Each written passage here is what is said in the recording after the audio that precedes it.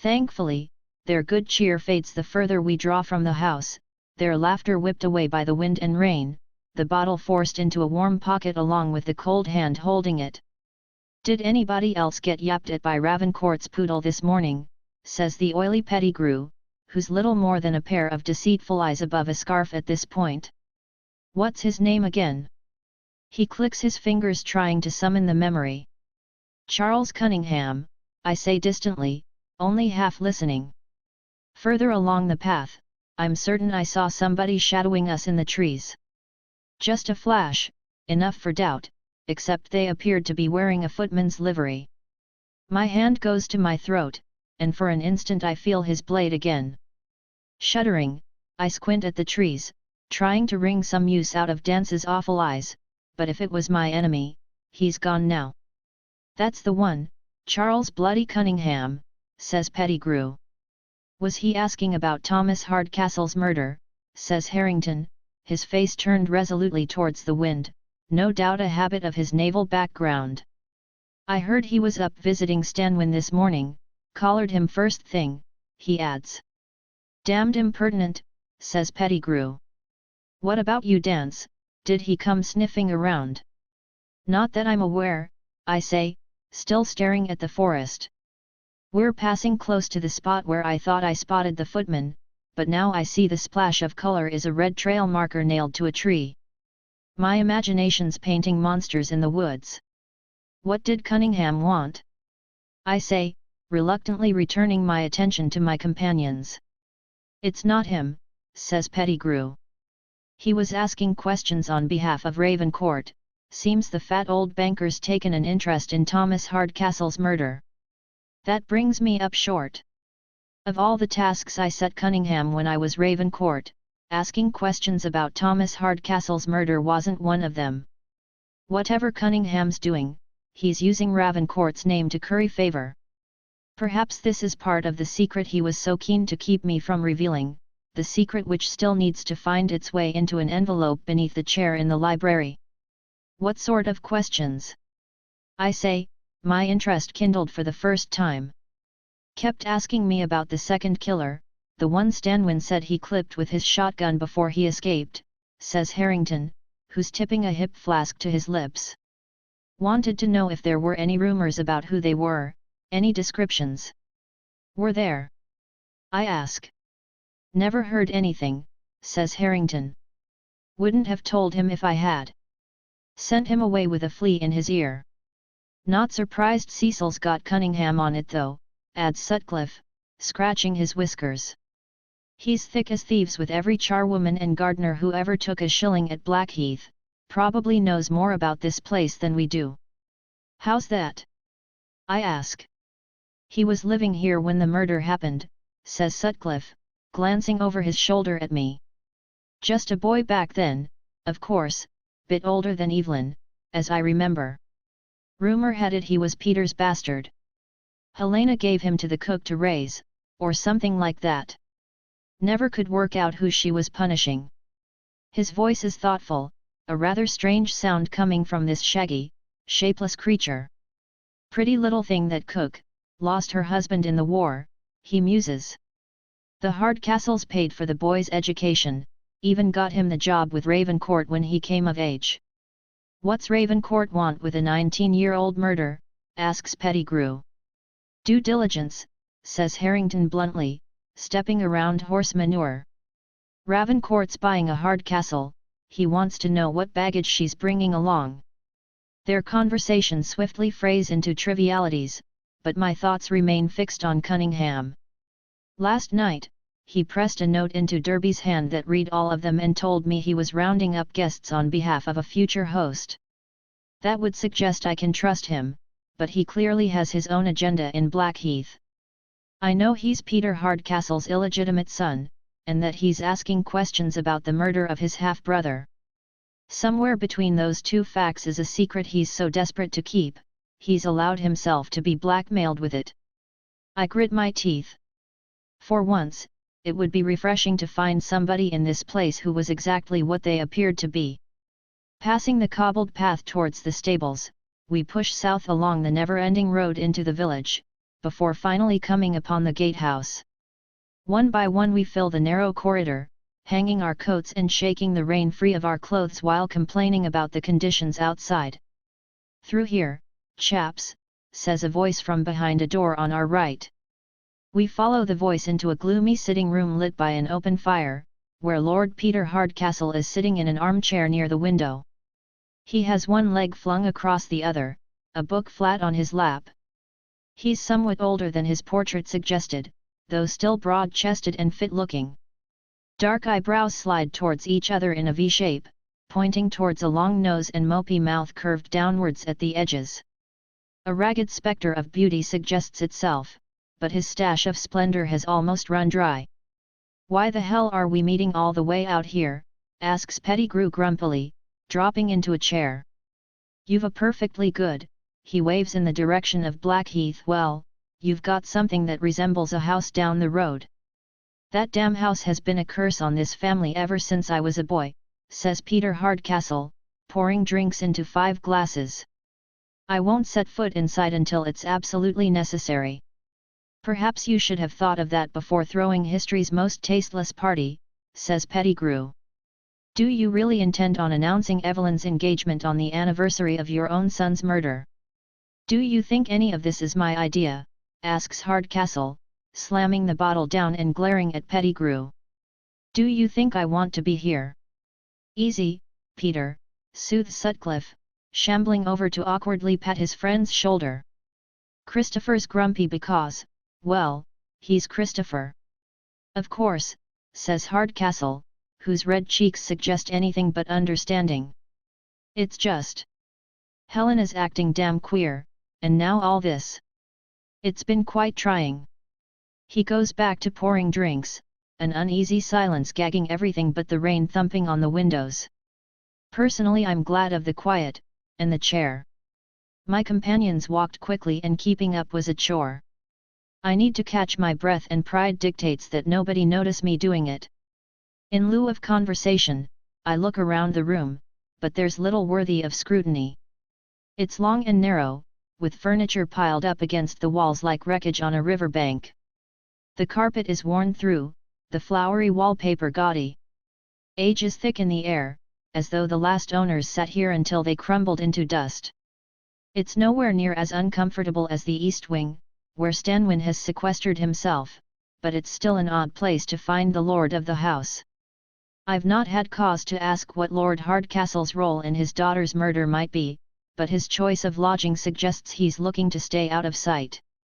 The question is, what is he doing with that anonymity? Drinks are deposited before us, Hardcastle resuming his former seat. He's rolling his glass between his palms, gathering his thoughts. There's an endearing awkwardness to his manner that immediately reminds me of Michael. To my left, Sutcliffe, who's already halfway through his scotch and soda, digs a document from his jacket and hands it to me, indicating that I should pass it along to Hardcastle. It's a marriage contract drafted by the firm Dance, Pettigrew and Sutcliffe. Evidently, myself, the lugubrious Philip Sutcliffe and the oily Christopher Pettigrew are business partners. Even so, I'm certain Hardcastle hasn't brought us here to talk about Evelyn's nuptials. He's too distracted for that, too fidgety. Besides, why request Harrington's presence if you only needed your solicitors? Confirming my suspicion, Hardcastle takes the contract from me, offering it the faintest of glances before dropping it on the table. "Dance and I worked on it ourselves," says Sutcliffe, rising to fetch another drink. "Have Ravencourt and Evelyn put their signatures on the bottom and you're a rich man again. Ravencourt will pay a lump sum upon signing, with the outstanding amount held in trust until after the ceremony. In a couple of years he'll take Blackheath off your hands as well. Not a bad piece of work if I do say so myself." "Where is old Ravencourt?" asks Pettigrew, glancing at the door. "Shouldn't he be here for this?" "Helen is looking after him," says Hardcastle, taking a wooden case from the lintel above the fireplace and opening it to reveal rows of fat cigars that draw childish coos from the party. Declining one, I watch Hardcastle as he offers them around. His smile hides a dreadful eagerness, his pleasure in this display a foundation for other matters. He wants something. How is Helena? I ask, tasting my drink. It's water. Dance doesn't even allow himself the pleasure of alcohol. All of this must be hard on her. I should hope so, it was her damn idea to come back, snorts Hardcastle, taking a cigar for himself and closing the box. You know, a chap wants to do his best, be supportive, but dash it all, I've barely seen her since we got here. Can't get 2 words out of the woman. If I were a spiritual sort of fellow, I'd think her possessed. Matches are passing from hand to hand, each man indulging his own cigar-lighting ritual. Foregoing Pettigrew's back and forth motion, Harrington's gentle touches and Sutcliffe's circular theatrics, Hardcastle simply lights it, shooting me an exasperated glance. A flicker of affection stirs within me, the remnants of some stronger emotion reduced to embers. Blowing out a long trail of yellow smoke, Hardcastle settles back in his chair.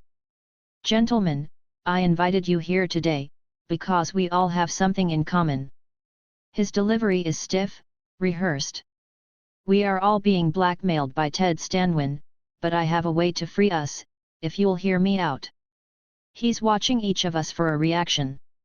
Pettigrew and Harrington remain quiet, but the lumpen Sutcliffe splutters, taking a hasty gulp of his drink. Go on, Peter, says Pettigrew. I have something on Stanwin we can exchange for our freedom. The room is still. Pettigrew is on the edge of his seat, the cigar quite forgotten in his hands. And why haven't you used it already, he asks. Because we're in this together, says Hardcastle. Because it's damn risky more like, interjects a red-faced Sutcliffe. You know what happens if one of us moves against Stanwin, he releases what he has on each of us, dropping us all in the pot. Exactly like Myerson's lot. He's bleeding us dry, says Hardcastle heatedly. He's bleeding you dry, Peter, says Sutcliffe, jabbing the table with a thick finger. You're about to make a pile out of Ravencourt and you don't want Stanwin getting his hands on it. That devil's had his hand in my pocket for nearly 20 years, exclaims Hardcastle, flushing a little. How much longer can I be expected to let it go on? He turns his gaze on Pettigrew. Come now, Christopher, surely you're ready to listen to me. Stanwin's the reason. Storm clouds of embarrassment drift across his grey face. Well, perhaps Elspeth wouldn't have left if. Pettigrew sips at his drink, offering neither rebuke nor encouragement. Only I can see the heat rising up his neck, or how his fingers are squeezing the glass so tightly the skin behind his nails has turned white. Hardcastle hurriedly turns his attention towards me. We can rip Stanwin's hand from our throat, but we need to confront him together, he says, striking a balled fist into his palm. Only by showing that we're all ready to act against him will he listen. Sutcliffe puffs up. That's quiet, Philip, interrupts Harrington, the naval officer's eyes never leaving Hardcastle's. What have you got on Stanwin? Hardcastle flicks a suspicious glance at the door, before lowering his voice. He has a child squirreled away somewhere, he says. He's kept her hidden for fear she may be used against him, but Daniel Coleridge claims to have uncovered her name. The gambler, says Pettigrew. How's he mixed up in all of this? Didn't seem prudent to ask, old chap, says Hardcastle, swirling his drink. Some men walk in dark places the rest of us shouldn't tread. Word has it he pays half the servants in London for information on their masters, says Harrington, pulling his lip. I wouldn't be surprised if the same was true of Blackheath, and Stanwin certainly worked here long enough to have let a secret slip. There could be something in this, you know. Hearing them discuss Daniel gives me an odd tingle of excitement. I've known for some time he's my final host, but he's been operating so far in my future, I've never truly felt connected to him. To see our investigations converging this way is like catching sight of something long sought on the horizon. Finally, there's a road between us. Hardcastle's on his feet, warming his hands by the heat of the fire. Lit by the flames, it's clear the years have taken more from him than they've given. Uncertainty is a crack through the center of him, undermining any suggestion of solidity or strength. This man's been broken in two and put back together crooked, and if I had to guess, I'd say there was a child-shaped hole right in the middle. What does Coleridge want from us? I ask. Hardcastle looks at me with flat, unseeing eyes. I'm sorry, he says. You said Daniel Coleridge has something on Stanwin, which means he wants something from us in exchange for it. I assume that's why you've called us all together. Just so, says Hardcastle, fingering a loose button on his jacket. He wants a favor. Only one, asks Pettigrew. From each of us, with the promise that we'll honor it whenever he calls upon us, no matter what it might be. Glances are exchanged, doubt-handed from face to face. I feel like a spy in the enemy camp. I'm not certain what Daniel's up to, but I'm obviously meant to help sway this argument in his favor. In my favor. Whatever this favor turns out to be, hopefully it will help free us and Anna from this dreadful place. I'm for it, I say grandly. Stanwin's comeuppance is long overdue. I concur, says Pettigrew, waving cigar smoke from his face. His hand has been around my neck for far too long already. What about you, Clifford? I agree, says the old sailor. All heads turn to Sutcliffe, whose eyes are running circuits of the room. We're trading devils, says the shaggy lawyer eventually.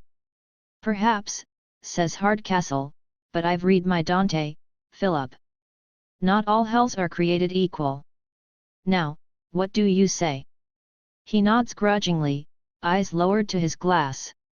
Good, says Hardcastle. I'll meet with Coleridge and we'll confront Stanwin before dinner. All being well, this will be over by the time we announce the wedding. And just like that we climb out of one pocket and into another, says Pettigrew, finishing off his drink. How splendid it is to be a gentleman. 35 Our business settled, Sutcliffe, Pettigrew and Harrington trail out of the sitting room in a long curl of cigar smoke, as Peter Hardcastle walks over to the gramophone on the sideboard. Wiping the dust from a record with a cotton handkerchief, he lowers the needle and flicks a switch, Brahms blowing out through the flared bronze tube. Motioning to the others to go on without me, I close the door to the hallway. Peter's taken a seat by the fire, a window opened on his thoughts. He's yet to notice I've stayed behind and it feels as though some great chasm divides us, though in truth he's only a step or two away. Dance's reticence in this matter is paralyzing. As a man who despises interruption, he is equally wary of disturbing others, and the personal nature of the questions I must ask is only compounding the problem. I'm mired in my host's manners. 2 days ago, this wouldn't have been an obstacle, but every host is stronger than the last, and fighting Dance is like trying to walk into a gale. Decorum allows a polite cough, Hardcastle turning in his seat to find me by the door. Ah, Dance old man, he says. Did you forget something? I was hoping we could talk privately. Is there some problem with the contract? He says warily. I must admit, I was worried Sutcliffe's drinking might. It's not Sutcliffe, it's Evelyn, I say. Evelyn, he says, wariness replaced by weariness. Yes, of course. Come, sit by the fire, this damned house is drafty enough without inviting its chill. Giving me time to settle myself, he hitches his trouser leg, dancing a foot before the flames. Whatever his faults, his manners are meticulous. So, he says after a moment, judging the rigors of etiquette to have been adequately obeyed. What's this about Evelyn? I assume she doesn't want to go through with the wedding. Finding no easy way of framing the matter, I decide to simply toss it into his lap. I'm afraid it's more serious than that, I say. Somebody's set their mind to murdering your daughter. Murder. He frowns, smiling a little, waiting for the rest of the joke to present itself. Undone by my sincerity, he leans forward, confusion wrinkling his face. You're serious, he says, hands clasped. I am. Do you know who, or why? Only how? She's being compelled to commit suicide, otherwise somebody she loves will be murdered. The information was relayed in a letter. A letter, he scoffs. Sounds damn iffy to me. Probably just a game. You know how these girls can be. It's not a game, Peter, I say sternly, knocking the doubt from his face. May I ask how you came by this information? The same way I come by all my information, I listen. He sighs, pinching his nose, weighing the facts and the man bringing them to him.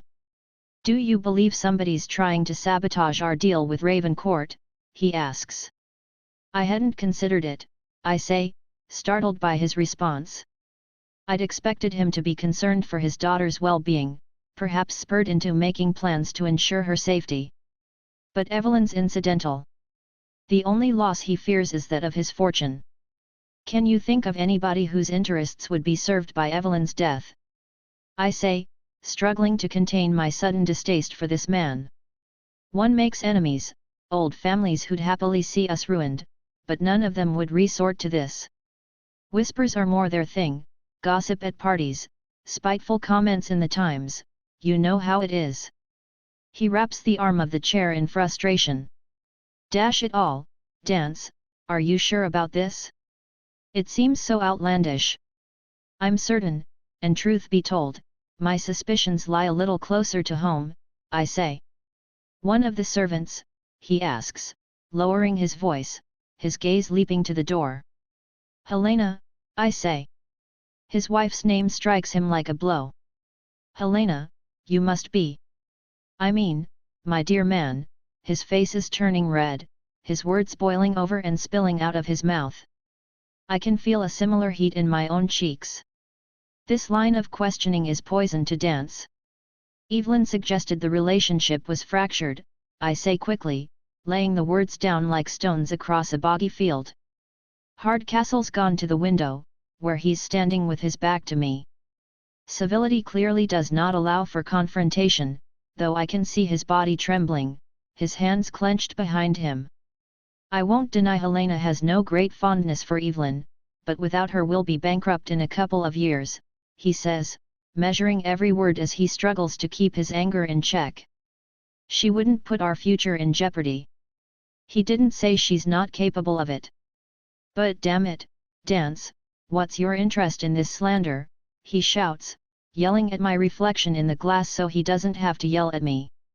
This is it. Dance knows Peter Hardcastle well enough to know he's at the end of his patience. My next answer will decide whether he opens up, or points me towards the door. I need to choose my words carefully, which means pressing the thing he most cares about. Either I tell him I'm trying to save his daughter's life or... I'm sorry, Peter, I say, my voice conciliatory. If somebody's trying to sabotage this deal with Ravencourt, I must put a stop to it, both as your friend and your legal counsel. He sags. Of course, you must, he says, looking at me over his shoulder. I'm sorry, old friend, it's just, all this talk of murder, well, it's stirring some old memories, you understand. Naturally, if you think Evelyn's in danger, I'll do everything I can to help, but you're mistaken if you believe Helena would ever harm Evelyn. The relationship is strained, but they do love one another. I'm certain of it. I allow myself a small sigh of relief. Battling Dance has been exhausting, but finally I'm on the verge of some answers. Your daughter contacted somebody called Felicity Maddox, claiming she was worried by Helena's behavior, I continue, obliging my host's need to place the facts in their proper order. She's not on the guest list, but I believe Felicity came to the house to help, and there's a possibility she's now being held as collateral should Evelyn fail to go through with the suicide. Michael told me she was a childhood friend of your daughter's, but couldn't recall anything more about her. Do you remember this girl? Have you seen her around the house perhaps? I have reason to believe she was at liberty this morning. Hardcastle looks bewildered. I don't, though I must confess Evelyn and I haven't spoken much since her return. The circumstances of her arrival, the marriage, they've put a barrier between us. It's peculiar Michael wasn't able to tell you more, though. They've been inseparable since she came back, and I know he visited often and wrote frequently while Evelyn was in Paris. I would expect him to know this Felicity, if anybody does. I'll talk to him again, but the letter was correct, was it not? Helena has been acting oddly. The record catches on the gramophone, the soaring violin solo yanked back to earth over and over again, like a kite in a child's overeager hands. Peter glances at it, frowning, hoping his dissatisfaction alone will right it. Defeated, he moves to the gramophone, lifting the needle, blowing dust from the record and holding it up to the light. "It's scratched," he says, with a shake of the head. He replaces the record, new music taking flight. "Tell me about Helena," I nudge. "It was her idea to announce the engagement on the anniversary of Thomas's death and throw the party in Blackheath, wasn't it? She's never forgiven Evelyn for abandoning Thomas that morning," he says, watching the record spin. "I confess, I thought the years might dull her pain, but," he spreads his arms, "all this, it's so," he breathes deeply, composing himself. "Helena means to embarrass Evelyn, I admit. She calls the marriage a punishment, but it's a rather fine match, if you look at the details. Ravencourt won't lay a finger on Evelyn, told me as much himself. I'm too old for all that, is what he said. She'll have the run of his homes, nice allowance, any life she chooses, so long as it doesn't embarrass him. In return, he'll get, well, you know the rumors about his valets. Good-looking chaps coming and going at all hours. Scandalmongering is all it is, but the marriage will put a stop to it." He pauses, his stare defiant. "You see, Dance? Why would Helena arrange all of this if she meant to kill Evelyn? She wouldn't, she couldn't. Beneath it all, she loves Evelyn. Not well, I admit, but well enough. She needs to feel as if Evelyn has been thoroughly punished, and then she'll start making it up to her. You'll see. Helena will come around, and Evelyn will realize this marriage is a blessing in disguise. Believe me, you're barking up the wrong tree. I still need to speak with your wife, Peter. My organizer's in the drawer, it has her appointments in it." He laughs grimly. "Our marriage is one of overlapping duties these days, but it should tell you where to find her." I rush to the drawer, unable to contain my excitement. Somebody in the house, possibly Helena herself, tore these appointments from her day planner to conceal her activities. Whoever did it either forgot, or didn't know, that her husband kept his own copy, and now they're in my hands. Here and now, we might finally discover what was worth all the trouble. The drawer is stiff, swollen with damp. It comes open grudgingly, revealing a moleskin book held fast with string. Flipping through the pages, I quickly find Helena's appointments, my ebullience draining out of me immediately. Most of them I already know about. Helena met with Cunningham at 7:30 a.m., though there's no indication why. After that she arranged to see Evelyn at 8:15 a.m. and Millicent Derby at 9 a.m., both of which she missed. She has a meeting with the stablemaster at 11:30 a.m., which is in an hour's time, and then she's expected in Ravencourt's parlour early this afternoon. She won't attend. My finger roams the schedule, searching for something suspicious. Evelyn and Ravencourt I know about, and Millicent was an old friend, so that's understandable, but what could be so urgent she'd need to see her husband's bastard son first thing in the morning? He refused to tell me when I asked, but he's the only person who's seen Helena Hardcastle today, which means I can no longer tolerate his evasions. I must have the truth out of him. Before that, I need to visit the stables. For the first time, I know where the elusive lady of the house is going to be. Do you know why Helena met Charles Cunningham this morning? I ask Peter, as I replace the organizer in the drawer. Likely Helena wanted to say hello, he says, pouring himself another drink. She was always close to the boy. Is Charles Cunningham the reason Stanwin's blackmailing you? I ask. Does Stanwin know he's your son? Come now, Dance, he says, glaring at me. I meet his gaze, my host's too. Dance is slipping apologies onto my tongue, urging me to flee the room. It's a bloody nuisance. Every time I open my mouth to speak, I have to force aside another man's embarrassment first. You know me, Peter, so you know what it takes for me to ask such a thing, I say. I must have all the pieces of this nasty business to hand. He considers this, returning to the window with his drink. Not that there's much to see. The trees have grown so close to the house the branches are pressed right up against the glass. Judging by Peter's demeanor, he'd invite them inside now if he could. Charles Cunningham's parentage isn't why I'm being blackmailed, he says. That nugget of scandal was on every society page at one time, Helena made sure of it. There's no money in it. Then what is it Stanwin knows? I need your word it won't go any further, he says. Of course, I say, my pulse quickening. Well, he takes a fortifying sip of his drink. Before Thomas was murdered, Helena was having an affair with Charlie Carver. The man who murdered Thomas. I exclaim, sitting a little straighter in my chair. They call this sort of thing cuckolding, don't they?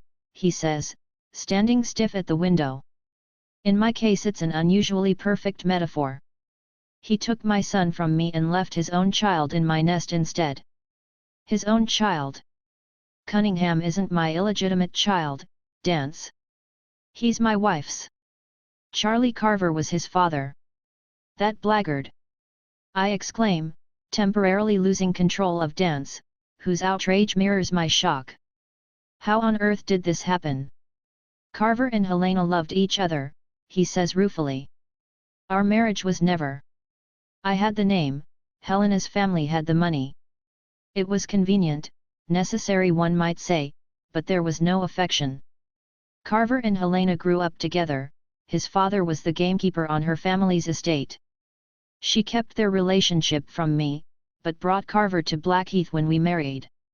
I'm sorry to say my indiscretions got back to her, our marriage faltered, and a year or so later she fell into Carver's bed, becoming pregnant soon after. But you didn't raise Cunningham as your own. No, she led me to believe it was mine during the pregnancy, but couldn't be certain herself who the real father was, as I'd continued to, well, a man's needs are, you understand. I believe I do, I say coldly, remembering the love and respect that governed Dance's marriage for so long. Anyway, I was out hunting when Cunningham was born, so she had the midwife smuggle him out of the house to be nursed in the village. When I returned, I was told the child died during the delivery, but 6 months later, when she was certain he didn't look too much like Carver, the baby turned up on our doorstep, carried by some wench I'd had the misfortune to spend time with in London, who was happy enough to take my wife's money and pretend it was mine. Helena played the victim, insisting we take the boy in, and to my shame I agreed. We handed the child to the cook, Mrs. Drudge, who raised him as her own. Believe it or not, we actually managed to find several peaceful years after that. Evelyn, Thomas, and Michael were born in short order, and for a while we were a happy family. All through the story I've watched his face for some emotion, but it's been a bland recital of the facts. Once again I'm struck by the callousness of this man. An hour ago, I'd assumed Thomas's death had reduced his feelings to ash, but now I wonder if that soil wasn't always infertile. Nothing grows in this man but greed. How did you discover the truth? I ask. Sheer chance, he says, laying his hands against the wall either side of the window. I went for a walk and stumbled upon Carver and Helena arguing over the boy's future. She admitted everything. So why not divorce her? I ask. And have everybody know my shame, he says, aghast. Bastard children are common currency these days, but imagine the tattle if people discovered Lord Peter Hardcastle had been cuckolded by a common gardener. No, Dance, that wouldn't do. What happened after you found out?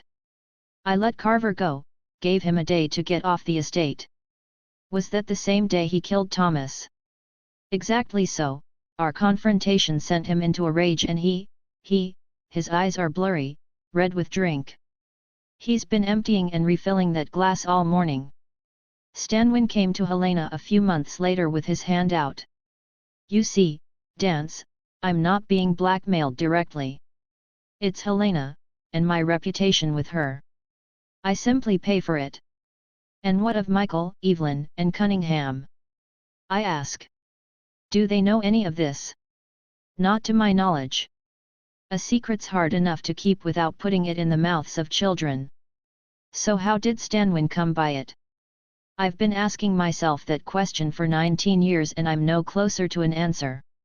Perhaps he was friends with Carver, servants' talk after all. Otherwise I'm at a loss. All I know is that should word get out, I'll be ruined. Ravencourt's sensitive to scandal and he won't marry into a family on the front pages. His voice lowers, drunk and mean, his finger pointed directly at me. Keep Evelyn alive and I'll give you anything you ask, you hear me? I won't let that bitch cost me my fortune, Dance. I won't allow it.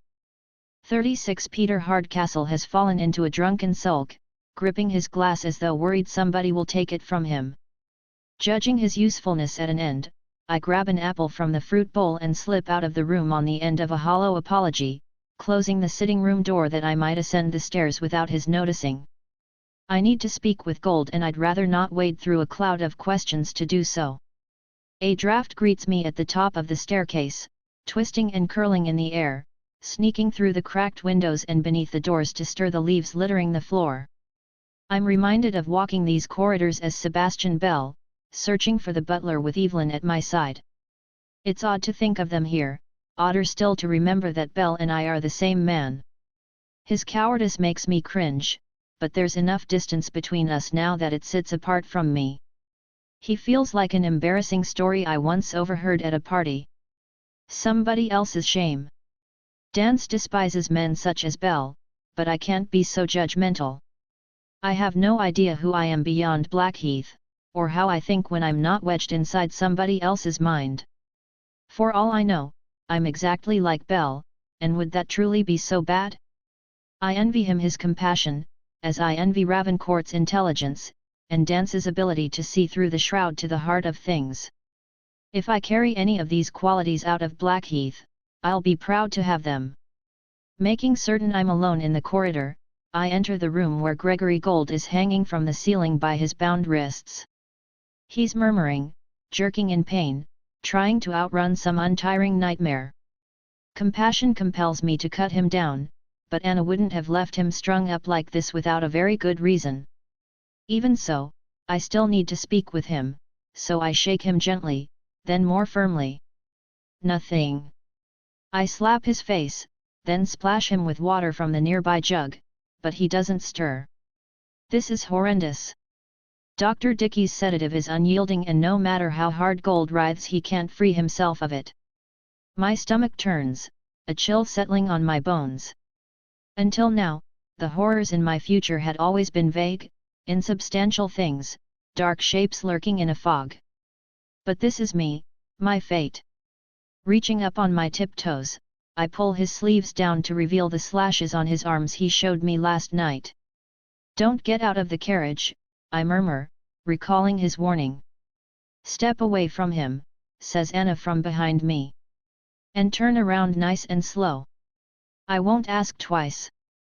I do as she bids. She is standing in the doorway with a shotgun pointed at me. Blonde hair spills from her cap, her expression fierce. Her aim is steady, her finger pressing against the trigger. One wrong move and I have no doubt she'd kill me to protect Gold.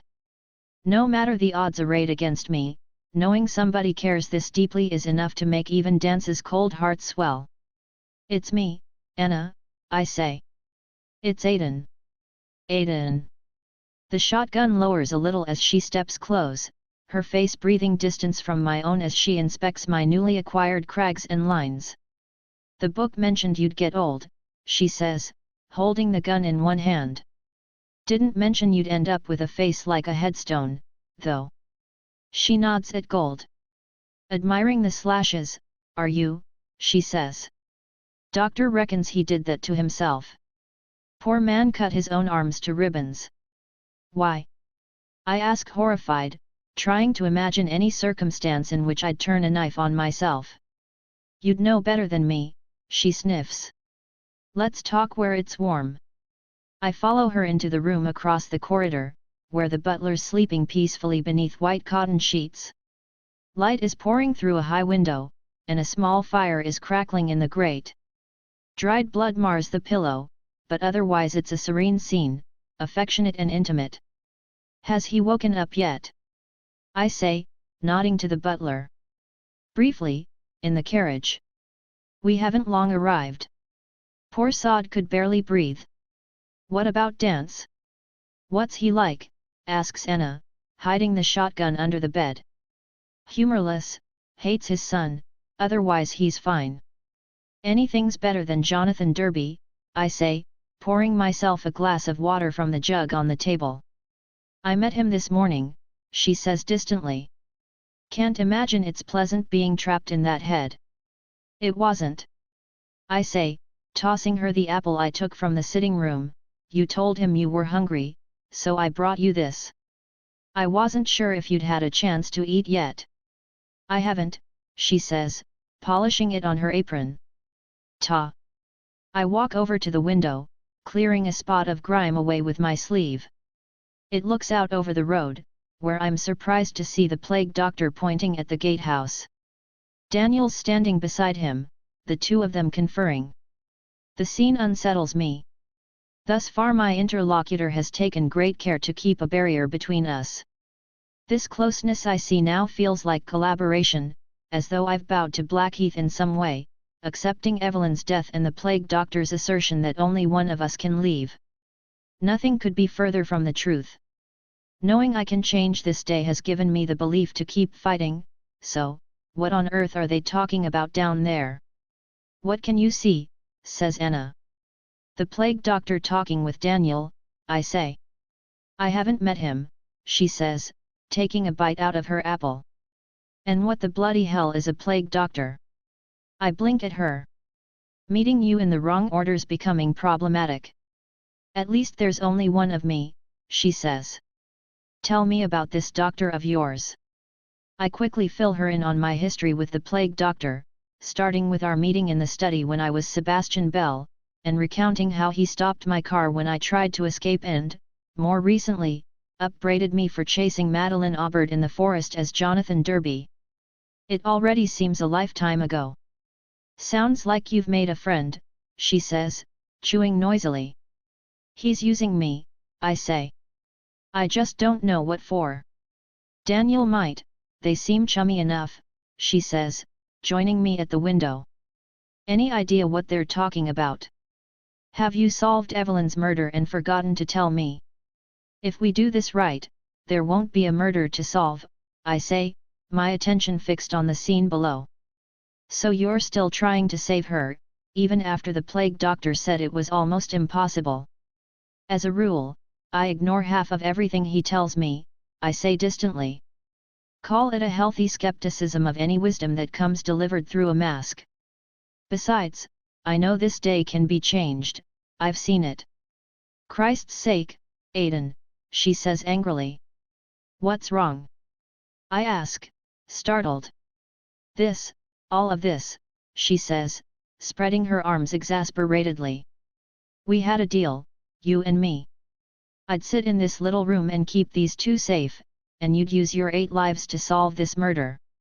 That's what I'm doing, I say, confused by her anger. No, it's not, she says. You're running around trying to save the person whose death is our best chance of escape. She's my friend, Anna. She's Belle's friend, Anna counters. She humiliated Ravencourt and she nearly killed Derby.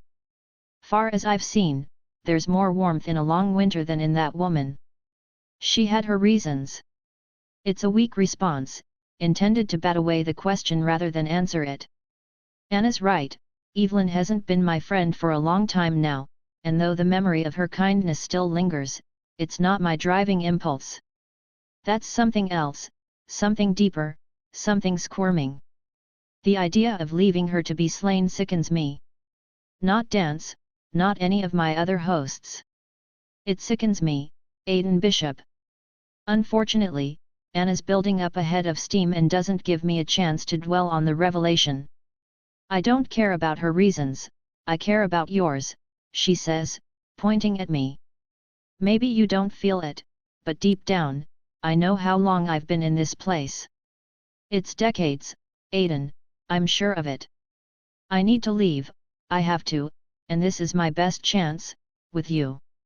You've got 8 lives, you'll get out of here eventually. I do all this once, and then forget. Without you I'm stuck, and what happens if next time you wake up as Belle, you don't remember me? I won't leave you here, Anna, I insist, shaken by the desperation in her voice. Then solve the damn murder like the plague doctor asked you to, and believe him when he says that Evelyn can't be saved. I can't trust him, I say, losing my temper and turning my back on her. Why not? Everything he's said has happened. He said you'd betray me, I shout. What? He told me you'd betray me, I repeat, shaken by the admission. Until now I'd never actually voiced the accusation, preferring to dismiss it in the quiet of my thoughts. Now I've said it out loud, it's a real possibility, and it worries me. Anna's right, everything else the plague doctors said has come true, and as strong as my connection to this woman is, I can't be completely certain she won't turn on me. She reels backwards as if struck, shaking her head. I'd never. Aiden, I'd never do that, I swear. He said you remembered more about our last loop than you were admitting, I say. Is that true? Is there something you're not telling me? She hesitates. Is it true, Anna? I demand. No, she says forcefully. He's trying to get between us, Aiden. I don't know why, but you can't listen to him. That's my point, I shoot back. If the plague doctor's telling the truth about Evelyn, he's telling the truth about you. I don't believe he is. I think he wants something we don't know about, and I think he's using us to get it. Even if that's the case, I don't understand why you're so insistent on saving Evelyn, says Anna, still struggling with what I had told her. Because somebody's going to kill her, I say haltingly. And they're not doing it themselves, they're twisting her in knots so she'll do it herself, and they're making sure everybody sees. It's cruel and they're enjoying it, and I can't. It doesn't matter whether we like her, or whether the plague doctor is right, you don't get to kill somebody and put them on display. She's innocent, and we can stop it. And we should. I falter, breathless, teetering on the edge of a memory sprung loose by Anna's questions. It's as though a curtain's been pulled back, the man I used to be almost visible through the gap. Guilt and grief, they're the keys, I'm certain of it. They're what brought me to Blackheath in the first place. They've been driving me to save Evelyn, but that wasn't my purpose here, not really. There was somebody else, I say slowly, clutching at the edges of the memory. A woman, I think. She's the reason I came here, but I couldn't save her. What was her name? Says Anna, taking my wrinkled old hands and looking up into my face. I can't remember, I say, my head throbbing in concentration. Was it me? I don't know, I say. The memory's slipping away. There are tears on my cheeks, an ache in my chest.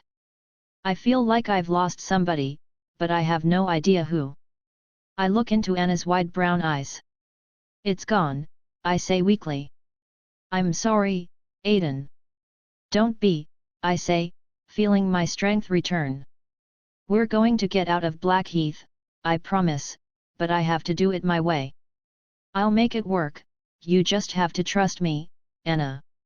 I'm expecting an objection, but she confounds me with a smile. Then where do we start, she says. I'm going to find Helena Hardcastle, I say, wiping my face with a handkerchief. Do you have any leads on the footman? He killed Derby last night, and I doubt Dance is far behind. Actually, I've been thinking up a plan. She peers under the bed, bringing out the artist's sketchbook, which she opens and drops on my lap. This is the book that's been guiding her all day, but the intricate spiderweb of cause and effect I'd anticipated is nowhere to be seen. Its contents are gibberish, as far as I can tell. I thought I wasn't allowed to see this, I say, craning my head to read her awkward upside-down writing. I'm honored. Don't be, I'm only letting you see the bit you need, she says. Circled warnings and sketches of the day's events have been scrawled in an erratic hand, snatches of conversation dashed onto the page, without any context to explain them. I recognize a few of the moments, including a hasty drawing of the butler's beating at the hands of Gold, but most of them are meaningless. It's only after I've been assaulted by the chaos, that I begin to see Anna's attempt to bring order. Using a pencil, she's diligently written notes for herself near the entries. Guesses have been made, times noted down, our conversations recorded and cross-referenced with those in the book, teasing out the useful information contained within. I doubt you'll be able to do much with it, says Anna, watching me struggle. One of your hosts gave it to me. Might as well be written in another language. A lot of it doesn't make any sense, but I've been adding to it, using it to keep track of your comings and goings. This is everything I know about you. Every host, everything they've done. It's the only way I can keep up, but it's not complete. There are holes. That's why I need you to show me the best time to approach Belle. Belle, why? This footman is looking for me, so we're going to tell him exactly where I'll be, she says, writing a note on a loose piece of paper. We'll gather some of your other hosts and be waiting for him when he gets his knife out. And how are we going to trap him? I say. With this she hands me the note. If you tell me about Belle's day, I can make sure to put it somewhere he'll find it. Once I mention it in the kitchen, the meeting will be up and down the house in an hour. The footman's sure to hear of it. Don't leave Blackheath, more lives than your own are depending on you. Meet me by the mausoleum in the family graveyard at 10:20 p.m. and I'll explain everything. Love, Anna. I'm transported back to that evening when Evelyn and Belle stalked into the dank graveyard, revolver in hand, finding only shadows and a shattered compass covered in blood. As omens go, it's not reassuring, but it's not definitive either. It's another piece of the future come loose from the hole, and until I get there, I'll have no idea what it means. Anna's waiting for my reaction, but my unease isn't sufficient reason for objection. Have you seen how this ends? Does it work? She asks, fingering the hem of her sleeve nervously. I don't know, but it's the best plan we have, I say. We're going to need help, and you're running short of hosts. Don't worry, I'll find it. I pull a fountain pen from my pocket, adding one more line to the message, something to spare poor Belle a great deal of frustration. Oh, and don't forget your gloves, they're burning. 37. I hear the horses before I see them, dozens of shoes clopping along the cobblestones ahead of me. Not far behind is their smell, a musty odor mingled with the stench of manure, a thick rolling mix even the wind can't disturb. Only after I've been assaulted by their impression do I finally come upon the animals themselves, 30 or so being led out of the stables and up the main road towards the village, carriages harnessed to their backs. Stable hands are guiding them on foot, their uniform flat caps, white shirts, and loose grey trousers rendering them as indistinguishable from each other as the horses in their care. I'm watching the hooves nervously. In a flash of memory, I recall being thrown from a horse as a boy, the beast's hooves catching me in the chest, my bones cracking. Don't let dance get a grip on you. I tear myself free of my host's memories, lowering the hand which had instinctively gone to the scar on my chest. It's getting worse. Belle's personality rarely surfaced at all, but between Derby's lust and Dance's manners and childhood traumas, it's becoming difficult to keep a straight course. A few horses in the middle of the mass are nipping at those to the side of them, a ripple of agitation passing through the muscular brown tide. It's enough for me to take an ill-advised step off the road, straight into a pile of manure. I'm flicking the filth free when one of the stable hands peels away from the pack. Something I can help you with, Mr. Dance, he says, tipping his cap at me. You know me. I say, surprised by this recognition. Sorry, sir, name's Oswald, sir, I saddled the stallion you rode yesterday. Fine thing, sir, seeing a gentleman on a horse. Not many know how to ride that way anymore. He smiles, showing off 2 rows of gappy teeth stained brown with tobacco. Of course, I say, the passing horses nudging him in the back. Actually, Oswald, I was looking for Lady Hardcastle. She was supposed to be meeting Alf Miller, the stablemasters. Not sure about her ladyship, sir, but you've just missed Alf. Left with somebody about 10 minutes gone. Heading to the lake, best I could tell, took the path alongside the paddock. It's on your right as you pass under the arch, sir, you can probably still catch them if you hurry. Thank you, Oswald. Of course, sir.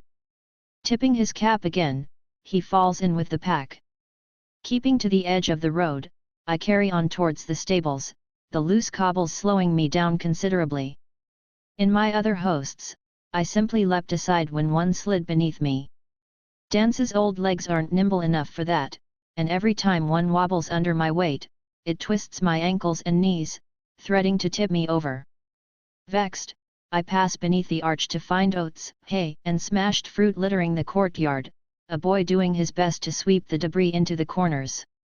He'd probably have more luck if he wasn't half the size of the brush. He peeks at me shyly as I pass, trying to doff his cap but only succeeding in losing it to the wind. The last I see of him, he's chasing it across the yard as though all his dreams were stuffed inside. The path nestled alongside the paddock is little more than a muddy trail rotten with puddles, and my trousers are already filthy by the time I'm halfway along. Twigs are cracking, rain dripping from the plants. I have the sense of being watched, and though there's nothing to suggest it's anything more than nerves, I swear I can feel a presence among the trees, a pair of eyes dogging my steps. I can only hope I'm mistaken, because if the footman does spring onto the path, I'm too weak to fight and too slow to run. The rest of my life will be precisely how long it takes him to pick a way of killing me. Seeing no sign of the stablemaster or Lady Hardcastle, I sacrifice my deportment completely, splattering mud up my back as I break into a worried trot. The trail soon veers away from the paddock and into the forest, that sense of being watched only growing as I move further away from the stables. Brambles snatch at my clothes as I push through, until finally I hear the murmur of approaching voices and the lapping of water against the shore. Relief overwhelms me, and I realize I've been holding my breath this entire time.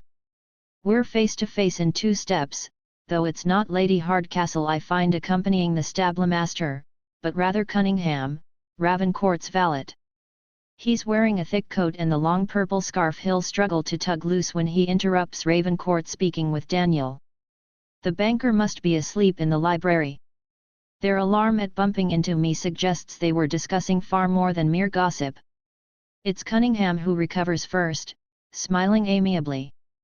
"Mr. Dance, what a pleasant surprise," he says. "What brings you out on this foul morning?" "I was looking for Helena Hardcastle," I say, glancing from Cunningham to the stablemaster. "I was under the impression she was taking a walk with Mr. Miller here." "No, sir," says Miller, kneading his cap between his hands. "Supposed to be meeting at my cottage, sir. I'm on my way there now." "We 3 find ourselves in the same boat then," says Cunningham. "I was also hoping to catch her. Perhaps we can go along together. My business shouldn't take very long, but I'll be happy to stand in line, as it were." "And what is your business?" I ask, as we begin walking back towards the stables. "It was my understanding you met with Lady Hardcastle before breakfast."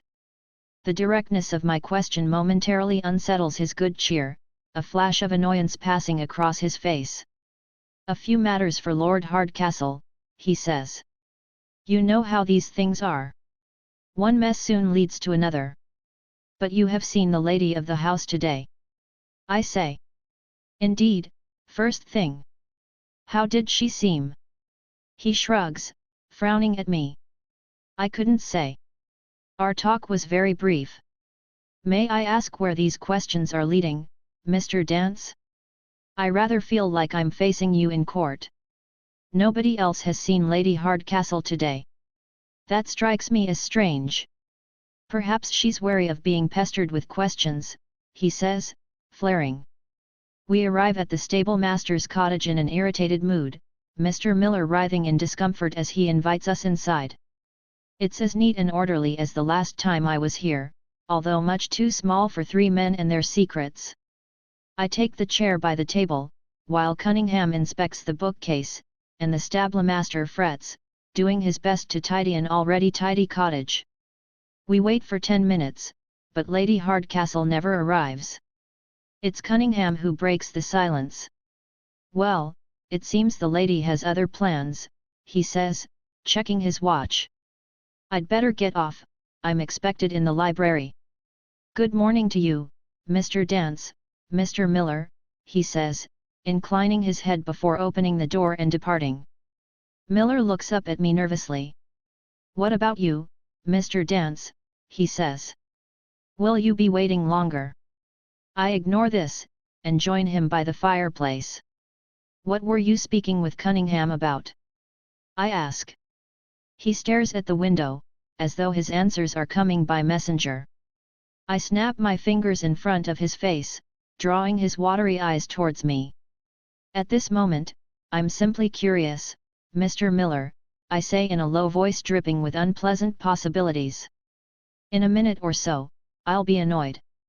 Tell me what you were speaking about. He wanted somebody to show him around, he says, jutting out his lower lip, revealing the pink flesh within. Wanted to see the lake, he did. Whatever Miller's skills in this world, lying is not one of them. His elderly face is a mass of wrinkles and overhanging flesh, more than enough material for his emotions to build a stage from. Every frown is a tragedy, every smile a farce. A lie, sitting as it does somewhere between both, is enough to collapse the entire performance. Placing my hand on his shoulder, I lower my face to his, watching as his eyes flee mine. Charles Cunningham grew up on this estate, Mr. Miller, as well you know. He has no need of a tour guide. Now, what were you discussing? He shakes his head. I promised I can make promises too, Miller, but you won't enjoy mine. My fingers press into his collarbone, tight enough to make him wince. He was asking about the murdered boy, he says reluctantly. Thomas Hardcastle. No, sir, the other one. What other one? Keith Parker, the stable boy. What stable boy? What are you talking about, man? Nobody remembers him, sir, not important enough, he says, gritting his teeth. One of mine, he was. Lovely boy, about 14. Went missing a week or so before Master Thomas died. Couple of peelers came up to take a look in the forest, but they couldn't find his body, so they said he ran away. I tell you, sir, he never did. Loved his mam, loved his job. He wouldn't have done it. I said as much at the time, but nobody listened. Did they ever find him? No, sir, never did. And that's what you told Cunningham? Sir. Is that all you told him? His eyes shift left and right. There's more, isn't there? I say. No, sir. Don't lie to me, Miller, I say coldly, my hackles rising. Dance hates people who try to deceive him, considering it a suggestion of gullibility, of stupidity. To even attempt it, liars must believe themselves to be cleverer than the person they're lying to, an assumption he finds grotesquely insulting. I'm not lying, sir, protests the poor stable-master, a vein bulging on his forehead. You are. Tell me what you know. I demand. I can't. You will, or I'll ruin you, Mr. Miller, I say, giving my host free rein. I'll take everything you have, every stitch of clothing and every penny you've squirreled away. Dance's words pour out of my mouth, each one dripping with poison. This is how he runs his law practice, bludgeoning his opponents with threats and intimidation. In his own way, Dance may be just as vile as Derby. "I'll dig up the story's a lie," Miller blurts out. His face is ashen, his eyes haunted. "What does that mean? Out with it. I say. They say Charlie Carver killed Master Thomas, sir." "What of it?" "Well, he couldn't have, sir. Charlie and me were friendly like. Charlie had an argument with Lord Hardcastle that morning, been fired he had, so he decided to take severance." "Severance?" "A few bottles of brandy, sir, right out of Lord Hardcastle's study. Just walked in and took them. So he stole a few bottles of brandy, I say. How does that prove his innocence? He came to fetch me after I sent Miss Evelyn out riding on her pony. Wanted a last drink with a friend, he said. Couldn't say no, could I? We drank those bottles between us, me and Charlie, but around half an hour before the murder, he said I had to leave." "Leave? Why?" "He said somebody was coming to see him." "Who?" "I don't know, sir, he never said. He falters, feeling along the edge of the answer for the crack he's certain he's about to fall through." "What?" I demand. The poor fool's wringing his hands together, rucking up the rug with the ball of his left foot. "He said everything was arranged, sir, said they were going to help him get a good position somewhere else. I thought maybe, yes. The way he was talking, sir. I thought, spit it out for God's sake, Miller." "Lady Hardcastle, sir," he says, meeting my gaze for the first time. I thought maybe he was meeting Lady Helena Hardcastle. They'd always been friendly like. My hand drops from his shoulder. "But you didn't see her arrive." You didn't leave, did you?" I say, catching the guilt on his face. "You wanted to see who was coming, so you hid somewhere nearby." "For a minute, sir, just to see, to make sure he was all right." "Why didn't you tell anybody this?" I say, frowning at him. "I was told not to, sir." "By whom?" He looks up at me, chewing the silence into a desperate plea. "By whom, damn it?" I persist. "Well, Lady Hardcastle, sir. That's what made me, well, she wouldn't have let Charlie kill her son, would she? And if he had, she wouldn't have told me to keep it quiet. Doesn't make no sense, does it? He has to be innocent. And you kept this secret all these years." "I was afraid, sir. Terrible afraid, sir." "Of Helena Hardcastle." "Of the knife, sir. The one used to kill Thomas. They found it in Carver's cabin, hidden under the floorboards. That's what did for him in the end, sir." "Why would you be afraid of the knife, Miller?" "Because it was mine, sir. Horseshoe knife, it was. Went missing from my cottage a couple of days before the murder. That and a nice blanket right off my bed. I thought they might, well, blame me, sir. Like I was in on it with Carver, sir." The next few minutes pass in a blur, my thoughts far afield. I'm vaguely aware of promising to keep Miller's secrets, just as I'm vaguely aware of leaving the cottage, the rain soaking me as I head back towards the house. Michael Hardcastle told me somebody had been with Charlie Carver the morning of Thomas's death, somebody Stanwin had clipped with a shotgun before they escaped. Could that person have been Lady Hardcastle? If so, her injuries would have needed tending quietly. Dr. Dickey? The Hardcastles were hosting a party the weekend Thomas was murdered, and by Evelyn's account the same guests were invited back for this ball.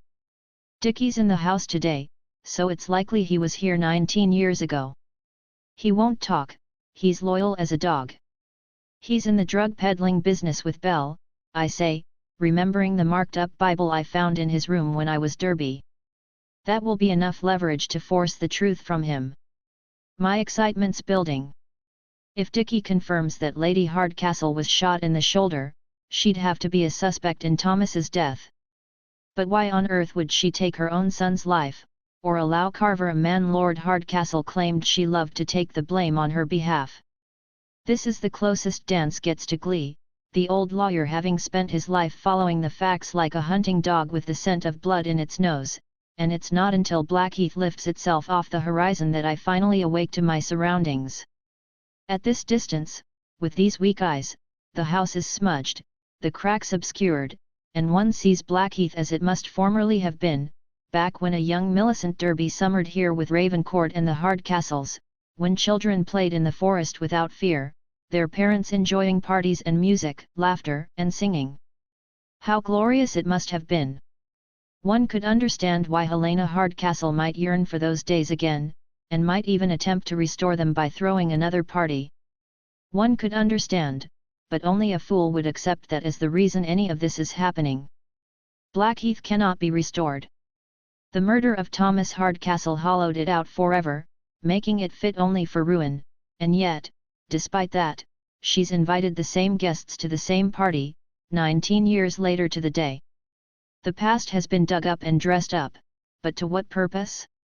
If Miller's right and Charlie Carver didn't kill Thomas Hardcastle, chances are it was Helena Hardcastle, the spinner of this dreadful web we're all tangled in, and the woman I'm increasingly convinced is at the center of it. Chances are she's planning to kill Evelyn tonight, and I still don't have any idea how to find her, let alone stop her. 38 A few gentlemen are smoking outside Blackheath, sharing stories of last night's debauchery. Their cheerful greetings follow me up the steps, but I pass by without comment. My legs are aching, my lower back demanding a soak in the bathtub, but I don't have time. The hunt begins in half an hour and I can't miss it. I have too many questions and most of the answers will be carrying shotguns. Taking a decanter of scotch from the drawing room, I retire to my room, knocking back a couple of stiff drinks to smother the pain. I can feel Dance's objection, his distaste not only at my acknowledgement of the discomfort, but my need to dim it. My host despises what's happening to him, seeing age as a malignancy, a consumption, and an erosion.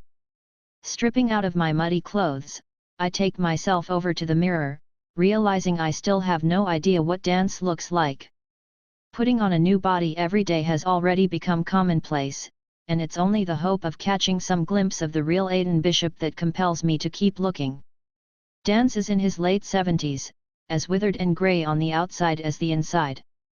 Almost bald, his face is a river of wrinkles running off his skull, pinned in place only by a large Roman nose.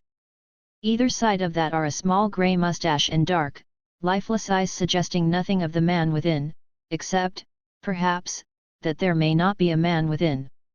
Anonymity seems to be a compulsion with Dance, whose clothes though good quality come in shades of grey, with only the handkerchiefs and bow ties offering anything in the way of colour. Even then, the choice is either dark red or dark blue, giving the impression of a man camouflaged within his own life. His hunting tweeds are a little tight around the middle, but they'll suffice, and with another glass of scotch warming my throat, I cross the corridor to Dr. Dickey's bedroom, rapping on the door. Steps approach from the other side, Dickey opening it wide. He's dressed for the hunt. I don't work this much at my surgery, he grumbles. I should warn you, I've already tended knife wounds, memory loss, and a severe beating this morning, so whatever your ailment, it needs to be interesting. And above the waist, preferably. You peddle drugs through Sebastian Bell, I say bluntly, watching the smile vanish from his face. He sells them, you supply them. White as a sheet, he's forced to steady himself against the doorframe. Seeing weakness, I press my advantage. Ted Stanwin would pay handsomely for this information, but I don't need Stanwin. I need to know if you treated Helena Hardcastle, or anybody else, for a gunshot wound the day Thomas Hardcastle was murdered. The police asked me the same question at the time and I answered honestly, he rasps, loosening his collar. No, I did not. Scowling, I turn away from him. I'm going to Stanwin, I say. Damn it man, I'm telling the truth, he says, catching my arm. We look each other in the eyes. His are old and dim and lit by fear. Whatever he finds in mine causes him to release me immediately. Helena Hardcastle loves her children more than life itself, and she loved Thomas the most, he insists. She couldn't have harmed him, she wouldn't have been able. I swear to you, on my honor as a gentleman, nobody came to me that day with an injury, and I don't have the first clue who Stanwin shot. I hold his pleading gaze for a second, searching for some flicker of deceit, but he's telling the truth, I'm certain of it. Deflated, I let the doctor go and return to the entrance hall where the rest of the gentlemen are gathering, smoking and chatting, impatient for the hunt to begin. I was certain Dickie would confirm Helena's involvement, and in so doing, give me a starting point for Evelyn's death. I need to get a better picture of what happened to Thomas, and I know precisely the man to ask. Searching for Ted Stanwin, I step into the drawing room, where I find Philip Sutcliffe in green hunting tweeds, attacking the keys of the pianoforte with a great deal of gusto and very little skill, the almost music transporting me back to my first morning in the house, a memory currently being lived by Sebastian Bell, who's standing alone and uncomfortable in the far corner, nursing a drink he doesn't even know the name of. My pity for him is balanced by Dance's irritation, the old lawyer having little patience for ignorance of any sort. Given the chance, he'd tell Bell everything, consequences be damned, and I must admit the idea is tempting. Why shouldn't Bell know that he saw a maid called Madeline Aubert in the forest this morning and not Anna? And that neither of them died, so his guilt is unnecessary? I could explain the loop, and how Evelyn's murder is the key to escape, preventing him from wasting his day as Donald Davies by trying to flee. Cunningham is Charlie Carver's son, I'd say, and it looks like he's trying to prove Carver didn't kill Thomas Hardcastle. When the time comes, this is the information you'll blackmail Cunningham with, because Ravencourt abhors scandal and would almost certainly get rid of his valet if he found out. I'd tell him to find the mysterious Felicity Maddox and, most importantly, Helena Hardcastle, because every road leads back to the missing lady of the house. It wouldn't work. I know, I mutter ruefully. Bell's first thought would be that I'd escaped from the madhouse, and when he finally realized it was all true, his investigation would change the day completely. Much as I want to help him, I'm too close to my answer to risk unraveling this loop. Bell will have to do this alone. An arm catches my elbow, Christopher Pettigrew appearing beside me with a plate in his hand. I've never been this near to him before, and if it weren't for Dance's impeccable manners, my disgust would be plain on my face. Up close, he looks like something recently dug up. Soon be rid of him, says Pettigrew, nodding over my shoulder towards Ted Stanwin, who's picking at the cold cuts on the dining table, while watching his fellow guests through narrowed eyes. His disgust is obvious. Until this moment, I'd always taken him for a simple bully, but it's more than that I see now. His business is blackmail, which means he knows every secret and hidden shame, every possible scandal and perversity lapping around this house. Worse, he knows who got away with what. He despises everybody in Blackheath, including himself, for protecting their secrets, so he spends every day picking fights to make himself feel better. Somebody pushes by me, a confused Charles Cunningham arriving from the library with Ravencourt's letter in his hand, while the maid Lucy Harper clears away plates, oblivious to the events brewing around her. With a pang, I realize that she looks a little like my dead wife Rebecca. In her younger days, of course. There's a similarity of movement, a gentleness of action, as though Rebecca wasn't your wife. Damn it, Dance, I say, shaking myself free of him. Sorry, didn't catch that, old man, says Pettigrew, frowning at me. Flushing with embarrassment, I open my mouth to respond, but I'm distracted by poor Lucy Harper as she tries to squeeze past Stanwin to fetch an empty plate. She's prettier than I recall, freckled and blue-eyed, trying to tuck her wild red hair back under her cap. "'Excuse me, Ted," she says. "Ted," he says angrily, grabbing her wrist and squeezing hard enough to make her wince.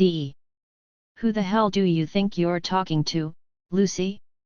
It's Mr. Stanwin to you, I'm not downstairs with the rats anymore." Shocked and afraid, she searches our faces for help. Unlike Sebastian Bell, Dance is a keen observer of human nature and, watching this scene play out before me, I'm struck by something queer. When I first witnessed this moment, I'd taken note only of Lucy's fear at being manhandled, but she isn't merely afraid, she's surprised. Upset even. And rather oddly, so is Stanwin. "Let her go, Ted," says Daniel Coleridge from the doorway. The rest of the confrontation goes as I remember, Stanwin retreating, Daniel collecting Bell and taking him through into the study to meet Michael, offering me a small nod of acknowledgement along the way. "Shall we go?" asks Pettigrew. I suspect our entertainment is at an end. I'm tempted to search for Stanwin, but I have no desire to climb those stairs and make my way into the East Wing when I know for certain he's coming on this hunt. Better to wait for him here, I decide. Shouldering our way through the scandalized throng, we pass through the entrance hall and out onto the driveway to find Sutcliffe already waiting, along with Harrington and a couple of other chaps I don't recognize. Dark clouds are clambering atop one another, pregnant with a storm I've now seen batter Blackheath half a dozen times.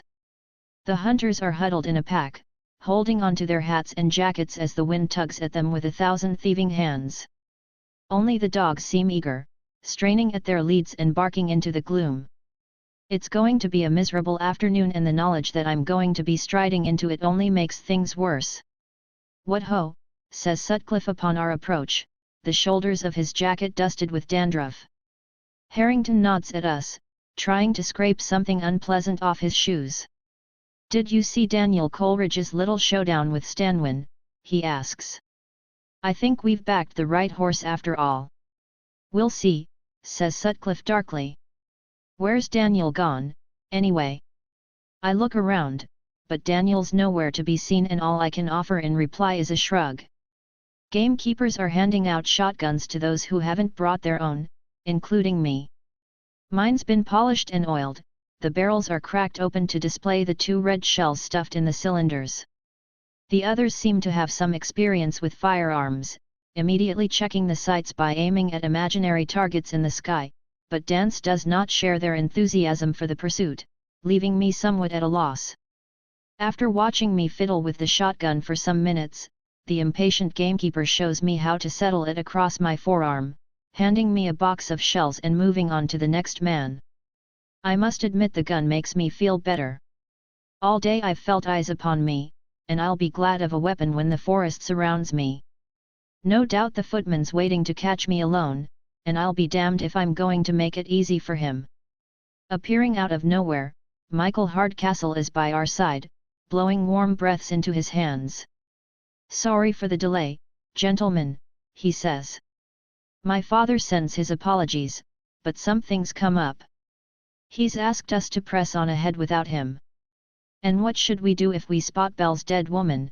asks Pettigrew sarcastically. Michael scowls at him. "A little Christian charity, please," he says.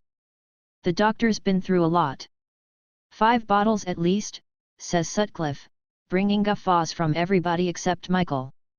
Catching the younger man's withering look, he throws his hands up in the air.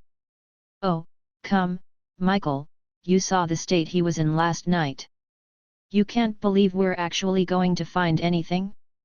Nobody's missing, the man's raving." "Bell wouldn't make this up," says Michael. "I saw his arm, somebody cut him to ribbons out there." "Probably fell over his own bottle," snorts Pettigrew, rubbing his hands together for warmth. We're interrupted by the gamekeeper, who hands Michael a black revolver. Aside from a long scratch down the barrel, it's identical to the gun Evelyn will carry into the graveyard tonight, one of the pair taken from Helena Hardcastle's bedroom. "Oiled it for you, sir," says the gamekeeper, tipping his cap and moving off. Michael slips the weapon into the holster at his waist, resuming our conversation, quite oblivious to my interest. "I don't see why everybody's taking it so hard," he continues. "This hunt's been arranged for days, we're merely going in a different direction than originally intended, that's all. If we spot something, very well. If not, we've lost nothing in setting the doctor's mind at rest. A few expectant glances are cast my way, Dance usually being the deciding voice in these matters. I'm spared having to comment by the barking dogs, who've been given a little lead by the gamekeepers and are now tugging our company across the lawn towards the forest. Looking back towards Blackheath, I search out Bell. He's framed by the study window, his body half obscured by the red velvet drapes. In this light, at this distance, there's something of the spectre about him, though in this case I suppose the house is haunting him. The other hunters are already entering the forest, the group having fractured into smaller knots by the time I finally catch up. I need to talk to Stanwin about Helena, but he's moving quickly, holding himself apart from us. I can barely keep sight of him, let alone talk with him, and eventually I give up, deciding to corner him when we stop to rest. Wary of encountering the footman, I join Sutcliffe and Pettigrew, who are still pondering the implications of Daniel's deal with Lord Hardcastle. Their good cheer doesn't last. The forest is oppressive, bludgeoning every utterance down to a whisper after an hour, and crushing all conversation 20 minutes after that. Even the dogs have gone quiet, sniffing at the ground as they tug us deeper into the murk. The shotgun is a comforting weight in my arms and I cling to it fiercely, tiring quickly, but never letting myself fall too far behind the group. "Enjoy yourself, old man," Daniel Coleridge calls out from behind me. "I'm sorry." I stir sluggishly from my thoughts. "Dance is one of the better hosts," says Daniel, drawing closer. "Good mind, calm manner, able enough body." This able enough body feels like it's walked 1,000 miles, not 10, I say, hearing the weariness in my voice. "Michael's arranged for the hunting party to split," he says. "The older gents will take a breather, while the younger lot carry on. Don't worry, you'll have a chance to rest your legs soon." Thick bushes have sprung up between us, forcing us to carry on our conversation blind, like two lovers in a maze. "It's a damn nuisance being tired all of the time," I say, seeing glimpses of him through the leaves. "I'm looking forward to Coleridge's youth." "Don't let this handsome face of his fool you," he muses. "Coleridge's soul is black as pitch. Keeping hold of him is exhausting. Mark my words, when you're wearing this body, you'll look back on Dance with a great deal of fondness, so enjoy him while you can." The bushes recede, allowing Daniel to fall into step beside me. He has a black eye and is walking with a slight limp, every step accompanied by a wince of pain. I remember seeing these injuries at dinner, but the gentle candlelight made them look far less severe. Shock must show on my face, because he smiles weakly. "It's not as bad as it looks," he says. "What happened?" "I chased the footman through the passages," he says. "You went without me?" I say, surprised by his recklessness. When we made the plan to corner the footman beneath the house, it was evident that it required 6 people to be successful, a pair to watch each of the 3 exits. Once Anna refused to help and Derby was knocked unconscious, I assumed Daniel would drop it. Evidently, Derby isn't the last of my bull-headed hosts. "No choice, old chap," he says. "Thought I had him. Turns out I was mistaken." Luckily, I managed to fight him off before he loosed his knife. Anger sizzles deep in every word. "I can only imagine how it must feel to be so preoccupied by the future that you're blindsided by the present. Have you found a way to free Anna yet?" I ask. With a painful groan, Daniel hitches his shotgun up his arm. Even limping at my slow pace, he's barely able to stand up straight. "I haven't, and I don't think I'm going to," he says. "I'm sorry, hard as it is to hear, only one of us can leave, and the closer we get to 11 p.m., the more likely it is Anna will betray us. We can only trust each other from here on." "She'll betray you." Is this the moment behind the plague doctor's warning? Friendship is a simple matter when everybody stands to benefit, but now, how will she react knowing Daniel's giving up on her? How will you react? Sensing my hesitation, Daniel lays a comforting hand on my shoulder. With a start I realize that Dance admires this man. He finds his sense of purpose exhilarating, his single-mindedness resonating with a quality my host values in himself. Perhaps that's why Daniel approached me with this information rather than any of our other hosts. These two are reflections of each other. You didn't tell her, did you? He says anxiously. About our offer being hollow. I was distracted.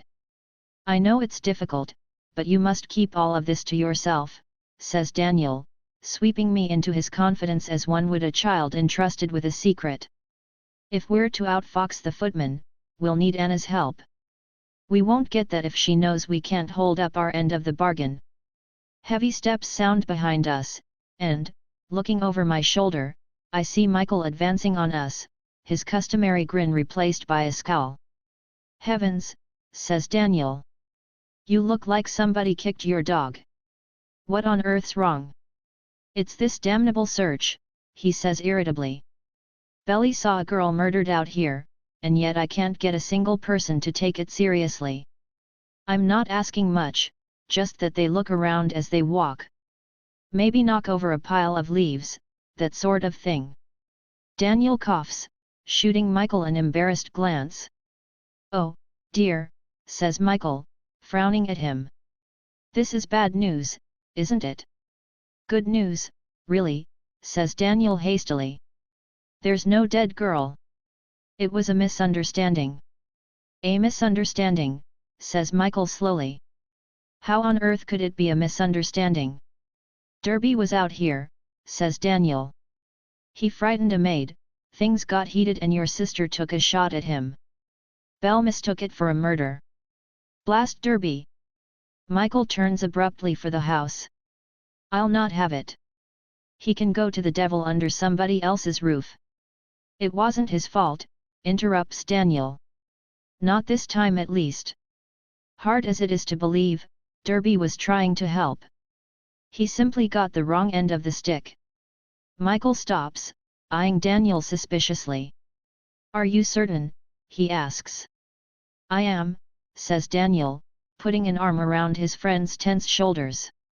It was a dreadful misunderstanding. Nobody's fault. That's a first for Derby. Michael lets out a rueful sigh, the fury evaporating from his face. He's a man of fleeting emotions, this one, quick to anger, easily amused, and just as easily bored. I shouldn't wonder. I briefly imagine what it would be like to inhabit that mind. Dance's coldness has its drawbacks, but it's undoubtedly preferable to Michael's mood hopscotch. All morning I've been telling the chaps there's a dead body out here, and they should be ashamed of being so jolly, says Michael, abashed. As if this weekend wasn't already miserable enough for them. You were helping a friend. Daniel offers him a fatherly smile. You have nothing to be ashamed of. I'm taken aback by Daniel's kindness, and more than a little pleased. While I admire his commitment to escaping Blackheath, I'm alarmed by his ruthless pursuit of it. Suspicion is already my first emotion, and fear binds me tighter every minute. It would be easy to mistake everybody for enemies, and treat them accordingly, and I'm heartened to see Daniel is still capable of rising above such thoughts. As Daniel and Michael walk close together, I take my opportunity to question the young man. I couldn't help but notice your revolver, I say, pointing to his holster. It's your mother's, isn't it? Is it? He seems genuinely surprised. I didn't even know Mother kept a gun. Evelyn gave it to me this morning. Why would she give you a revolver? I ask. Michael flushes with embarrassment. Because I don't like hunting very much, he says, kicking at some leaves in his path. All that blood and thrashing, it makes me feel damn queer. I wasn't even supposed to be out here, but between the search and Father's absence, I didn't have a great deal of choice.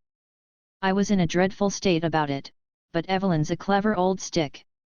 She gave me this. He taps the gun. Said it was impossible to hit anything, but I'd look very dashing trying. Daniel's trying to suppress laughter, drawing a good-natured smile from Michael. Where are your parents, Michael? I say, ignoring the teasing. I thought this was their party, but the burden of it seems to have fallen solely on your shoulders. He scratches the back of his neck, looking gloomy. Father's locked himself in the gatehouse, Uncle Edward. He's brooding as usual. Uncle? Snatches of Dance's memory surface, fleeting glimpses of a lifelong friendship with Peter Hardcastle that made me an honorary part of the family. Whatever we had has long since faded, but I'm surprised by the affection I still feel for this boy. I've known him his entire life. I'm proud of him. Prouder than of my own son. As for Mother, continues Michael, oblivious to my momentary confusion. To tell you the truth, she's been acting strangely since we got here. Actually, I was hoping you'd speak with her privately. I think she's avoiding me. And me, I counter. I haven't managed to catch hold of her all day. He pauses, making his mind up on something. Lowering his voice, he continues confidentially, I'm worried she's gone off the deep end. Deep end? It's like she's somebody else entirely, he says, worried. Happy one minute, angry the next. It's impossible to keep track, and the way she looks at us now, it's as if she doesn't recognize us. Another rival? The plague doctor said there were 3 of us, the footman, Anna, and myself. I can't see what purpose would be served by lying. I steal a glance at Daniel, trying to gauge whether he knows anything more about this, but his attention is riveted on Michael. When did this behavior start? I ask casually. I couldn't tell you, feels like forever. But when was the first time you noticed it? He chews his lip, cycling back in his memories. The clothes, he says suddenly. That would be it. Did I tell you about the clothes? He's looking at Daniel, who shakes his head blankly. Come now, I must have. Happened about a year ago. Daniel shakes his head again. Mother had come up to Blackheath for her annual morbid pilgrimage, but when she got back to London, she burst into my place in Mayfair and started ranting about finding the clothes, says Michael, telling the story as though expecting Daniel to leap in at any moment. That's all she'd say, that she'd found the clothes, and did I know anything about them? Whose clothes were they? I say, humoring him. I'd been excited to hear about Helena's altered personality, but if she changed a year ago, it's unlikely she's another rival. And while there's certainly something strange about her, I don't see how laundry can help me decipher what it is. Damned if I know, he says, throwing his hands up. I couldn't get a sensible thing out of her. In the end, I managed to calm her down, but she wouldn't keep quiet about the clothes. Kept saying everybody would know. Know what? I say. She never did say, and she left shortly after, but she was adamant. Our group is thinning out as the dogs draw the hunters in a different direction, Harrington, Sutcliffe, and Pettigrew waiting for us a little further ahead. They're obviously hanging back for further directions, and after saying his goodbyes, Michael jogs ahead to point the way. What did you make of that? I ask Daniel. I haven't yet, he says vaguely. He's preoccupied, his gaze dragging behind Michael. We continue in silence until we reach an abandoned village at the bottom of a cliff. 8 stone cottages are arranged around a dirt junction, the thatched roofs rotted away, the logs that once supported them collapsed. Echoes of old lives linger still, a bucket among the rubble, an anvil tipped over by the side of the road. Some might find them charming, but I see only relics of former hardships, happily deserted. Nearly time, Daniel mutters, staring at the village. There's a look on his face I can't quite place, married to a tone that's impatient, excited and a little afraid. It makes my skin prickle. Something of note is about to happen here, but for the life of me I can't see what it could be. Michael's showing Sutcliffe and Pettigrew one of the old stone houses, while Stanwin leans against a tree, his thoughts far afield. Be ready, Daniel says enigmatically, disappearing into the trees before I have the chance to question him further. Any other host would follow him, but I'm exhausted. I need to sit down somewhere. Settling myself on a crumbling wall, I rest while the others talk, my eyelids drooping. Age is coiling around me, its fangs in my neck, drawing my strength when I need it most. It's an unpleasant sensation, perhaps even worse than the burden of Ravencourt's bulk. At least the initial shock of being Ravencourt waned, allowing me to become accustomed to his physical limitations. Not so with Dance, who still thinks of himself as a vigorous young man, waking up to his age only when he catches sight of his wrinkled hands. Even now, I can feel him frowning at my decision to sit down, to give in to my tiredness. I pinch my arm, struggling to stay awake, irritated at my vanishing energy. It makes me wonder how old I am outside of Blackheath. It's not something I've allowed myself to dwell on before, time being short enough without indulging in pointless musing, but here and now I pray for youth, for strength, good health, and a sound mind. To escape all this only to find myself permanently trapped in 39 Day 2, continued, I wake abruptly, stirring the plague doctor who's staring at a gold pocket watch, his mask painted a sickly yellow color by the candle in his hand. I'm back in the butler, swaddled in cotton sheets. Right on time, says the plague doctor, snapping the watch shut. It looks to be dusk, the room mired in a gloom only partially beaten back by our small flame. Anna's shotgun is lying on the bed beside me. What happened? I say, my voice hoarse. Dance is dozing on his wall. The plague doctor chuckles, placing his candle on the floor and dropping into the small chair by the bed. It's far too small for him, his greatcoat swallowing the wood completely. No, I meant, the shotgun. Why do I have it? One of your hosts left it for you. Don't bother calling for Anna, he says, noticing that I'm eyeing the door. She's not in the gatehouse. I came to warn you that your rival has almost solved the murder. I'm expecting him to find me at the lake tonight. You must work quickly from this point onwards. I try to straighten out, but the pain in my ribs immediately puts an end to my efforts. Why are you so interested in me? I ask, letting the agony settle into its familiar spots. I'm sorry. Why do you keep coming here for these talks? I know you don't bother with Anna, and I'd wager you don't see much of the footman either. What's your name? Why does answer the question, he says, rapping the floor with his cane. Edward Dano, Derby. I flounder for a moment. Aiden, something. You're losing yourself to them, Mr. Bishop, he says, crossing his arms and leaning back in his chair. It's been happening for a while now. That's why we only allow you 8 hosts. Any more than that and your personality wouldn't be able to rise above theirs. He's right. My hosts are getting stronger and I'm getting weaker. It's been happening incrementally, insidiously. It's as though I fell asleep on a beach, and now find myself cast out to sea. What do? I say, feeling a surge of panic. Hold on, he says with a shrug. It's all you can do. There's a voice in your mind, you must have heard it by now. Dry, slightly distant. It's calm when you're panicked, fearless when you're afraid. I've heard it. That's what's left of the original Aiden Bishop, the man who first entered Blackheath. It's not much more than a fragment anymore, a little piece of his personality clinging on between loops, but if you begin to lose yourself, heed that voice. It's your lighthouse. Everything that remains of the man you once were. With a great rustling of clothing, he gets to his feet, the candle flame snapping in the breeze. Stooping down, he lifts the candle from the floor and heads to the door. Wait, I say.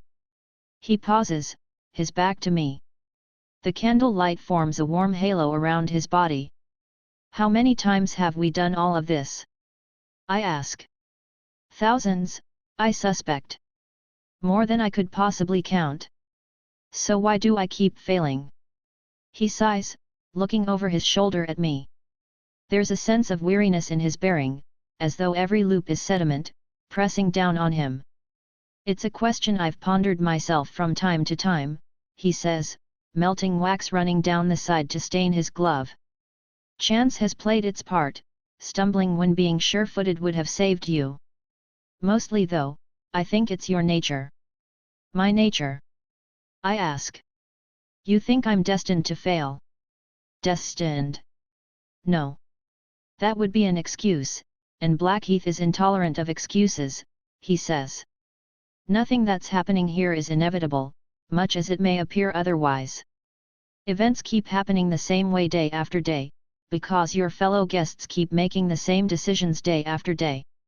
They decide to go hunting, they decide to betray each other, one of them drinks too much and skips breakfast, missing a meeting that would change his life forever. They cannot see another way, so they never change. You are different, Mr. Bishop. Loop after loop, I've watched you react to moments of kindness and cruelty, random acts of chance. You make different decisions, and yet repeat the same mistakes at crucial junctures. It's as though some part of you is perpetually pulled towards the pit. Are you saying I have to become somebody else to escape? I'm saying every man is in a cage of his own making, he says. The Aiden Bishop who first entered Blackheath, he sighs, as if the memory troubles him. The things he wanted and his way of getting them were unyielding. That man could never have escaped Blackheath. This Aiden Bishop before me is different. I think you're closer than you've ever been, but I've thought that before and been fooled. The truth is you've yet to be tested, but that's coming, and if you've changed, truly changed, then who knows, there may be hope for you. Ducking under the door frame, he moves into the corridor with the candle. You have 4 hosts after Edward Dance, including what's left of the days of the butler and Donald Davies. Be cautious, Mr. Bishop, the footman isn't going to rest until they're all dead, and I'm not sure you can afford to lose a single one of them. With that he closes the door. 40 Day 6, continued, Dance's years fall on me like 1,000 small weights. Michael and Stanwin are speaking behind me, Sutcliffe and Pettigrew laughing uproariously with drinks in their hands. Rebecca hovers over me with a silver tray, one last glass of brandy for the taking.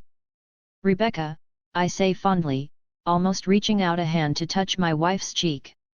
No, sir, it's Lucy, sir, Lucy Harper, says the maid, concerned. Sorry to wake you, I was worried you were going to fall off the wall.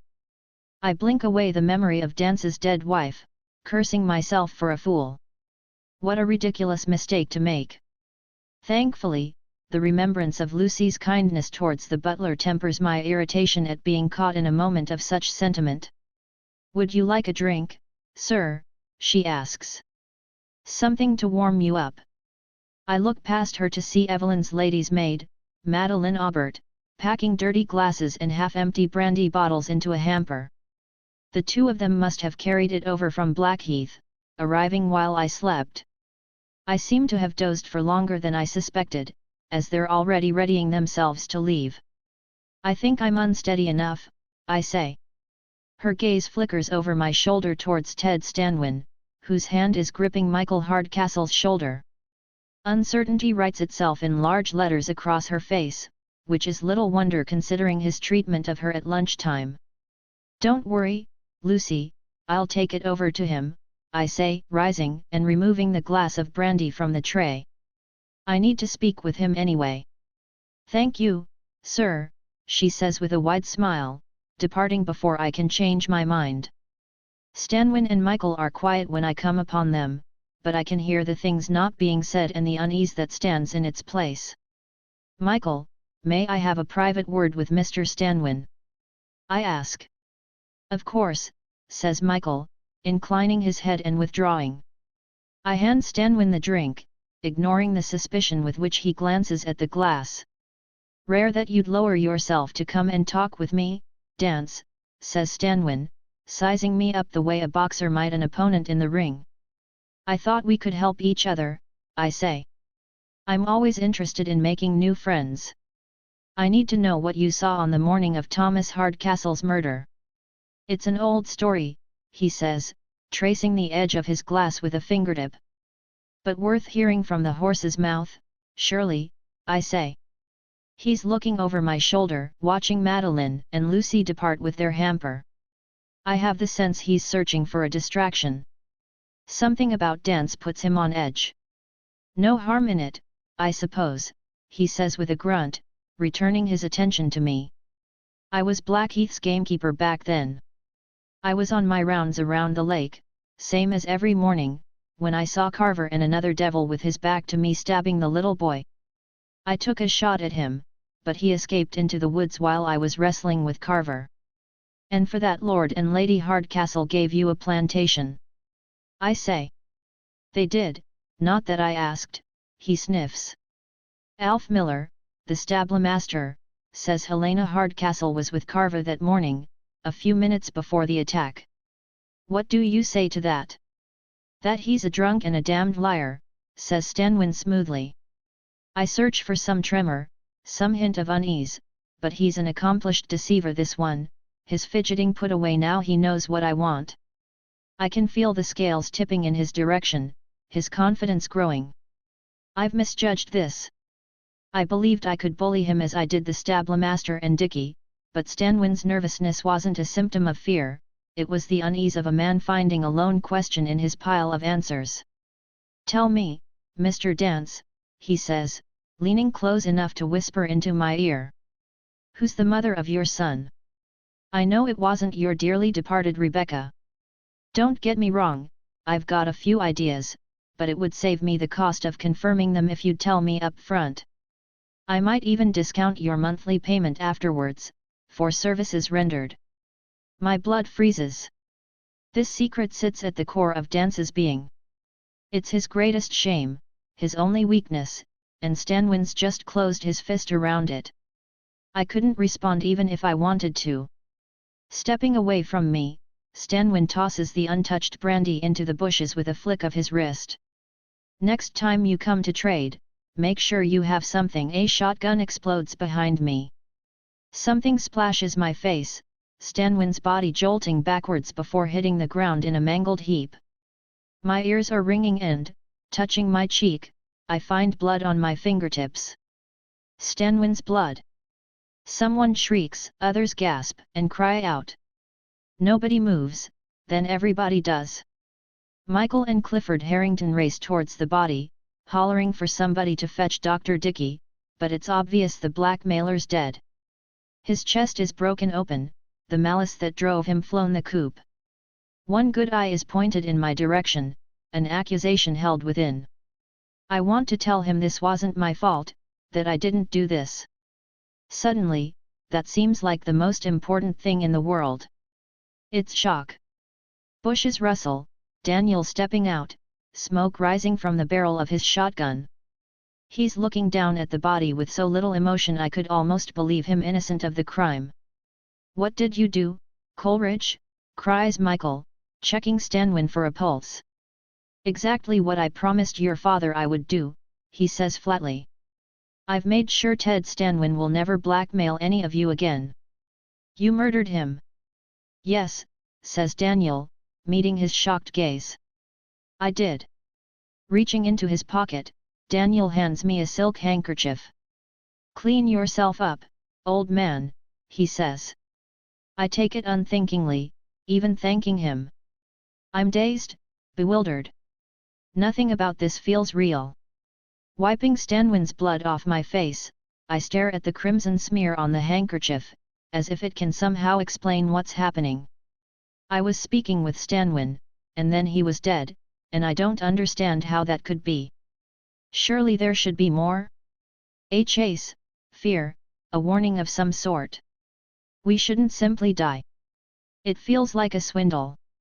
So much paid, too much asked. We're ruined, wails Sutcliffe, slumping against a tree.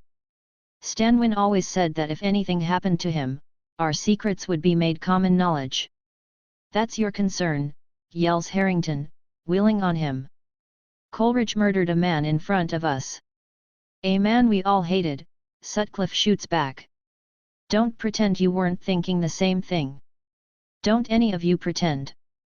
Stanwin bled us dry in life and he's going to destroy us in death. No, he won't, says Daniel, resting the shotgun across his shoulder. He's the only one who's calm, the only one who isn't acting like an entirely different person. None of this means anything to him. Everything he has on us, says Pettigrew, is written in a book that I now own, interrupts Daniel, retrieving a cigarette from his silver case. His hand's not even shaking. My hand. What the hell does Blackheath make me? I commissioned somebody to steal it for me, he continues casually, lighting his cigarette. Your secrets are my secrets and they'll never see the light of day. Now, I believe each of you owes me a promise. It's this: you won't mention this to anybody for the rest of the day. Is that understood? If anybody asks, Stanwin stayed behind when we left. He didn't say why, and that was the last you saw of him. Blank faces find each other, everybody too stunned to speak. I can't tell whether they're aghast at what they've witnessed or simply overcome by their good fortune. For my part, the shock is fading, the horror of Daniel's actions finally sinking in. Half an hour ago, I was praising him for showing a modicum of kindness to Michael. Now I'm covered in another man's blood, realizing how deeply I've underestimated his desperation. My desperation. This is my future I'm seeing, and it makes me feel sick. I need to hear the words, "Gentlemen," says Daniel, blowing smoke from the corner of his mouth. Tell me you understand what happened here. Assurances arrive in a jumble, muted but sincere. Only Michael seems upset. Meeting his gaze, Daniel speaks coldly. And don't forget, I have all of your secrets in my hands. He lets that settle. Now, I think you should head back before anybody comes looking for us. The suggestion is met with a murmur of agreement, everybody disappearing back into the forest. Signaling for me to remain behind, Daniel waits until they're out of earshot before speaking. Help me go through his pockets, he says, rolling up his sleeves. The other hunters will be coming back this way soon, and I don't want them to see us with the body. What have you done, Daniel? I hiss. He'll be alive tomorrow, he says, waving his hand dismissively. I've knocked over a scarecrow. We're supposed to be solving a murder, not committing one. Give a little boy an electric train set and he'll immediately try to derail it, he says. The act does not speak to his character, nor do we judge him for it. You think this is a game? I snap, pointing at Stanwin's body. A puzzle, with disposable pieces. Solve it and we get to go home. He frowns at me, as if I'm a stranger who's asked directions to a place that doesn't exist. I don't understand your concern. If we solve Evelyn's murder in the manner you're suggesting, we don't deserve to go home. Can't you see, these masks we wear betray us? They reveal us. You're babbling, he says, searching Stanwin's pockets. We are never more ourselves than when we think people aren't watching, don't you realize that? It doesn't matter if Stanwin's alive tomorrow, you murdered him today. You murdered a man in cold blood, and that will blot your soul for the rest of your life. I don't know why we're here, Daniel, or why this is happening to us, but we should be proving that it's an injustice, not making ourselves worthy of it. You're misguided, he says, contempt creeping into his voice. We can no more mistreat these people than we could their shadow cast upon the wall. I don't understand what you're asking of me. That we hold ourselves to a higher standard, I say, my voice rising. That we be better men than our hosts. Murdering Stanwin was Daniel Coleridge's solution, but it shouldn't be yours. You're a good man, you can't lose sight of that. A good man, he scoffs. Avoiding unpleasant acts doesn't make a man good. Look at where we are, what's been done to us. Escaping this place requires that we do what is necessary, even if our nature compels us otherwise. I know this makes you squeamish, that you don't have the stomach for it. I was the same, but I no longer have the time to tiptoe around my ethics. I can end this tonight and I mean to, so don't measure me by how tightly I cling to my goodness, measure me by what I'm willing to sacrifice that you might cling to yours. If I fail, you can always try another way. And how will you live with yourself when you're done? I demand. I'll look at the faces of my family, and know that what I lost in this place was not nearly as important as my reward for leaving it. You can't believe that, I say. I do, and so will you after a few more days in this place, he says. Now, please, help me search him before the hunters find us here. I have no intention of wasting my evening answering a policeman's questions. It's no use arguing with him, shutters have come down behind his eyes.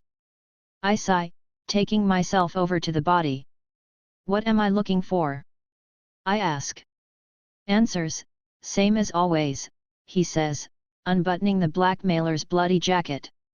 Stanwin collected every lie in Blackheath, including the last piece of our puzzle, the reason for Evelyn's murder.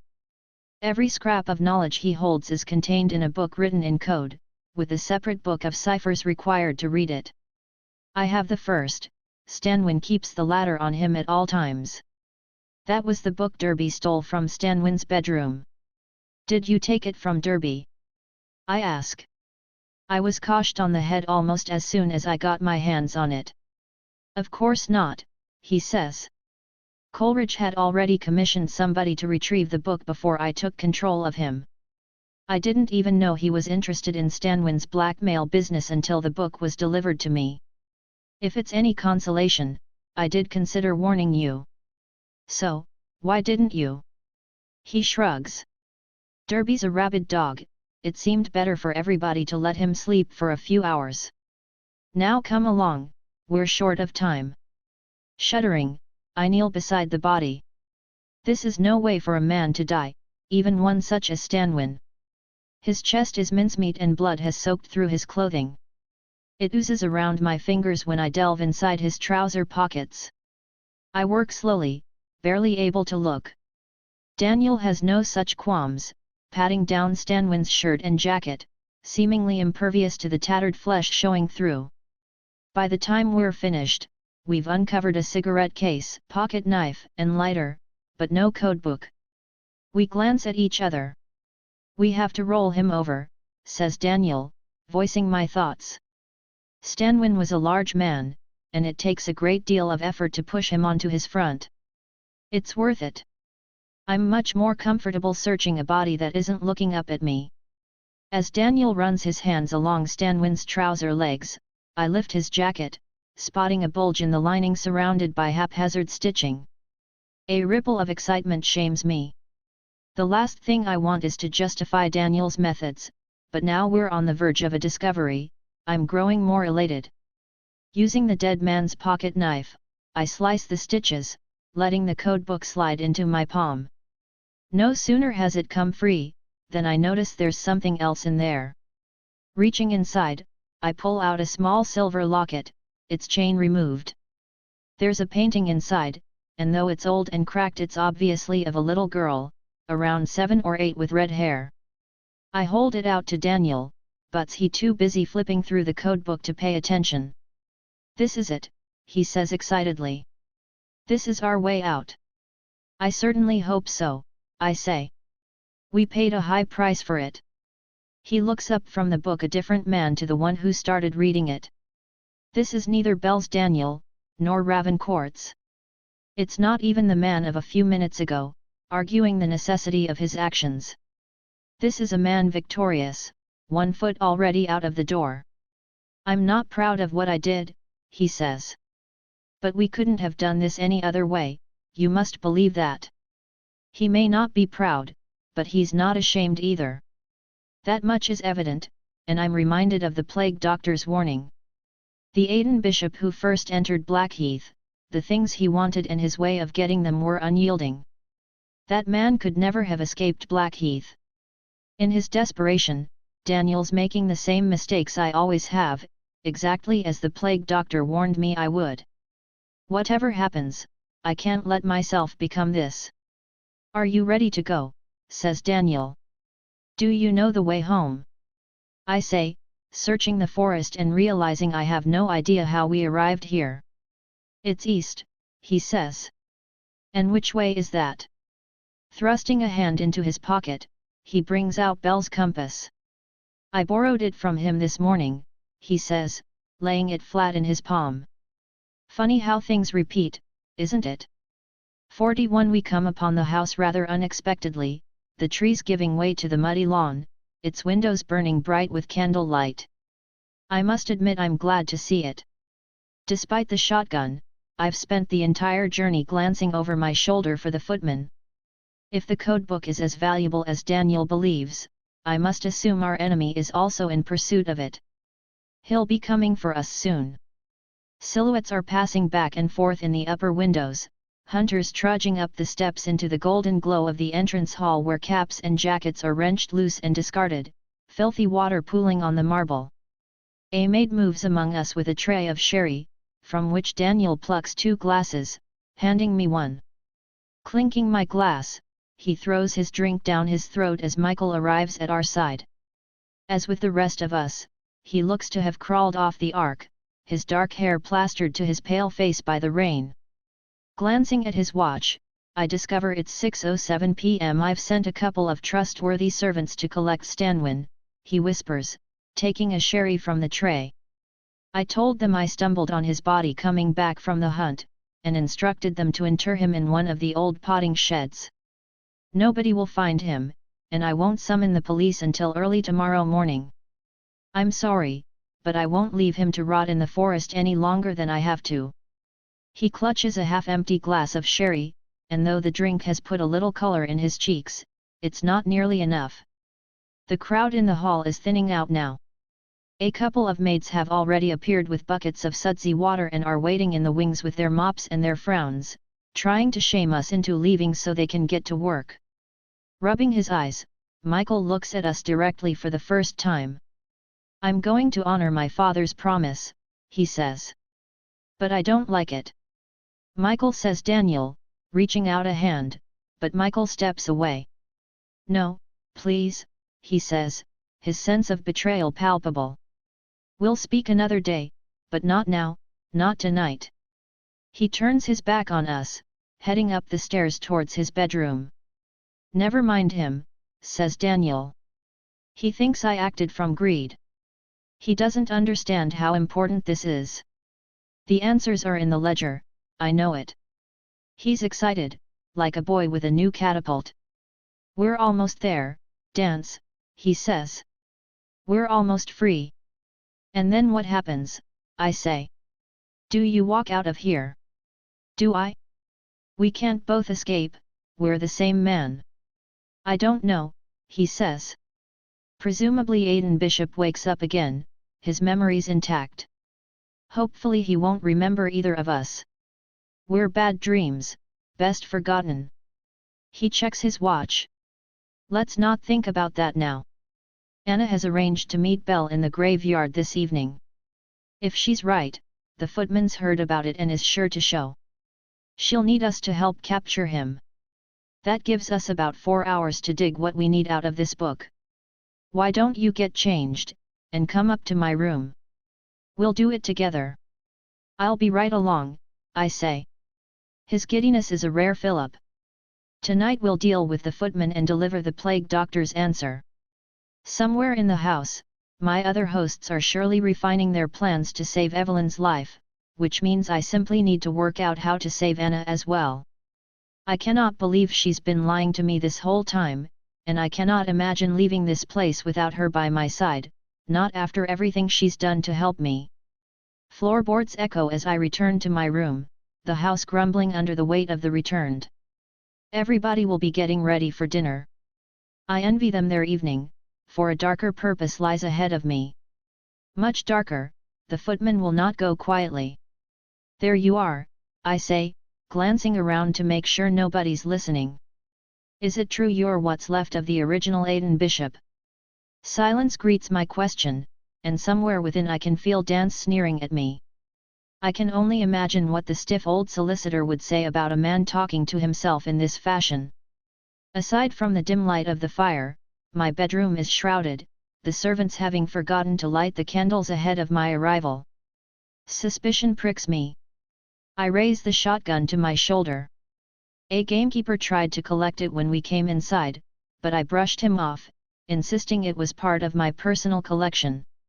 Sparking the lantern beside the door, I see Anna standing in the corner of the room, arms by her sides, expression blank. "Anna," I say, surprised, lowering the shotgun. What's the wood creaks behind me, pain flares in my side. A rough hand yanks me backwards, covering my mouth. I'm spun around, bringing me face to face with the footman. There's a smirk on his lips, his eyes scratching at my face, as though digging for something buried beneath. Those eyes! I try to scream, but he clamps my jaw shut. He holds his knife up. Very slowly he runs the point down my chest, before ramming it into my stomach, the pain of each blow eclipsing the one before until pain is all there is. I've never been so cold, never felt so quiet. My legs buckle, his arms taking my weight, lowering me carefully to the floor. He keeps his eyes on mine, soaking up the life slipping out of them. I open my mouth to scream, but no sound comes out. "Run, rabbit," he says, his face close to mine. "Run." 42 Day 2, continued, I scream, lurching up from the butler's bed only to be pressed back down by the footman. "This him," he says, looking over his shoulder at Anna, who's standing by the window. "Yes," she says, a tremor in her voice. The footman leans close, his voice hoarse, ale thick breath warm on my cheek. "Didn't leap far enough, rabbit," he says. The blade slips into my side, my blood spilling onto the sheets, taking my life with it. 43 Day 7 I scream into suffocating darkness, my back against a wall, my knees tucked under my chin. Instinctively I grab the spot where the butler was stabbed, cursing my stupidity. The plague doctor was telling the truth. Anna betrayed me. I feel sick, my mind scrambling for a reasonable explanation, but I saw her myself. She's been lying to me this whole time. She isn't the only one guilty of that. "Shut up," I say angrily. My heart is racing, my breathing shallow. I need to calm down, or I'll be no use to anybody. Taking a minute, I try to think of anything but Anna, but it's surprisingly difficult. I hadn't realized how often my mind has reached for her in the quiet. She was safety, and comfort. She was my friend. Shifting position, I try to work out where I've woken up and whether I'm in any immediate danger. At first blush, it doesn't appear so. My shoulders are touching the walls either side of me, a sliver of light piercing a crack near my right ear, dusting cardboard boxes on my left and bottles down by my feet. I move my wristwatch to the light, discovering that its 10:13 a.m. bell hasn't even reached the house yet. It's still morning, I say to myself, relieved. I still have time. My lips are dry, my tongue cracked, the air so thick with mildew it feels like a dirty rag's been stuffed down my throat. A drink would be nice, something cold, anything with ice. It seems a long time since I've woken up beneath cotton sheets, the day's torments queuing patiently on the other side of a warm bath. I didn't know when I was well off. My host must have slept in this position all night because it's agony to move. Thankfully, the panel to the right of me is loose and pushes open without too much effort, my eyes watering as they're exposed to the harsh brightness of the room beyond. I'm in a long gallery stretching the length of the house, cobwebs dangling from the ceiling. The walls are dark wood, the floor littered with dozens of pieces of old furniture that are thick with dust and almost hollowed out by woodworm. Brushing myself off, I get to my feet, shaking some life into my iron limbs. Turns out my host spent the night in a storage cupboard beneath a small flight of stairs leading up to a stage. Yellowed sheet music sits open in front of a dusty cello, and looking at it, I feel like I've slept through some great calamity, judgment having come and gone while I was stuffed in that cupboard. What the hell was I doing under there? Aching, I stagger over to one of the windows lining the gallery. It's shrouded with grime, but wiping a spot clear with my sleeve reveals Blackheath's gardens below. I'm on the top floor of the house. Out of habit, I begin searching my pockets for some clue as to my identity, but realize I don't need it. I'm Jim Rashton. I'm 27, a constable in the police force, and my parents Margaret and Henry beam with pride whenever they tell anybody. I have a sister, I have a dog, and I'm in love with a woman called Grace Davies, who's the reason I'm at this party. Whatever barrier used to exist between myself and my hosts is almost completely knocked through. I can barely tell Rashton's life from my own. Unfortunately, my recollection of how I came to end up in the cupboard is clouded by the bottle of scotch that Rashton was drinking last night. I remember telling old stories, laughing and dancing, barreling recklessly through an evening that had no other purpose than pleasure. Was the footman there? Did he do this? I strain for the memory, but last night's a drunken smear. Agitation instinctively sends my hand to the leather cigarette case Rashton keeps in his pocket, but there's only one cigarette left inside. I'm tempted to light it to calm my nerves, but given the circumstances afraid temper might serve me better, especially if I have to fight my way out of here. The footman tracked me from dance into the butler, so it's doubtful I'll find safe harbor in Rashton. Caution will be my truest friend now. Casting around for a weapon, I find a bronze statue of Atlas. I creep forwards with it held above my head, picking my way through walls of armoires and giant webs of interlocking chairs until I arrive at a faded black curtain stretching the length of the room. Cardboard trees are propped against the walls, near clothes racks stuffed with costumes. Among them are 6 or 7 plague doctor outfits, the hats and masks piled in a box on the floor. It appears the family used to put on plays up here. A floorboard creaks, the curtain twitching. Somebody's shuffling around back there. I tense. Raising Atlas above my head, Ayanna bursts through, her cheeks red. "Oh, thank God," she says, catching sight of me. She's out of breath, dark circles surrounding bloodshot brown eyes. Her blonde hair is loose and tangled, her cap scrunched up in her hand. The artist's sketchbook chronicling each of my hosts bulges in her apron. "You're Rashton, right? Come on, we only have half an hour to save the others," she says, lunging forward to take hold of my hand. I step back, the statue still raised, but the breathlessness of the introduction has knocked me off balance, as has the lack of guilt in her voice. "I'm not going anywhere with you," I say, gripping Atlas a little tighter. Confusion paints her face, followed by a dawning realization. "Is this because of what happened to Dance and the butler?" she asks. "I don't know anything about that, about anything really. I haven't been up long. I just know you're in 8 different people and a footman's killing them, and we need to go and save the ones that are left. You expect me to trust you?" I say, stunned. "You distracted Dance while the footman murdered him. You were standing in the room when he killed the butler. You've been helping him, I've seen you." She shakes her head. "Don't be an idiot," she cries. "I haven't done any of that yet, and even when I do, it won't be because I'm betraying you. If I wanted you dead, I'd pick off your hosts before they ever woke up. You wouldn't see me, and I certainly wouldn't work with a man guaranteed to turn on me once we'd finished. Then what were you doing there?" I demand. "I don't know, I haven't lived that part yet," she snaps back. "You another you, I mean were waiting for me when I woke up. He gave me a book that told me to find Derby in the forest, then come here and save you. That's my day. That's everything I know." "It's not enough," I say, bluntly. "I haven't done any of that, so I don't know if you're telling the truth." Putting the statue down, I walk past her, heading for the black curtain she emerged through. "I can't trust you, Anna," I say. "Why not?" she says, catching my trailing hand. "I'm trusting you." "That's not. Do you remember anything from our previous loops?"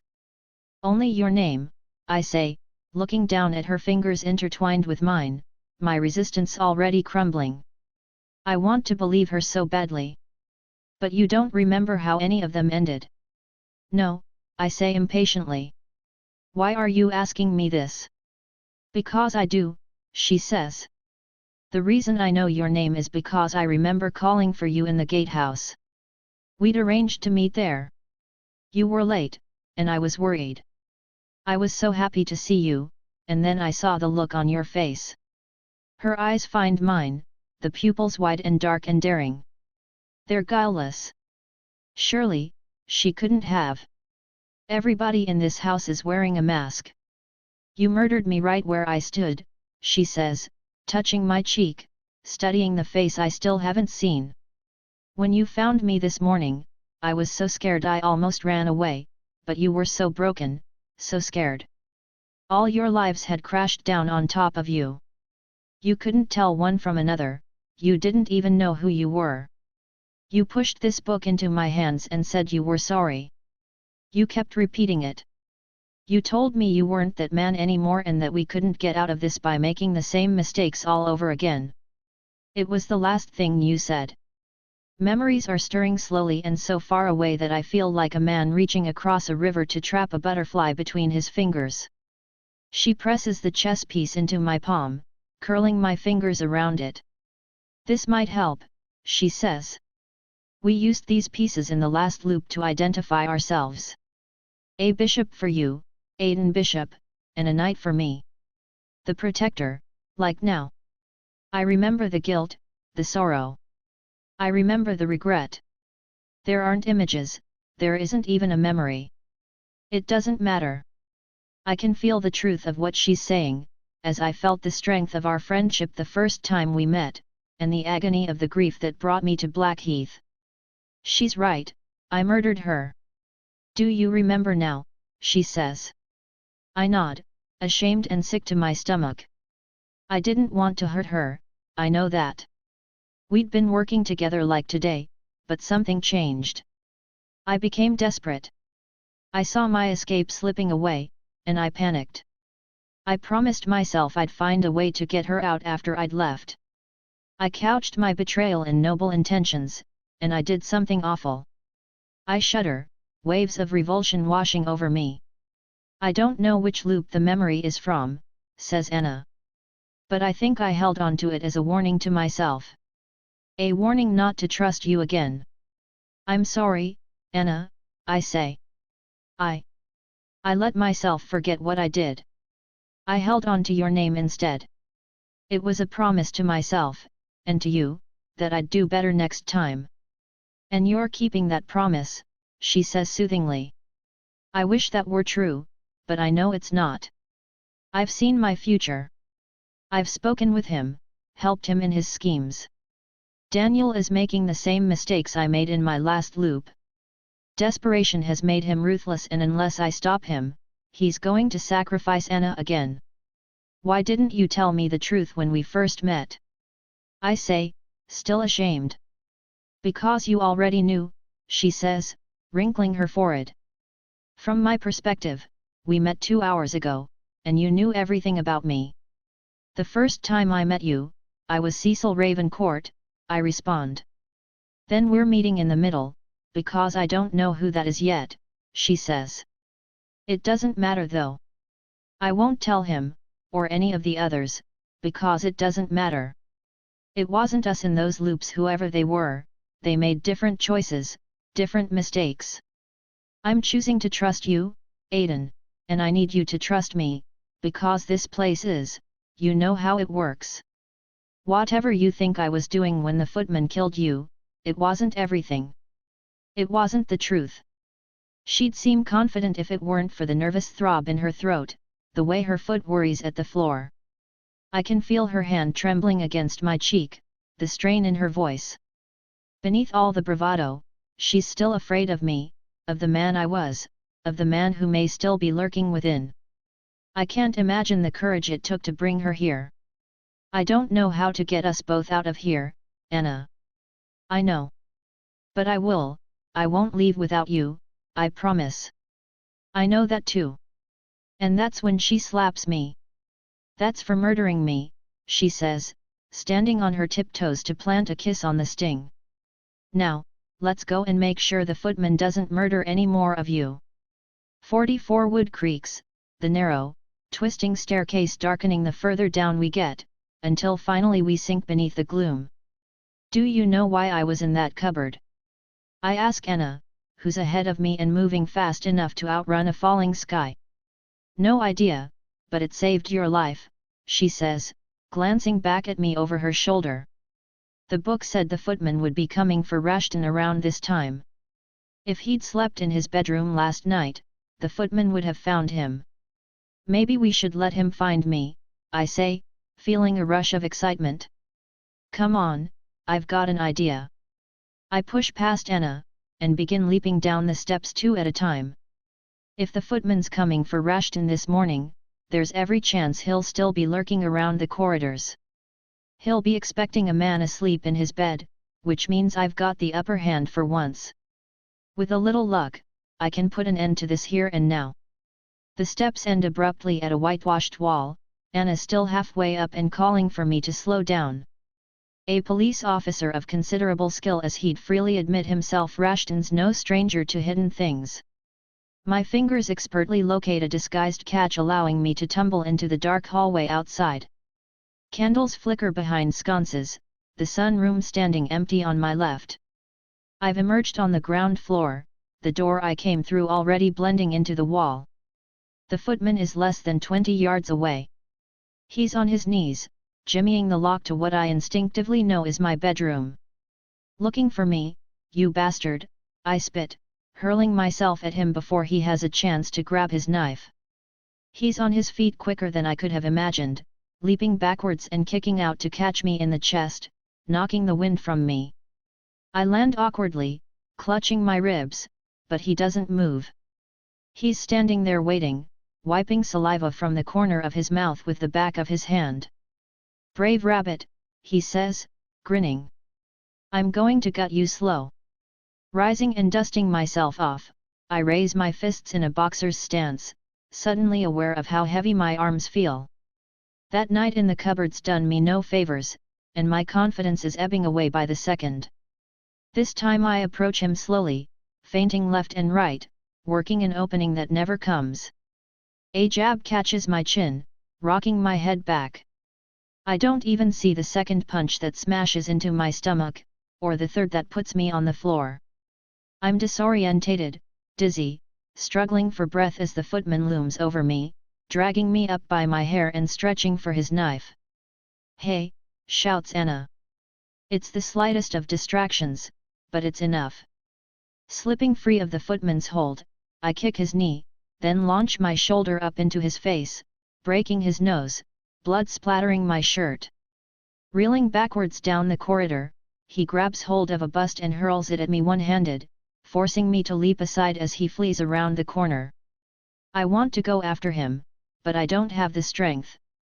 I slide down the wall until I'm sitting on the floor, clutching my aching ribs. I'm shaken and unnerved. He was too fast, too strong. If that fight had gone on any longer, I'd be dead, I'm certain of it. You bloody idiot, yells Anna, glowering at me. You almost got yourself killed. Did he catch sight of you? I say, spitting out the blood in my mouth. I don't think so, she says, reaching out a hand to help me up. I kept to the shadows, and I doubt he was seeing much after you broke his nose. I'm sorry, Anna, I say. I honestly thought we could catch hold of him. You damn well should be, she says, surprising me with a fierce hug, her body trembling. You have to be careful, Aiden. Thanks to that bastard, you've only got a few hosts left. If you make a mistake, we're going to be stuck here. Realization hits me like a rock. I only have 3 hosts left, I repeat, stunned. Sebastian Bell fainted after seeing the dead rabbit in the box. The butler, Dance, and Derby were slain, and Ravencourt fell asleep in the ballroom after watching Evelyn commit suicide. That leaves Rushton, Davies, and Gregory Gold. Between the split days and leaping back and forth, I lost count. I should have seen it immediately. Daniel claimed he was the last of my hosts, but that can't be true. A warm blanket of shame pulls itself over my body. I can't believe I was so easily deceived. So willingly deceived. It wasn't entirely your fault. The plague doctor warned me Anna would betray me. Why would he do that when it was Daniel who was lying to me? And why would he tell me there were only 3 people trying to escape this house, when there are 4? He's gone out of his way to conceal Daniel's duplicity. I've been so blind, I say, hollowly. What's wrong, says Anna, pulling away and looking at me with concern. I falter, my mind clicking into gear as embarrassment gives way to cold calculation. Daniel's lies were elaborate, but their purpose remains obscure. I could understand him trying to earn my trust if he wanted to profit from my investigation, but that's not the case. He's barely asked about it. Quite the contrary, he gave me a head start by telling me it was Evelyn who would be murdered at the ball, and he warned me about the footman. I can no longer call him a friend, but I can't be certain he's an enemy either. I need to know where he stands, and the best way of doing that is to maintain the illusion of ignorance until he reveals his true intentions. I have to begin with Anna. God help us if she let anything slip to Derby, or dance. Their first reaction to a problem is to run at it, even if it's wrapped in thorns. Anna's watching me, waiting for an answer. I know something, I say, meeting her eyes. Something that matters to both of us, but I can't tell you what it is. You're worried about changing the day, she says, as if it's the most obvious thing in the world. Don't worry, this book's full of things I'm not allowed to tell you. She smiles, her concern washing away. I trust you, Aiden. I wouldn't be here, if I didn't. Holding out a hand, she helps me off the floor. We can't stay in this corridor, she says. I'm only alive because he doesn't know who I am. If he sees us together, I won't live long enough to help you. She smooths her apron and straightens her cap, dropping her chin enough to appear diffident. I'll go ahead. Meet me outside Belle's bedroom in 10 minutes and keep your eyes open. Once the footman's healed up, he'll be looking for you. I agree, but I have no intention of waiting in this drafty corridor. Everything that's happening today has Helena Hardcastle's fingerprints on it. I need to speak with her and this might be my last chance. Still nursing my injured pride and ribs, I look for her in the drawing room, finding only a few early risers gossiping about how Derby was hauled off by Stanwin's thug. Sure enough, his plate of eggs and kidneys is sitting on the table, where he discarded it. It's still warm, he can't have long departed. Nodding to them, I make my way to Helena's bedroom, but knocking on her door brings only silence. Running short of time, I kick it open, shattering the lock. That's the mystery of who broke in solved. The curtains are drawn, the tangled sheets on the 4-poster bed trailing off the mattress onto the floor. The room has the soiled atmosphere of a troubled sleep, the sweat of nightmares as yet unwashed by fresh air. The wardrobe is open, a vanity table covered in spilled powder from a large tin, cosmetics torn open and pushed aside, suggesting Lady Hardcastle attended her toilet in something of a hurry. Laying my hand on the bed, I find it cold. She's already been gone some time. Just as when I visited this room with Millicent Derby, the roll-down bureau stands open, today's page torn from Helena's day planner and the lacquered gun case emptied of the 2 revolvers it should contain. Evelyn must have taken them very early this morning, probably after receiving the note compelling her to commit suicide. She would have had no trouble slipping through the connecting door from her bedroom after her mother left. But if she intends on shooting herself with the revolver, why does she end up using the silver pistol Derby stole from Dr. Dickey instead? And why would she take both revolvers from the case? I know she gives one to Michael to use on the hunt, but I can't imagine that was foremost in her mind after discovering her own life, and that of her friend, was being threatened.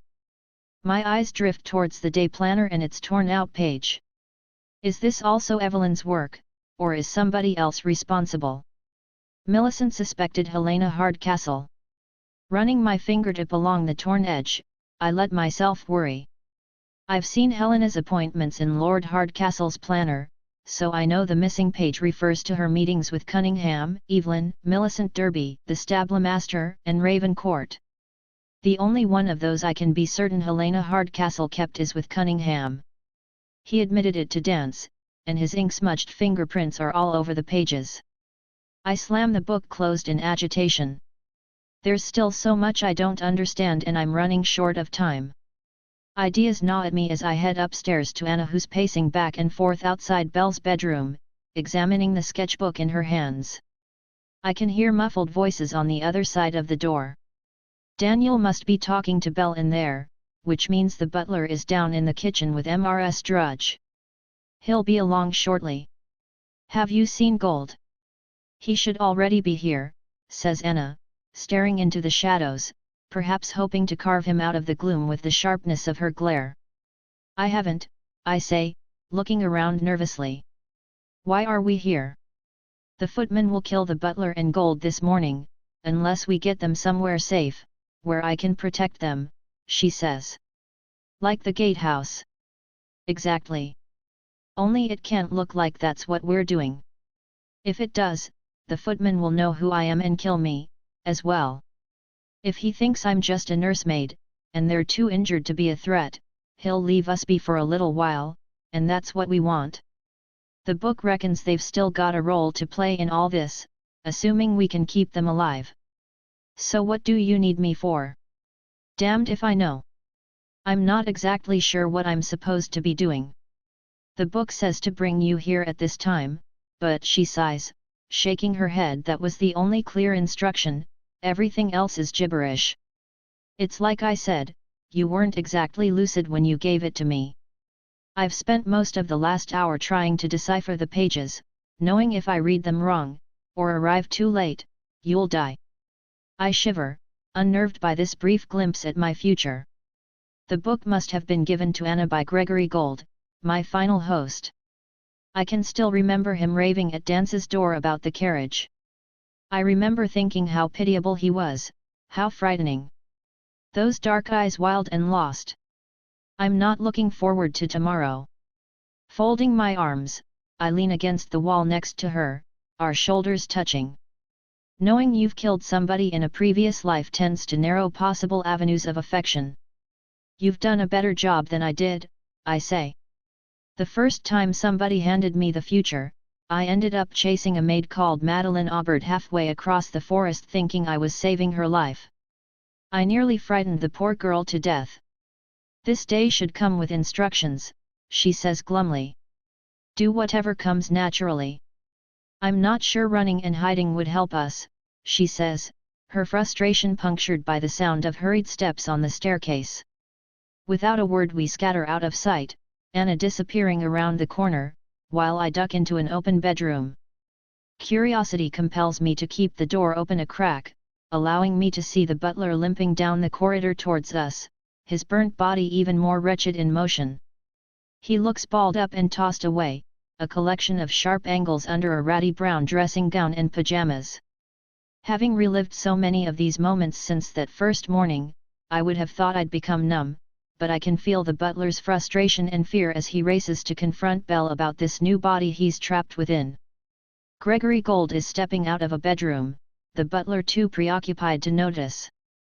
At this distance, with his back to me, the artist seems oddly shapeless, less a man, more a long shadow thrown up the wall. There's a poker in his hand and, without any warning, he begins striking the butler with it. I remember this attack, this pain.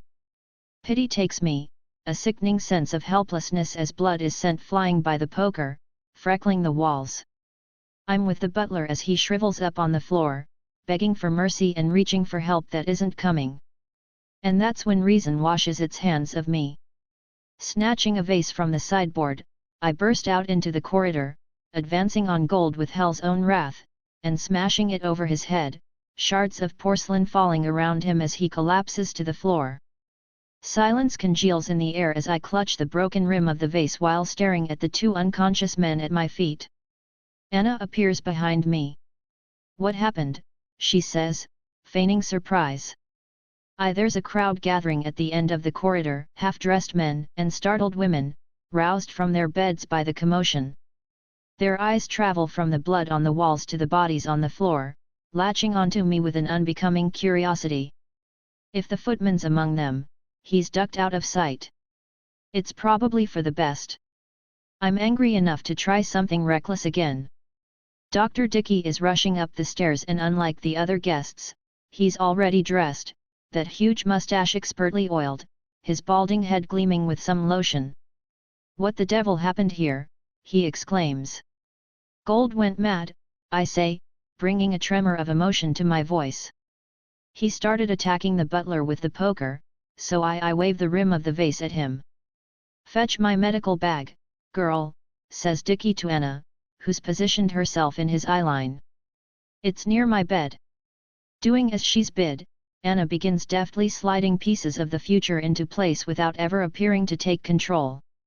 The doctor requires somewhere warm and quiet to tend the butler, so Anna recommends the gatehouse while volunteering to administer his medications. By simple expedient of having nowhere else to lock him up, it's decided Gold should be taken over to the gatehouse as well, with sedatives to be administered regularly until a servant can bring a policeman back from the village, a servant Anna volunteers to find. They descend the staircase with the butler on a makeshift stretcher, Anna offering me a relieved smile as she goes. I meet it with a perplexed frown.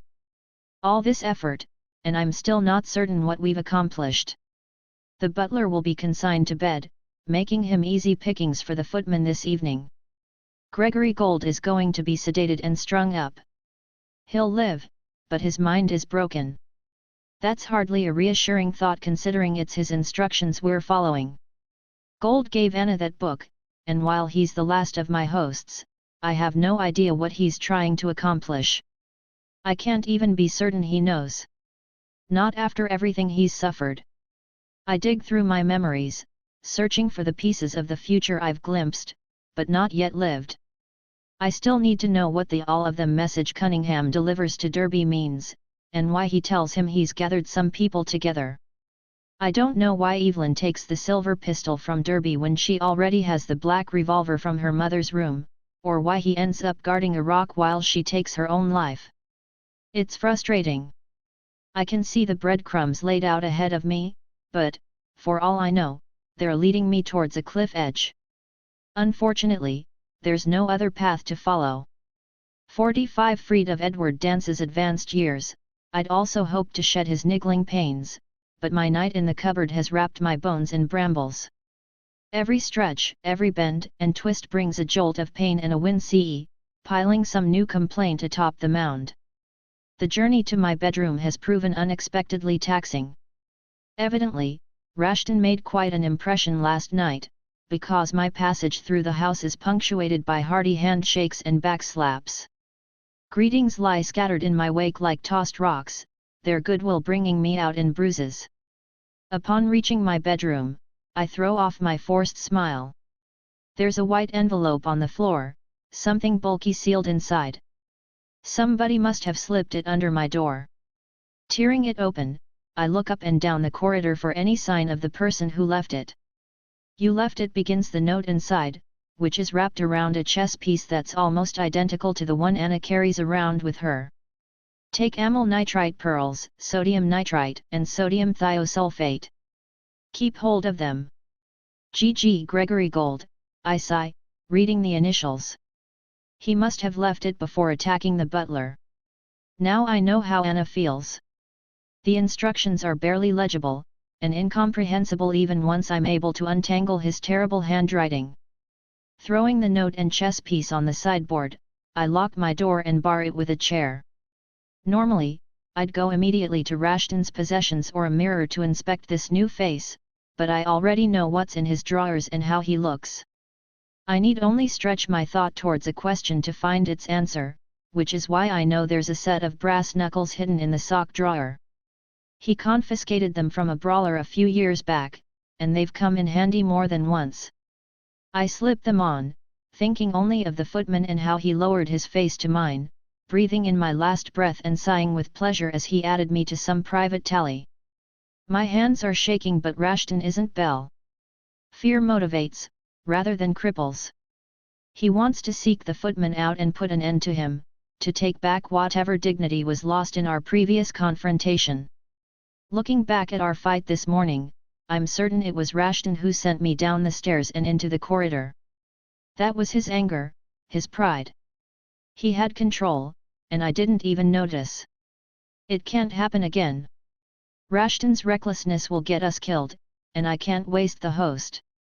If I'm to get myself and Anna out of this mess, I need to get ahead of the footman, rather than constantly trailing behind him, and I think I know somebody who can help, though they won't be easy to convince. Taking off the brass knuckles, I fill the sink and begin washing in front of the mirror. Rashton's a young man, though not quite as young as he pictures himself, tall, strong, and remarkably handsome. Freckles are splashed across his nose, honey-colored eyes, and short blonde hair suggesting a face spun out of sunlight. About the only note of imperfection is an old bullet scar on his shoulder, the ragged line long faded. The memory would give itself to me if I asked, but I've enough pain without inviting another man's misery into my mind. I'm wiping my chest, when the door handle rattles, causing me to snatch up the brass knuckles. "Jim, are you in there? Somebody's locked the door." It's a woman's voice, husky and dry. Putting on a fresh shirt, I pull away the chair and unlock the door to find a confused-looking young woman on the other side, her fist raised for another knock. Blue eyes peer at me from beneath long eyelashes, a dash of red lipstick the only color on a glacial face. She's in her early 20s with thick black hair tumbling over a crisp white shirt tucked into jodhpurs, her presence immediately setting Rashton's blood racing. "Grace," my host shoves the name onto my tongue, and plenty more besides. I'm boiling in a stew of adoration, elation, arousal, and inadequacy. "Have you heard what that damn fool brother of mine has done?" she says, barging past me. "I suspect I'm about to. He borrowed one of the cars last night," she says, flinging herself onto the bed. "Woke the stablemaster at 2 in the morning dressed like a rainbow and took off for the village. She's got it all wrong, but I have no way of salvaging her brother's good name. It was my decision to take the car, to flee the house and make for the village. At this moment, poor Donald Davies is asleep on a dirt road where I abandoned him, and my host is trying to drag me out of the door after him. His loyalty is almost overpowering, and searching for a reason I'm immediately beset by horrors. Rashton's affection for Donald Davies was molded amid the mud and blood of the trenches. They went to war as fools and came back brothers, each of them broken in places only the other could see. I can feel his anger at my treatment of his friend. Or perhaps I'm just angry at myself. We're so jumbled together, I can no longer tell. "It's my fault," says Grace, crestfallen. "He was going to buy more of that poison from Belle, so I threatened to tell Daddy. I knew he was angry with me, but I didn't think he'd run off." She sighs helplessly. "You don't think he's done something foolish, do you?" "He's fine," I say reassuringly, sitting down next to her. "He's got the wind up, that's all." "I wish we'd never met that damn doctor," she says, smoothing the creases from my shirt with the flat of her hand. "Donald hasn't been the same since Bell turned up with his trunk of tricks. It's that damnable laudanum, it's got hold of him. I can barely talk to him anymore. I wish there was something we could," her words run smack bang into an idea. I can see her standing back from it wide-eyed, following it from start to finish like a horse she's backed in the Derby. "I need to go and see Charles about something," she says abruptly, kissing me on the lips before darting into the corridor. She's gone before I can respond, the door hanging open in her wake. I stand up to close it, hot, bothered and not a little confused. On the whole, things were simpler when I was in that cupboard. 46 Step by slow step, I proceed down the corridor, poking my head into every bedroom before allowing myself to walk past it. I'm wearing the brass knuckles, and jumping at every noise and shadow, wary of the assault I'm certain is coming, knowing I can't beat the footman should he catch me unawares. Pushing aside the velvet curtain blocking the corridor, I pass into Blackheath's abandoned east wing, a sharp wind stirring drapes that slap the wall like slabs of meat hitting a butcher's counter. I don't stop until I reach the nursery. Derby's unconscious body isn't immediately obvious, as it's been dragged into the corner of the room, out of sight of the door and behind the rocking horse. His head is a mess of congealed blood and broken pottery, but he's alive and well hidden. Considering he was attacked coming out of Stanwin's bedroom, Whoever was responsible obviously had enough of a conscience to keep the blackmailer from finding and killing him, but not enough time to take him anywhere safer. I quickly rifle through his pockets, but everything he took from Stanwin has been stolen. I didn't expect otherwise, but as he is the architect of so many of the house's mysteries, it was worth a try. Leaving him sleeping, I continue on to Stanwin's rooms at the end of the passage. Surely only fear could have pushed him into this misbegotten corner of the house, so far from the meagre comforts afforded by the rest of Blackheath. By that criterion though, he's chosen well. The floorboards are his spies, screaming my approach with every step, and the long corridor offers only one way in and out. The blackmailer clearly believes himself surrounded by enemies, a fact which I may be able to exploit. Passing through the reception room, I knock on Stanwin's bedroom door. A strange silence greets me, the din of somebody trying to be quiet. It's Constable Jim Rashton, I call through the wood, putting the brass knuckles away. I need to speak with you. The declaration is met with a flurry of sounds. Steps go lightly across the room, a drawer scrapes, something is lifted and moved, before finally a voice creeps around the door frame. "Come in," says Ted Stanwin. He's sitting on a chair, a hand stuck inside his left boot, which he's brushing with a soldier's vigor. I shiver a little, rocked by a powerful sense of the uncanny. The last time I saw this man, he was dead on a forest floor and I was going through his pockets. Blackheath's picked him up and dusted him off, winding his key so he can do it all again. If this isn't hell, the devil is surely taking notes. I look past him. His bodyguard is sleeping deeply on the bed, breathing noisily through his bandaged nose.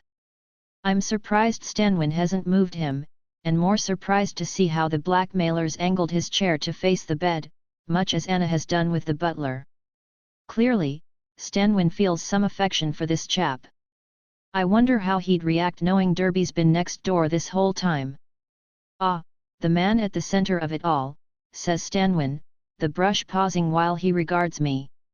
"I'm afraid you have me at a loss," I say, confused. "I wouldn't be a very good blackmailer if I didn't," he says, gesturing towards a rickety wooden chair by the fire.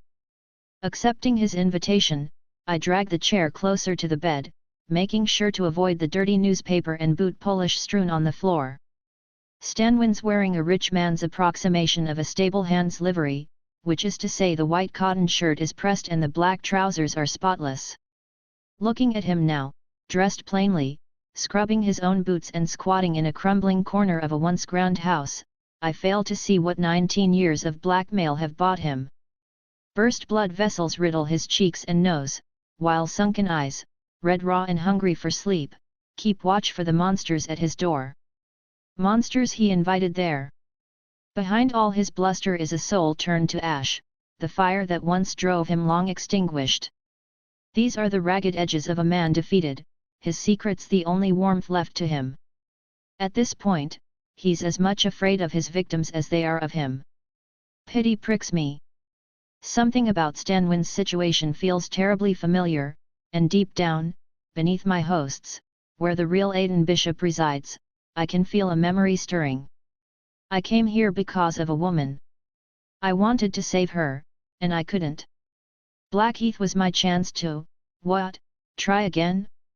What did I come here to do? Leave it alone. Let's state facts plainly, says Stanwin, looking at me steadily. You're in league with Cecil Ravencourt, Charles Cunningham, Daniel Coleridge, and a few others, the lot of you fishing around a murder that happened 19 years ago. My prior thoughts scatter. Oh, don't look so shocked, he says, inspecting a dull spot on his boot. Cunningham came asking questions early this morning on behalf of that fat master of his, and Daniel Coleridge was sniffing around a few minutes after that. Both of them wanted to know about the man I shot when I chased Master Hardcastle's murderer off. Now here you are. Ain't hard to see what you're up to, not if you've 2 eyes and a brain behind them. He glances at me, the facade of nonchalance slipping to reveal the calculation at its foundation.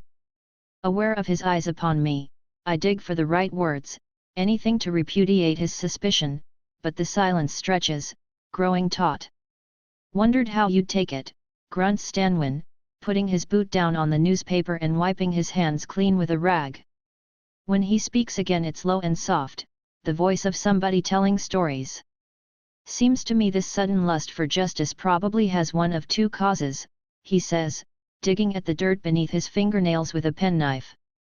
Either Ravencourt's caught the whiff of scandal and he's paying you to look into it for him, or you think there's a big case waiting to be solved that will put you in the papers and make your name. He sneers at my silence. Look, Rashton, you don't know me or my business, but it knows men like you. You're a working-class plod walking out with a rich woman you can't afford.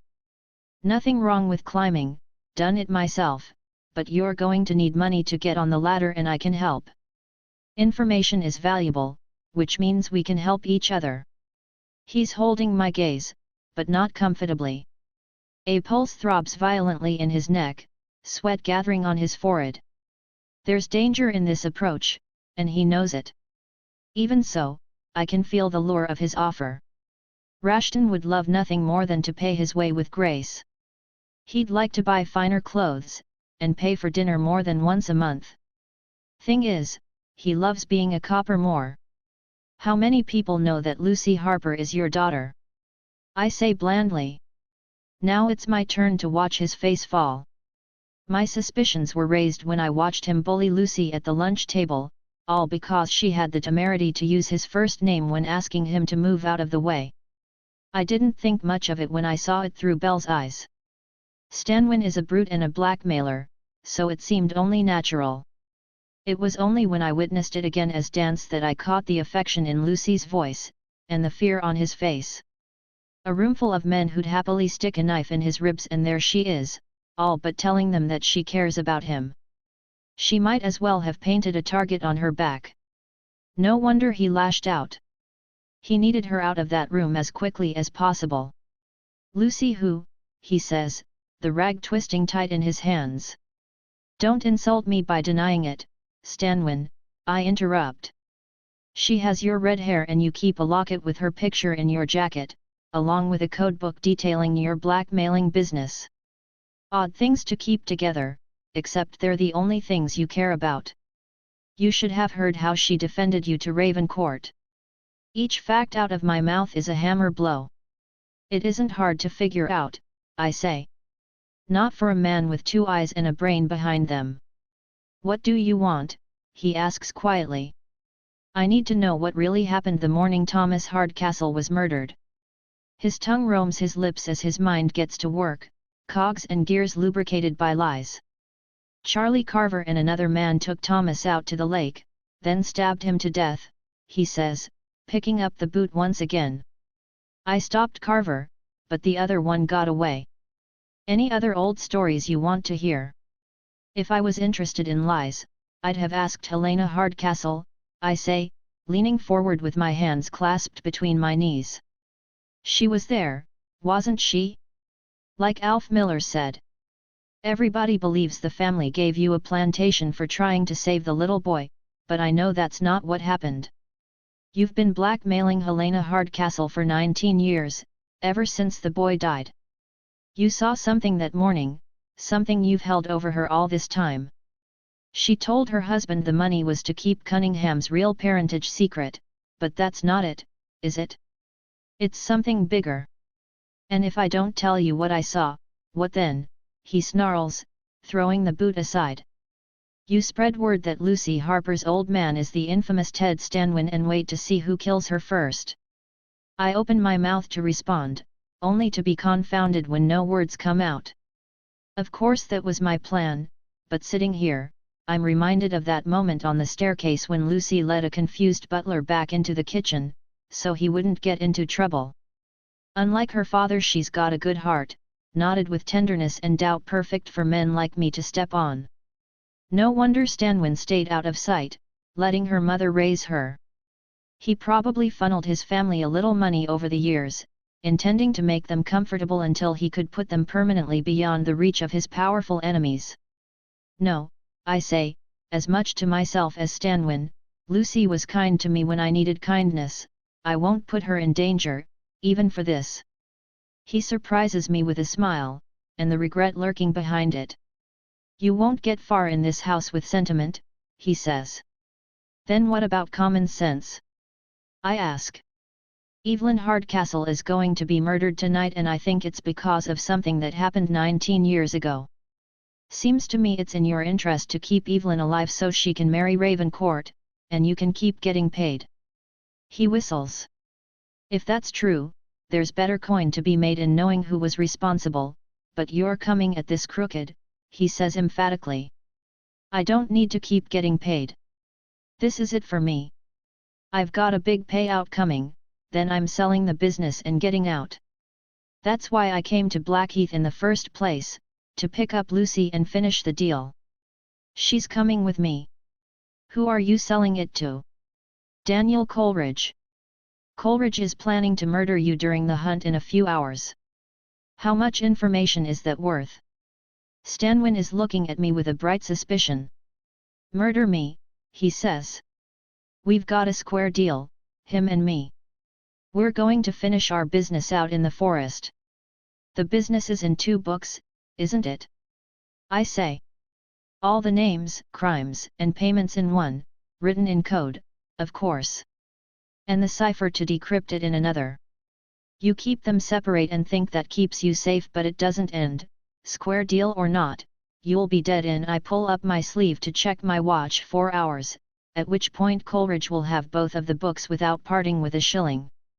For the first time, Stanwin looks uncertain. Reaching over to the drawer in his bedside table, he removes a pipe and a small pouch of tobacco, which he packs into the pipe's bowl. Scraping away the excess, he circles the burning match across the leaves, taking a few puffs to draw the flame.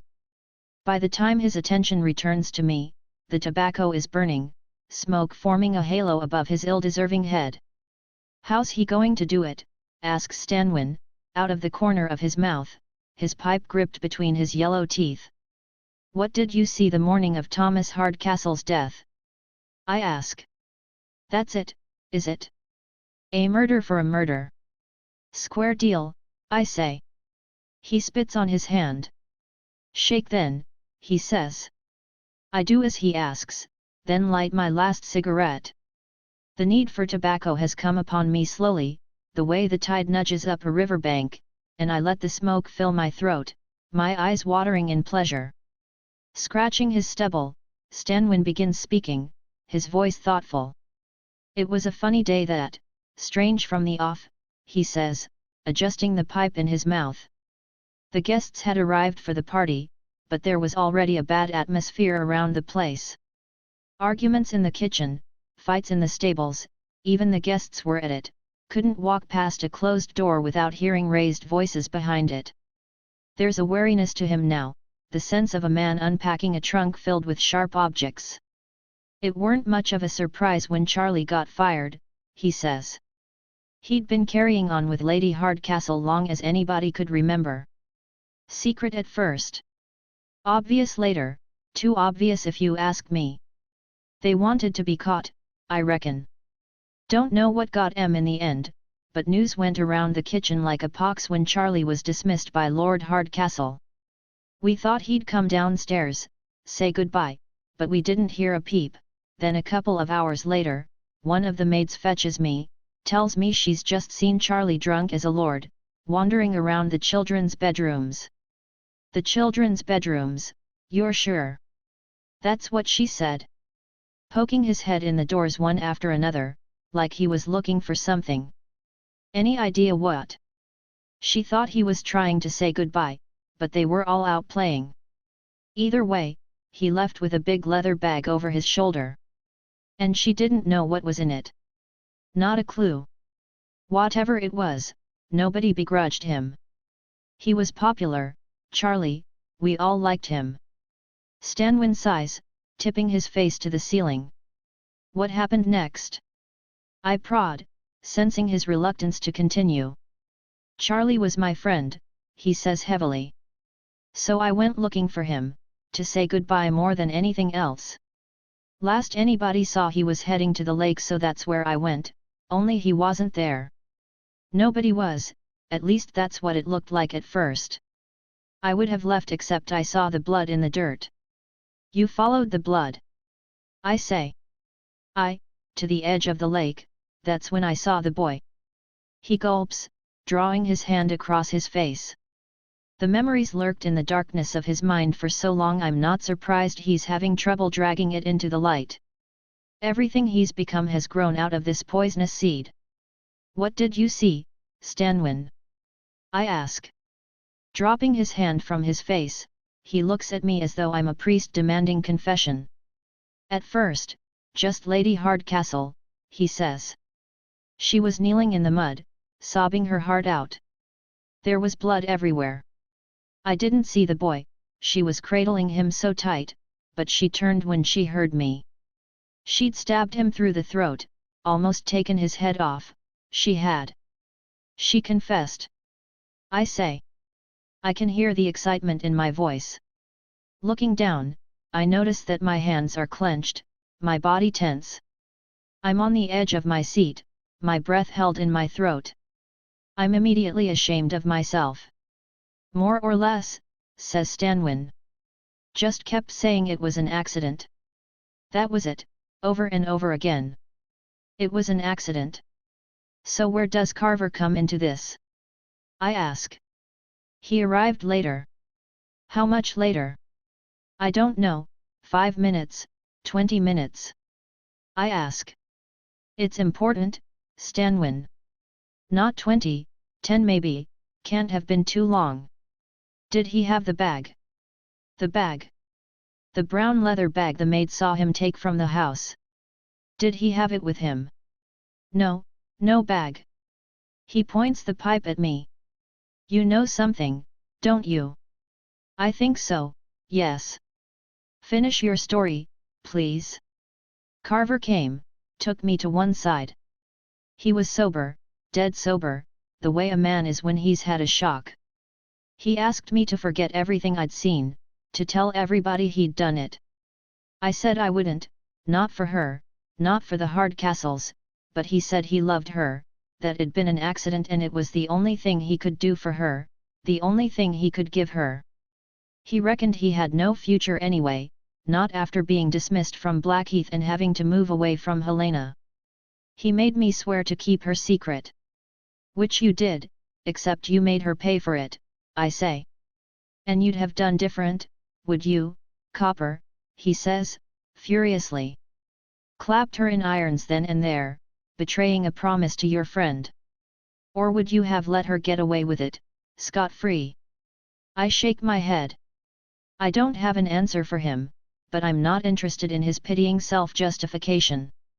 There's only 2 victims in this story, Thomas Hardcastle and Charlie Carver, a murdered child and a man who walked to the gallows to protect the woman he loved. It's too late for me to help either of them, but I'm not going to let the truth stay buried any longer. It's done enough damage already. 47 bushes rustle, twigs cracking underfoot. Daniel's moving through the forest quickly, making no attempt at stealth. He has no need. My other hosts are all occupied, and nearly everybody else is either on the hunt, or in the sunroom. My heart is racing. He slipped out of the house after speaking with Belle and Michael in the study, and I've been following him for the last 15 minutes, picking my way silently through the trees. I remember him missing the start of the hunt and having to catch up with Dance, and I'm curious what kept him. Hopefully, this errand will shed more light on his plans. The trees break suddenly, giving way to an ugly clearing. We're not far from the lake, and I can just about see the water away to my right. The footman's pacing in circles like a caged animal, and I have to duck behind a bush to keep from being seen. Make it quick, says Daniel, approaching him. The footman punches him on the chin. Staggering backwards, Daniel straightens, inviting a second blow with a nod of his head. This one crunches into his stomach, and is followed by a cross that knocks him to the ground. More? Asks the footman, looming over him. That's enough, says Daniel, dabbing his split lip. Dance needs to believe we fought, not that you nearly killed me. They're working together. Can you catch them, says the footman, helping Daniel off the ground. The hunters have a good head start.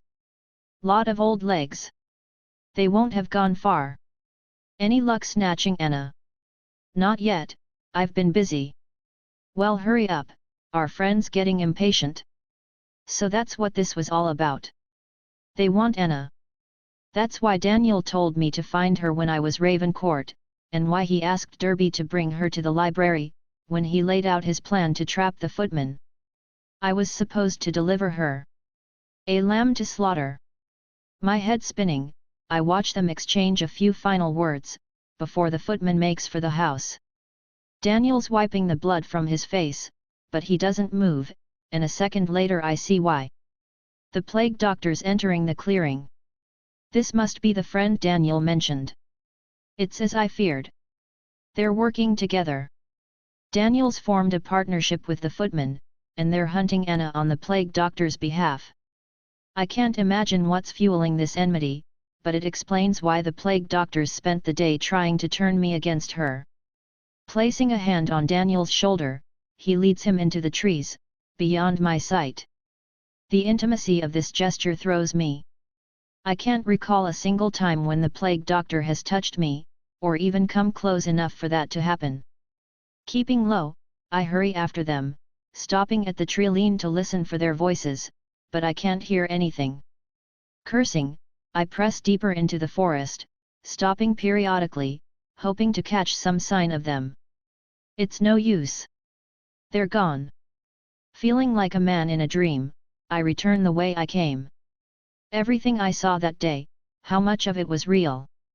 Was anybody who they claimed to be? I believed Daniel and Evelyn were my friends, the plague doctor was a madman, and that I was a doctor called Sebastian Bell, whose biggest problem was memory loss. How could I know those were merely starting positions in a race nobody had told me I was running? It's the finishing line you should be concerned with. The graveyard, I say out loud. Daniel believes he'll capture Anna there, and I have no doubt he'll have the footman with him when he tries. That's where this will end, and I need to be ready. I've arrived at the wishing well, where Evelyn received the note from Felicity that first morning. I'm eager to put my plan into action, but instead of heading for the house, I instead turn left, towards the lake. This is Rashton's doing. It's instinct. A copper's instinct. He wants to see the scene of the crime while Stanwin's testimony is still fresh in my mind. The trail is overgrown, trees leaning in on either side, their roots writhing up through the ground. Brambles snag my trench coat, rain spilling off leaves, until finally I emerge on the lake's muddy banks. I've only ever seen it at a distance, but it's much bigger up close, with water the color of mossy stone, and a couple of skeletal rowing boats tethered to a boathouse that's crumbling to firewood on the far right bank. A bandstand sits on an island at the center, the peeling turquoise roof and wooden frame battered by the wind and rain. No wonder the Hardcastles chose to leave Blackheath. Something evil happened here and it haunts the lake still. Such is my unease I almost turn on my heel, but a greater part of me needs to make sense of what happened here 19 years ago, and so I walk the length of the lake, circling it twice, much as a coroner might circle a body on his slab. An hour passes. My eyes are busy, but they stick to nothing. Stanwin's story seems cut and dried, but it doesn't explain why the past is reaching up to claim another Hardcastle child. It doesn't explain who's behind it, or what they hope to gain. I thought coming here would bring some clarity, but whatever the lake remembers, it has little interest in sharing. Unlike Stanwin it cannot be bartered with, and unlike the stablemaster it cannot be bullied. Cold and wet, I might be tempted to give up, but Rashton is already tugging me towards the reflecting pool. The policeman's eyes aren't soft like my other hosts. They seek the edges, the absences. My memories of this place aren't enough for him, he needs to see it all afresh. And so, hands deep in my pockets, I arrange myself at the edge of the water, which is high enough to touch the bottom of my shoes. A light rain is rippling the surface, plinking against thick patches of floating moss. At least the rain is constant. It's tapping Bell's face as he walks with Evelyn, and the windows of the gatehouse where the butler sleeps and gold is strung up. Ravencourt's listening to it in his parlour, wondering where Cunningham has got to, and Derby, well, Derby's still unconscious, which is the best thing for him. Davies is collapsed on the road, or maybe walking back. Either way, he's getting wet. As is Dance, who's traipsing through the forest, a shotgun slung over his arm, wishing he was anywhere else. As for me, I'm standing exactly where Evelyn will stand tonight, where she'll press a silver pistol to her stomach and pull the trigger. I'm seeing what she'll see. Trying to understand. The murderer found a way to force Evelyn to commit suicide, but why not have her shoot herself in her bedroom out of sight? Why bring her out here during the middle of the party? So everybody would see. Then why not the middle of the dance floor, or the stage? I mutter. All this, it's too theatrical. Rashton's worked on dozens of murders. They aren't stage managed, they're immediate, impulsive acts. Men crawl into their cups after a hard day's work, stirring the bitterness settled at the bottom. Fights break out, wives grow tired of their black eyes and pick up the nearest kitchen knife. Death happens in alleys and quiet rooms with doilies on the tables. Trees fall, people are crushed, tools slip. People die the way they've always died, quickly, impatiently or unluckily, not here, not in front of 100 people in ball gowns and dinner jackets. What kind of mind makes theatre of murder? Turning back towards the house, I try to recall Evelyn's route to the reflecting pool, remembering how she drifted from flame to darkness, wobbling as if drunk. I remember the silver pistol glinting in her hand, the shot, the silence, and then the fireworks as she tumbled into the water. Why take two guns when one will do? A murder that doesn't look like a murder. That's how the plague doctor described it, but what if? My mind gropes at the edges of a thought, teasing it forward out of the dimness. An idea emerges, the queerest of ideas. The only one that makes sense. I'm startled by a tap on my shoulder, almost sending me stumbling into the reflecting pool. Thankfully, Grace catches hold of me, pulling me back into her arms. It's not, I must admit, an unpleasant predicament, especially when I turn around to meet those blue eyes, looking up at me with a mixture of love and bemusement. "What on earth are you doing out here?" she asks. "I've been searching for you all over. You missed lunch." There's concern in her voice. She holds my gaze, searching my eyes, though I have no idea what she's looking for. "I came for a walk," I say, trying to slip free of her worry. And I started imagining what this place must have been like in its pomp. Doubt flickers on her face, but it vanishes in a blink of her glorious eyes as she slips an arm through mine, the heat of her body warming me up. "It's difficult to remember now," she says. "Every memory I have of this place, even the happy ones, are stained by what happened to Thomas." "Were you here when it happened?" "Have I never told you this?" she says, resting her head on my shoulder. "I suppose I wouldn't have, I was only young." "Yes, I was here, nearly everybody here today was." "Did you see it?" "Thank heavens, no," she says, aghast. Evelyn had arranged a treasure hunt for the children. I can't have been more than 7, same for Thomas. Evelyn was 10. She was all grown up, so we were her responsibility for the day. She grows distant, distracted by a memory taking flight. Of course, now I know she just wanted to go riding and not have to look after us, but at the time we thought her terribly kind. We were having a jolly time chasing each other through the forest looking for clues, when all of a sudden Thomas bolted off. We never saw him again. Bolted. Did he say why he was leaving, or where he was going? "You sound like the policeman who questioned me," she says, hugging me closer. "No, he didn't hang around for questions. He asked after the time and left." "He asked the time?" "Yes, it was like he had somewhere to be." "And he didn't tell you where he was going?" "No." "Was he acting strangely? Did he say anything odd?" "Actually, we could barely get a word out of him," she says. He'd been in a strange mood all week, come to think of it, withdrawn, sulky, not like him at all. What was he normally like? She shrugs. A pest most of the time. He was at that age. He liked to tug our ponytails, and scare us. He'd follow us through the woods, then jump out when we least expected it. But he'd been acting strangely for a week. I say. Are you certain that's how long it had been? Well, that's how long we were at Blackheath before the party, so yes. She's shivering now, peering up at me. What's that mind of yours got hold of, Mr. Rashton? She asks. Got hold of? I can see the little crease. She taps the spot between my eyebrows you get when something's bothering you. I'm not sure yet.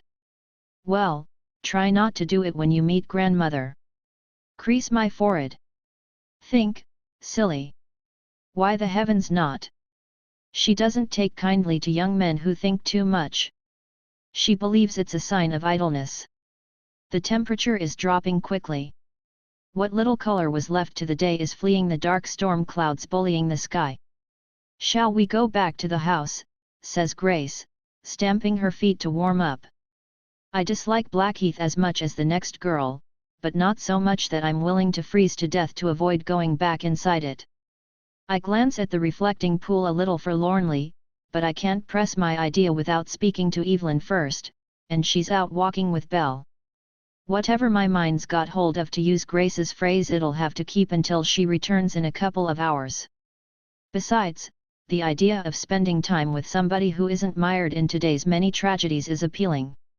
Our shoulders pressed together, we make our way back to the house, arriving in the entrance hall in time to see Charles Cunningham trotting down the steps.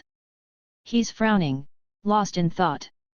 Are you quite all right, Charles? Says Grace, drawing his attention.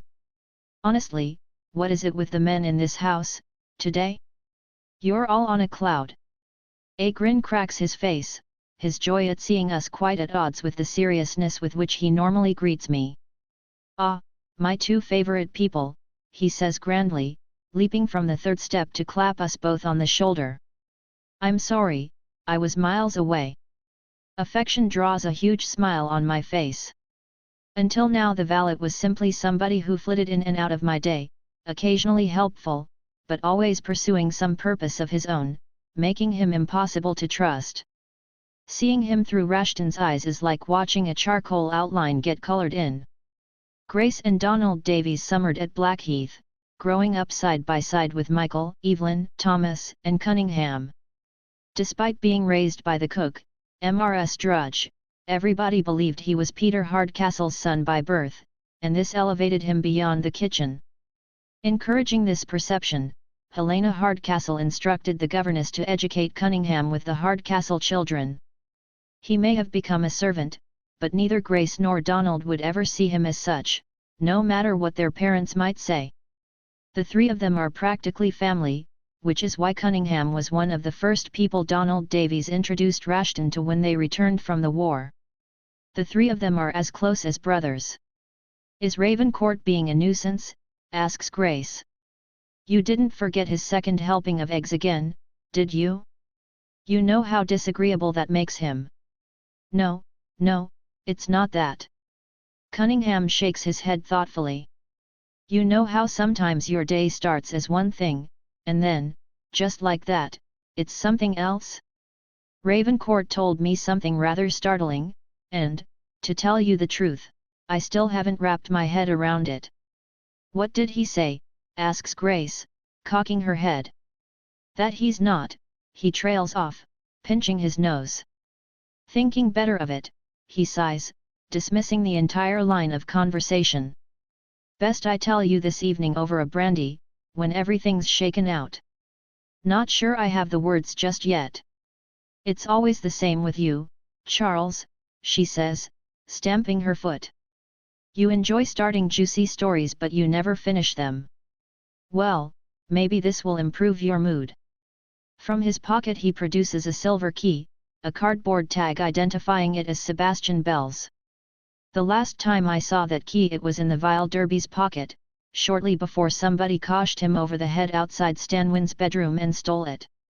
I can feel myself being slotted into place, a cog in a massive ticking clock, propelling a mechanism I'm too small to understand. You found it for me, says Grace, clapping her hands together. He beams at me. Grace asked me snatch a spare key to Belle's bedroom from the kitchen so we could steal his drugs, he says, dangling the key from his finger. I went one better, and found the key to his trunk. It's childish, but I want Belle to suffer the way Donald is suffering, she says, her eyes glittering viciously.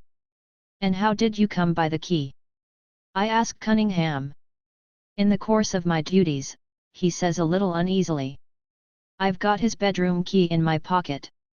All those little vials dropped in the lake, can you imagine? Not the lake, says Grace, making a face. It's bad enough coming back to Blackheath, but I won't go anywhere near that awful place. There's the well, I say, out by the gatehouse. It's old and deep. If we drop the drugs down there, nobody will ever find them. Perfect, says Cunningham, rubbing his hands together gleefully. Well, the good doctor has gone for a walk with Miss Hardcastle, so I should say this is as good a time as any. Who's up for a little daylight robbery? 48 Grace keeps watch by the door as Cunningham and I slip into Belle's bedroom, nostalgia painting everything in cheerful colors. After wrestling with the domineering natures of my other hosts, my attitude towards Belle has softened considerably. Unlike Derby, Ravencourt, or Rashton, Sebastian Bell was a blank canvas, a man in retreat, even from himself. I poured into him, filling the empty spaces so completely I didn't even realize he was the wrong shape. In an odd way, he feels like an old friend. Where do you think he keeps the stuff? Cunningham asks, closing the door behind us. Though I know perfectly well where Belle's trunk is, I feign ignorance, giving myself the opportunity to wait about in his absence for a little while, enjoying the sensation of walking back into a life I once inhabited. Cunningham uncovers the trunk soon enough though, engaging my help to drag it out of the wardrobe, making a terrible racket as he scrapes it on the wooden floorboards. It's as well everybody's hunting as the noise could wake the dead. The key fits perfectly, the latch springing open on well-oiled hinges to reveal an interior stuffed to bursting with brown vials and bottles arranged in neat rows. Cunningham has brought a cotton sack and, kneeling either side of the trunk, we begin filling it with Belle's stash. There are tinctures and concoctions of every sort and not merely those designed to put a foolish smile on the face. Among the dubious pleasures is a half-empty flask of strychnine, the white grains looking for all the world like large chunks of salt. Now what's he doing with that? Bell will sell anything to anyone, won't he, says Cunningham with a tut, plucking the flask from my hand and dropping it into the sack. Not for much longer, though. Plucking the bottles from the trunk, I remember the note gold pushed under my door, and the 3 things it demanded I pilfer. Thankfully, Cunningham's so enraptured by his task he doesn't notice me slipping the bottles into my pocket, or the chess piece I drop into the trunk. Amid all the plots, it seems an inconsequential thing to bother with, but I can still remember how much comfort it brought me, how much strength. It was a kindness when I needed one most, and it cheers me to be the one delivering it. Charles, I need you to tell me the truth about something, I begin. I've told you, I'm not getting between you and Grace, he says distantly, carefully filling his sack. Whatever you're arguing about this week, admit you're wrong and be grateful when she accepts your apology. He flashes me a grin, but it evaporates when he sees my grim expression. What's wrong? He asks. Where did you get the key to the trunk? I reply. If you must know, one of the servants gave it to me, he says, avoiding my gaze as he continues to pack. No, they didn't, I say, scratching my neck. You took it off Jonathan Derby's body after you coshed him over the head. Daniel Coleridge hired you to steal Stanwin's blackmail ledger, didn't he? That's nonsense, he says. Please, Charles, I say, my voice rough with emotion. I've already spoken with Stanwin. Rashton has counted on Cunningham's friendship and counsel many times over the years, and watching him squirm under the spotlight of my questioning is unbearable. I didn't mean to hit him, says Cunningham, shamefaced. I'd just put Ravencourt into his bath and was going for my breakfast when I heard a commotion on the stairs. I saw Derby hare into the study with Stanwin on his tail. I thought I could slip into Stanwin's room while everybody was distracted and grab the ledger, but the bodyguard was in there, so I hid in one of the rooms opposite, waiting to see what would happen. You saw Dickie give the bodyguard a sedative, and then Derby find the ledger, I say. You couldn't let him walk out of there with it. It was too valuable. Cunningham nods eagerly. Stanwin knows what happened that morning, he knows who really killed Thomas, he says. He's been lying all this time. It's in that ledger of his. Coleridge is going to decipher it for me and then everybody will know my father, my real father, is innocent. Fear swells in his eyes. Does Stanwin know about the bargain I struck with Coleridge?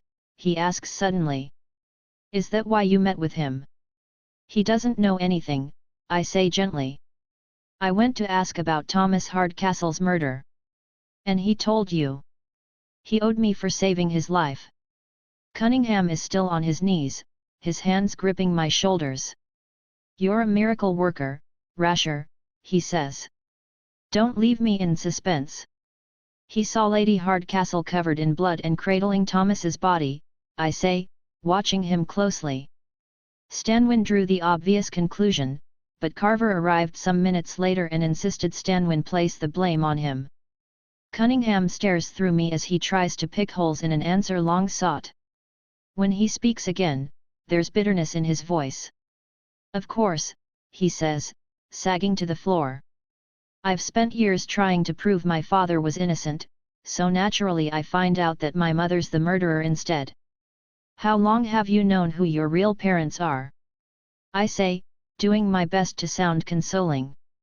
Mother told me when I turned 21, he says. She said my father wasn't the monster he was accused of being, but would never explain why. I've spent every day since then trying to work out what she meant. You saw her this morning, didn't you? I took her tea, he says gently. She drank it in bed while we spoke. I used to do the same thing when I was a child. She'd ask after my happiness, my education. She was kind to me. It was my favorite time of the day. And this morning? I assume she didn't mention anything suspicious. About murdering Thomas? No, it didn't come up, he says sarcastically. I meant anything out of character, unusual. Out of character, he snorts. She's barely been in character for a year, or more. Can't keep up with her. 1 minute she's giddy, the next she's in tears. A year, I say thoughtfully. Ever since she visited Blackheath on the anniversary of Thomas's death. It was after that visit she turned up on Michael's doorstep raving about clothes. Yes, maybe, he says, tugging an earlobe. I say, you don't think it all got on top of her, do you? The guilt I mean. That would explain why she's been acting so queer. Maybe she's been building up her courage to finally confess. It would certainly make sense of her mood this morning. Why, what did you speak about? She was calm, actually. A touch distant. She talked about putting things right, and how she was sorry I'd had to grow up ashamed of my father's name. His face falls. That's it, isn't it? She means to confess at the party tonight.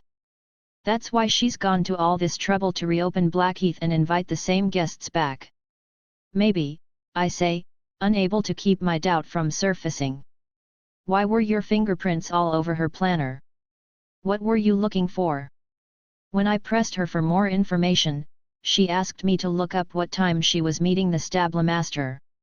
She said she'd be able to tell me more after that, and I should come by the stables. I waited, but she never arrived. I've been looking for her all day, but nobody's seen her. Maybe she's gone to the village. I ignore that. Tell me about the stable hand who went missing, I say. You asked the stable master about him. Nothing to tell really. A few years back I got drunk with the inspector who investigated Thomas's murder. He never believed my father Carver, did it, mainly because this other boy, Keith Parker, had gone missing a week earlier while my father was in London with Lord Hardcastle, and he didn't like the coincidence. The inspector asked around after the boy, but nothing came of it. By all accounts, Parker upped and left without a word to anybody, and never came back. They never found a body, so couldn't disprove the rumor that he'd run away. Did you know him? Vaguely, he used to play with us sometimes, but even the servants' children had jobs to do around the house. He worked in the stables most of the time. We rarely saw him. Catching my mood, he looks at me inquisitively. Do you really think my mother's a murderer? He says. That's what I need your help to find out, I say. Your mother entrusted Mrs. Drudge to raise you, yes? Does that mean they were close? Very close. Mrs. Drudge was the only other person who knew about my real father before Stanwin found out. Good, I'm going to need a favor. What sort of favor? 2 favors actually, I say. I need Mrs. Drudge to. Oh. I've just caught up to my past. The answer to a question I was about to ask has already been delivered to me. Now I need to make sure it happens again. Cunningham waves a hand in front of my face. You quite all right, Rasher? You seem to have come over a bit queer. Sorry, old chap, I got distracted, I say, batting away his confusion. As I was saying, I need Mrs. Drudge to clear something up for me, and then I need you to gather a few people together. When you're done, find Jonathan Derby and tell him everything you've discovered. Derby? What's that scoundrel got to do with this? The door opens, Grace poking her head inside the room. For heaven's sake, what's taking so long? She asks. If we wait any longer, we're going to have to run Belle a bath and pretend we're servants. 1 more minute, I say, laying my hand on Cunningham's arm. We're going to put this right, I promise you. Now listen closely, this is important. 49 The cotton sack clinks as we walk, its weight conspiring with the uneven ground to continually trip me up, Grace wincing in sympathy at each stumble. Cunningham's run off to do my favor, Grace meeting his sudden departure with puzzled silence. I feel the urge to explain, but Rashton knows this woman well enough to know it's not expected. 10 minutes after Donald Davies introduced his grateful family to the man who'd saved his life during the war, it was clear to anybody with eyes and a heart that Jim Rashton and Grace Davies would one day be married. Undaunted by their different backgrounds, they spent that first dinner building a bridge out of affectionate barbs and probing questions, love blossoming across a table littered with cutlery Rashton couldn't identify. What was born that day has only grown since, the two of them coming to inhabit a world of their own making. Grace knows I'll tell the story when it's finished, when it's shored up with facts strong enough to support the telling.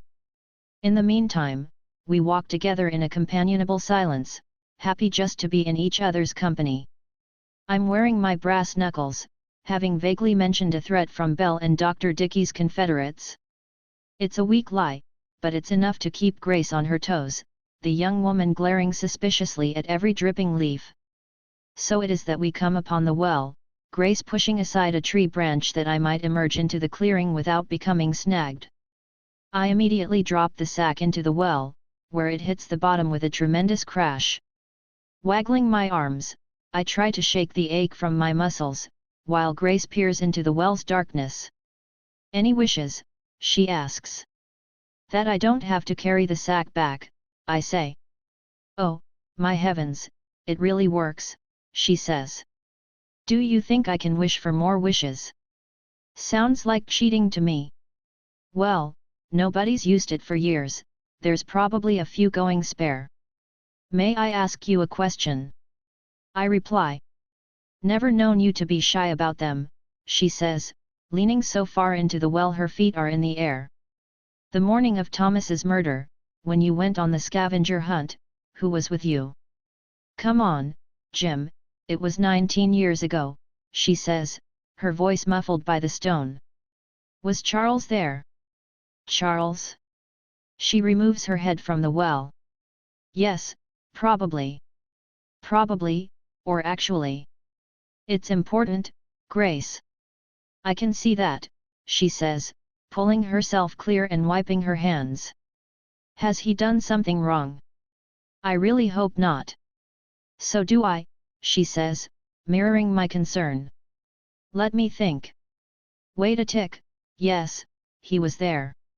He stole an entire fruitcake from the kitchen, I remember him giving me and Donald some. Must have driven Mrs. Drudge wild. What about Michael Hardcastle, was he there? Michael? Why, I don't know. A hand goes to a curl of hair, twisting it around her finger while she thinks. It's a familiar gesture, one that fills Rashton with such an overpowering love it's almost enough to push me aside completely. He was in bed, I think, she says eventually. Sick with something or other, one of those childish things. She takes my hand in both of her own, holding me fast in those beautiful blue eyes. Are you doing something dangerous, Jim? She asks. Yes. Are you doing it for Charles? Partly. Will you ever tell me about it? Yes, when I know what needs to be said.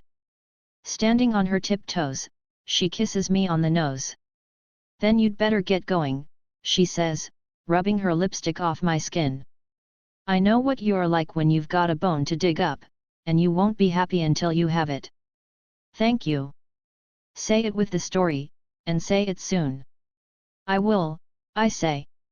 It's Rashton who kisses her now. When I do wrestle this body back from him, I'm flushed and embarrassed, Grace grinning at me with a wicked glint in her eye. It's all I can do to leave her there, but for the first time since this began, I have my hands around the truth and unless I dig my fingers in, I'm worried it'll slip free. I need to talk to Anna. I make my way along the cobbled path around the rear of the gatehouse, shaking the rain from my trench coat before hanging it on the rack in the kitchen. Footsteps echo through the floor, heartbeats in the wood. A commotion's coming from the sitting room on my right, the place where Dance and his cronies met Peter Hardcastle this morning. My first assumption is that one of them has returned, but, opening the door, I find Anna standing over Peter Hardcastle, who slumped in the same chair I found him in earlier. He's dead. Anna, I say quietly. She turns to greet me, shock on her face. I heard a noise and came down, she says, gesturing at the body. Unlike myself, she's not spent the day wading through blood, and finding a body has hit her hard. Why don't you go splash some water on your face? I say, touching her lightly on the arm. I'll have a nose around. She nods at me gratefully, offering the body one last lingering look before hurrying out of the room. I can't say I blame her. His once handsome features are frightfully twisted, his right eye barely open, his left eye fully exposed. His hands are gripping the arms of the chair, his back arched in pain. Whatever happened here took his dignity and his life at the same time. My first thought would be heart attack, but Rashton's instincts make me cautious. I reach out to close his eyes, but can't bring myself to touch him. With so few hosts left, I'd rather not tempt death's gaze back towards me. There's a folded letter sticking out of his top pocket and, plucking it free, I read the message inside. I couldn't marry Ravencourt and I couldn't forgive my family for making me do so. They brought this on themselves. Evelyn Hardcastle. A draft is blowing in through an open window. Mud smears the frame, suggesting somebody made their escape through it. About the only note of disturbance I can see is a drawer that's been left hanging open. It's the one I rifled through as Dance, and sure enough, Peter's organizer is missing. First somebody tore a page out of Helena's planner and now they've taken Peter's. Something Helena did today is worth killing to cover up. That's useful information. Horrific, but useful. Putting the letter in my pocket, I poke my head out of the window, looking for some evidence of the murderer's identity. There's not much to see, aside from a few footsteps in the dirt, already washing away in the rain. From their shape and size, whoever fled the gatehouse was a woman in pointed boots, which might give the note some credence, except that I know Evelyn is with Belle. She couldn't have done this. I take a seat opposite Peter Hardcastle, as Dance did this morning. Despite the late hour, the memory of that gathering is still about the room. The glasses we drank from haven't been removed from the table and the cigar smoke still hangs in the air. Hardcastle's wearing the same clothes I last saw him in, meaning he never got changed for the hunt, so it's likely he's been dead for a couple of hours. One by one I dab my finger into the dregs of the drinks, tasting each of them with the tip of my tongue. They're all fine, except for Lord Hardcastle's. Behind the charred whiskey lies a subtle bitter taste. Rashton recognizes it immediately. "Strychnine," I say, staring into the victim's twisted, smiling face. He looks delighted by the news, as though he's sat here all this time waiting for somebody to tell him how he died. He'd probably also want to know who killed him. I have an idea about that, but for the moment an idea's all it is. "Is he telling you anything?" asks Anna, passing me a towel. She's still a little pale, but her voice is stronger, suggesting she's recovered from her initial shock. Even so, she keeps her distance from the body, arms wrapped tight around herself. "Somebody poisoned him with strychnine," I say. "Belle supplied it." "Belle? Your first host? You think he's tied up in all of this?" "Not willingly," I say, drying my hair. "He's too much of a coward to tangle himself up in murder.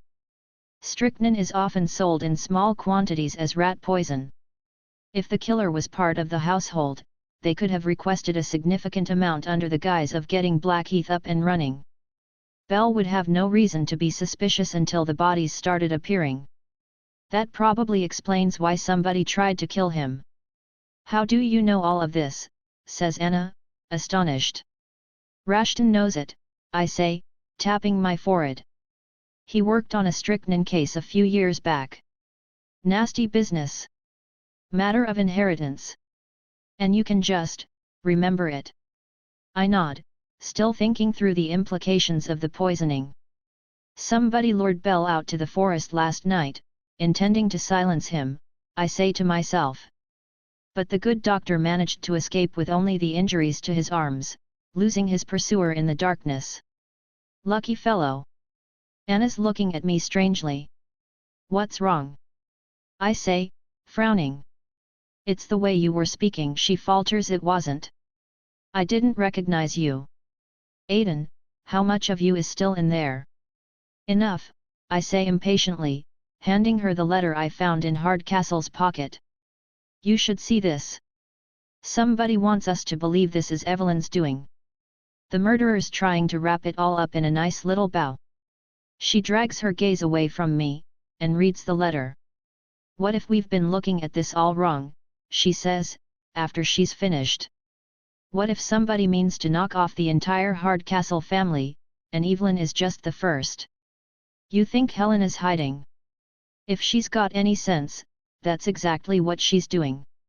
I let my mind bat the idea around for a while, trying to see it from every angle. Or at least, I try. It's too heavy. Too ponderous. I can't see what could be on the other side. "What do we next?" she asks. "I need you to tell Evelyn that the butler's awake and that he needs to speak with her, privately," I say, getting to my feet. "But the butler isn't awake, and he doesn't want to speak with her."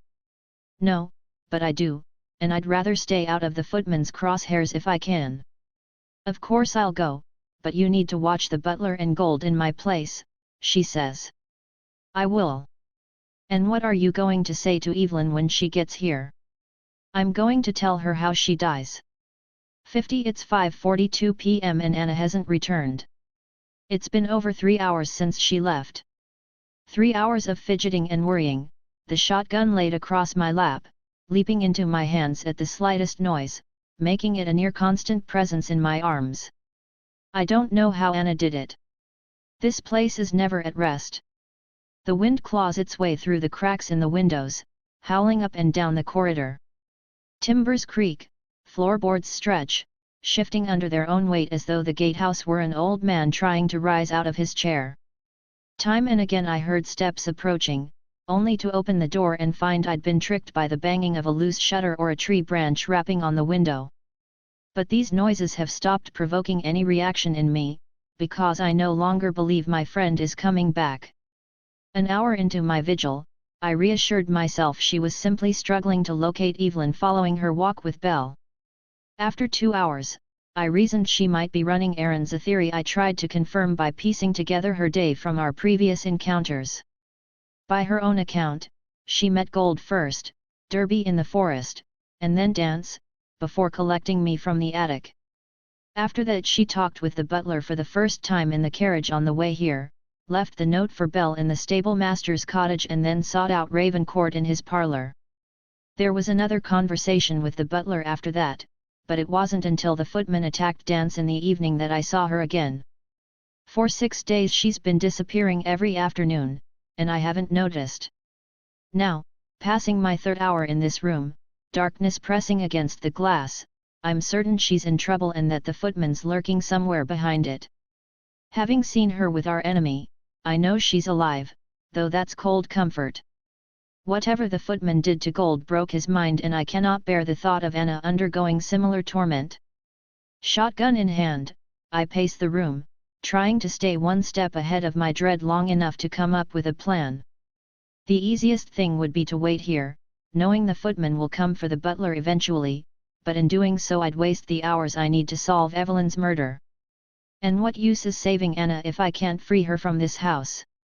As desperate as I feel, I must first attend to Evelyn and trust Anna to take care of herself while I do so. The butler whimpers, his eyes fluttering open. For a moment, we simply stare at each other, trading guilt and confusion. By leaving him and Gold unguarded, I'm condemning them to madness and death, but I can see no other way. As he falls asleep, I lay the shotgun on the bed by his side. I've seen him die, but I don't have to accept it. My conscience demands I give him a fighting chance, at the very least. Snatching my coat off the chair, I depart for Blackheath without a backward glance. Evelyn's messy bedroom is exactly as I left it, the fire burns so low there's barely any light to see by. Adding a few logs, I begin my search. My hand is shaking, though this time it's not Derby's lust at work, it's my own excitement. If I find what I'm looking for, I'll know who's responsible for Evelyn's death. Freedom will be within touching distance. Derby may have searched this room earlier, but he had neither Rashton's training nor his experience.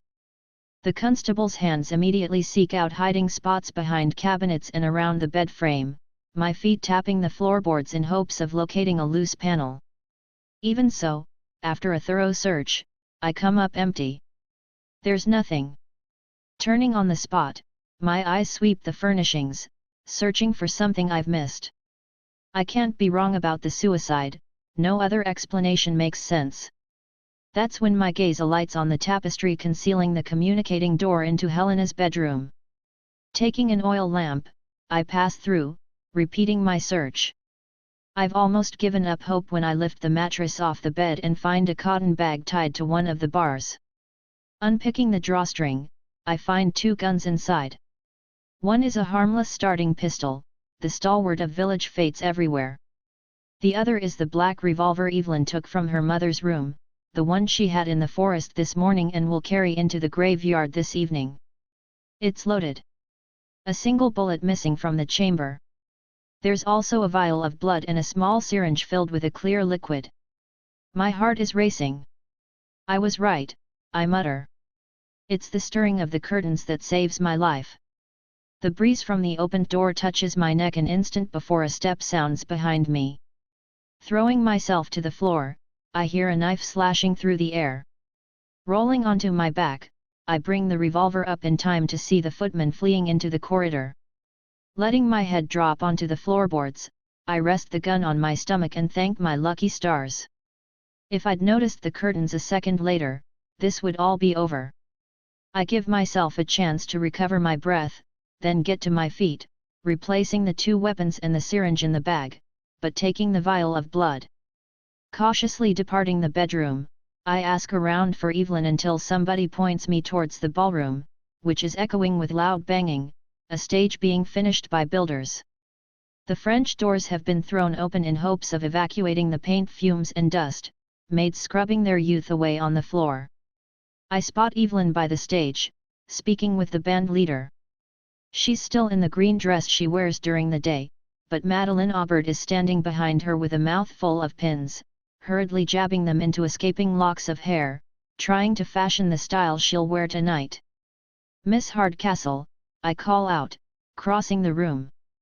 Dismissing the band leader with a friendly smile and a squeeze of the arm, she turns towards me.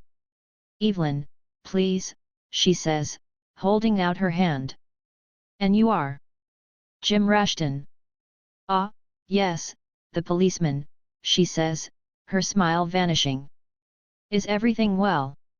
You look a little flushed."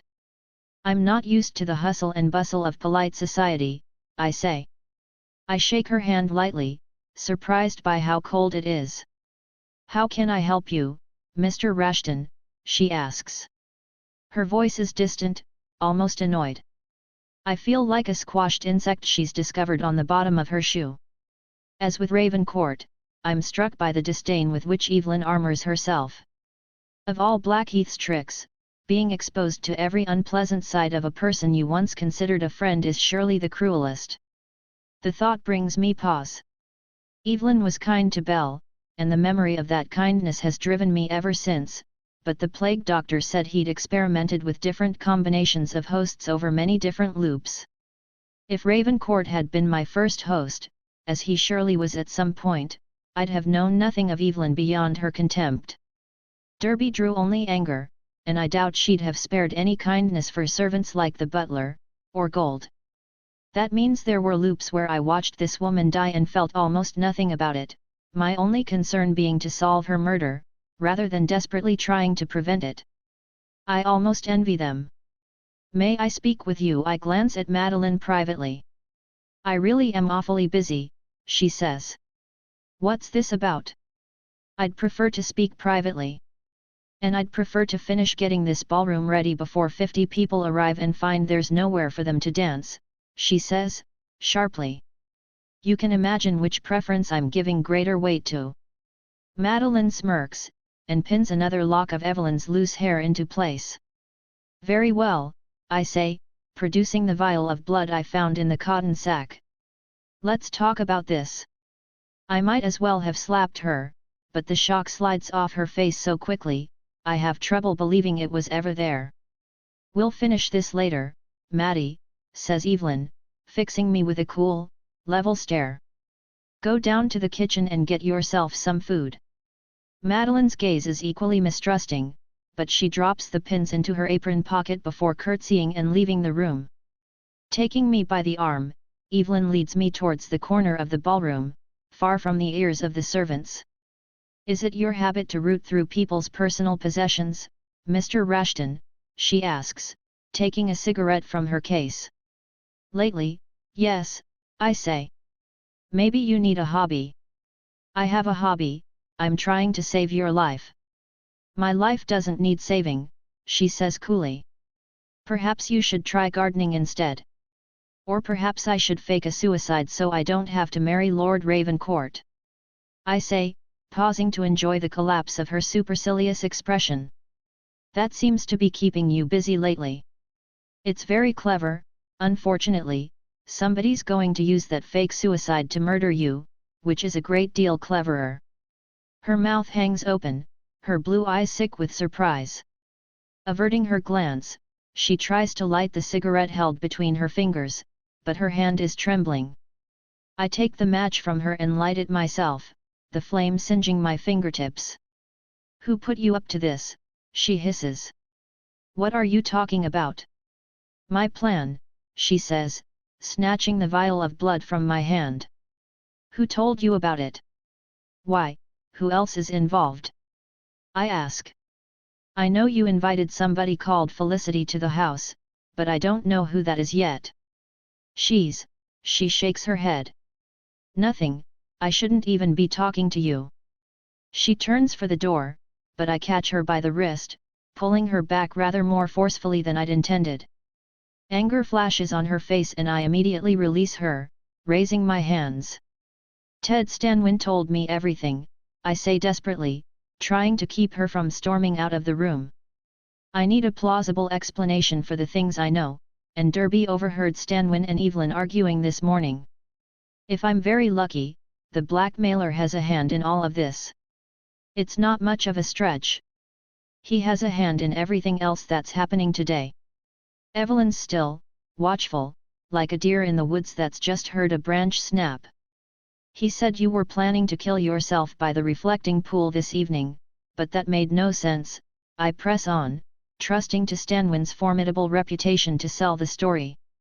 Forgive me for being blunt, Miss Hardcastle, but if you were serious about ending your life, you'd already be dead, not playing the dutiful hostess to people you despise. My second idea was that you wanted everybody to see it happen, but then why not do it in the ballroom, during the party? I couldn't make sense of it until I stood on the edge of the reflecting pool and realized how dark it was, how easily it could conceal something dropped into it. Scorn glitters in her eyes. And what is it you want, Mr. Rashton? Money. I'm trying to help you, I insist. I know you intend to go to the reflecting pool at 11 p.m., press a black revolver to your stomach and collapse into the pool. I know you won't actually pull the trigger of the black revolver and a starter's pistol will make the sound of the gunshot everybody hears, just as I know you plan to drop the starter's pistol into the water when you're done. The vial of blood will be hung from a long cord around your neck and will crack open when you hit it with the revolver, providing the gore. I'm guessing the syringe I found in the sack is filled with some combination of muscle relaxant and sedative to help you play dead, making it easy for Dr. Dickey, who I assume is being paid handsomely for his trouble to make it official on the death certificate, foregoing the need for an unpleasant inquest. One would imagine that a week or so after your death, you'll be back in France enjoying a nice glass of white wine. A couple of maids are carrying slopping buckets of dirty water towards the doors, their gossip coming to an abrupt halt as they notice us. They pass by with uncertain dips, Evelyn steering me further into the corner. For the first time, I see fear on her face. I admit I didn't want to marry Ravencourt and I knew I couldn't keep my family from forcing me into it unless I disappeared, but why would anybody want to kill me, she asks, the cigarette still trembling in her hand. I study her face for a lie, but I might as well be turning a microscope on a patch of fog. This woman has been lying to everybody for days. I wouldn't recognize the truth even if it did manage to escape her lips. I have certain suspicions but I need proof, I say. That's why I need you to go through with your plan. Go through with it, are you mad? She exclaims, lowering her voice as all eyes turn towards us. Why would I go through with it after what you've just told me? Because you won't be safe until we draw the conspirators out, and for that they need to believe their plan has succeeded. I'll be safe when I'm 100 miles from here. And how will you get there? I ask. What happens if the carriage driver is part of the plot, or a servant? Whispers carry in this house, and when the murderers get word you're trying to leave, they'll push forward with their plan and kill you. Believe me, running will only delay the inevitable. I can put a stop to it here and now, but only if you go along with it all. Point a gun at your stomach and play dead for half an hour. Who knows, you may even get to stay dead and escape Ravencourt as you planned. She has her hand pressed to her forehead, eyes squeezed shut in concentration. When she speaks again, it's in a quieter voice, somehow emptier. I'm caught between the devil and the deep blue sea, aren't I? She says. Very well, I'll go through with it, but there's something I need to know first. Why are you helping me, Mr. Rashton? I'm a policeman. Yes, but you're not a saint, and only a saint would put themselves in the middle of all this. Then consider it a favor to Sebastian Bell, I say. Surprise softens her expression. Bell? What on earth has the dear doctor got to do with this? I don't know yet, but he was attacked last night and I doubt it's a coincidence. Perhaps, but why is that your concern? He wants to be a better person, I say. That's a rare thing in this house. I admire it. As do I, she says, pausing to weigh up the man in front of her. Very well, tell me your plan, but first I want your word that I'll be safe. I'm putting my life in your hands, and that's not something I submit to without guarantee. How do you know my word is worth anything? I've been around dishonorable men my entire life, she says simply. You're not one of them. Now, give me your word. You have it. And a drink, she continues. I'm going to need a little courage to see this through. More than a little, I say. I want you to befriend Jonathan Derby. He has a silver pistol we'll be needing. 51 dinners being served, the guests taking their seats at the table, as I crouch in the bushes near the reflecting pool. It's early, but my plan depends on being the first person to reach Evelyn when she emerges from the house. I can't risk the past tripping me up. Rain drips from the leaves, icy cold on my skin. The wind stirs, my legs cramping. Shifting my weight, I realize I haven't eaten or taken a drink all day, which isn't ideal preparation for the evening ahead. I'm lightheaded and without anything to distract me I can feel every one of my hosts pressed up against the inside of my skull. Their memories crowd the edges of my mind, the weight of them almost too much to bear. I want everything they want. I feel their aches and am made timid by their fears. I'm no longer a man, I'm a chorus. Oblivious to my presence, 2 servants spill out of the house, their arms laden with wood for the braziers, oil lamps hanging from their belts. One by one they ignite the braziers, drawing a line of fire into the pitch-black evening. The last one is next to the greenhouse, the flames reflecting on the glass panels so that the entire thing seems to be ablaze. As the wind howls and the trees drip, Blackheath flickers and changes, following the guests as they make their way from the dining hall to their bedrooms and finally into the ballroom, where the band have taken to the stage, and the evening guests await. Servants open the French doors, music exploding outwards, tumbling across the ground and into the forest. Now you see them as I do, says the plague doctor, in a low voice. Actors in a play, doing the same thing night after night. He's standing behind me, mostly obscured by trees and bushes. In the uncertain light of the brazier, his mask appears to float in the gloom like a soul trying to tug free of its body. Did you tell the footman about Anna? I hiss. It's taking every ounce of self-control I have not to leap up and throttle him. I have no interest in either of them, he says flatly. I saw you outside the gatehouse with Daniel, then again near the lake, and now Anna's missing, I say. Did you tell him where to find her? For the first time, the plague doctor sounds uncertain. I assure you, I wasn't at either of those locations, Mr. Bishop. I saw you, I growl. You spoke with him. It wasn't, he trails off, and when he speaks again, it's with a spark of understanding. So that's how he's been doing it. I wondered how he knew so much. Daniel lied to me from the start, and you kept his secret. It isn't my place to interfere. I knew you'd see through him eventually. So why warn him about Anna? Because I worried that you wouldn't. The music stops sharply, and, checking my watch, I discover it's a few minutes before 11. Michael Hardcastle has silenced the orchestra to ask if anybody's seen his sister. There's movement by the side of the house, darkness stirred by darkness as Derby takes his position by the rock, following Anna's instructions. I wasn't in that clearing, Mr. Bishop, I promise you, says the plague doctor. I'll explain everything soon, but for the moment, I have my own investigation to undertake. He departs quickly, leaving only questions in his wake. If this were any other host, I'd run after him, but Rashton's a subtler creature, slow to startle, quick to think. For the moment, Evelyn's my only concern.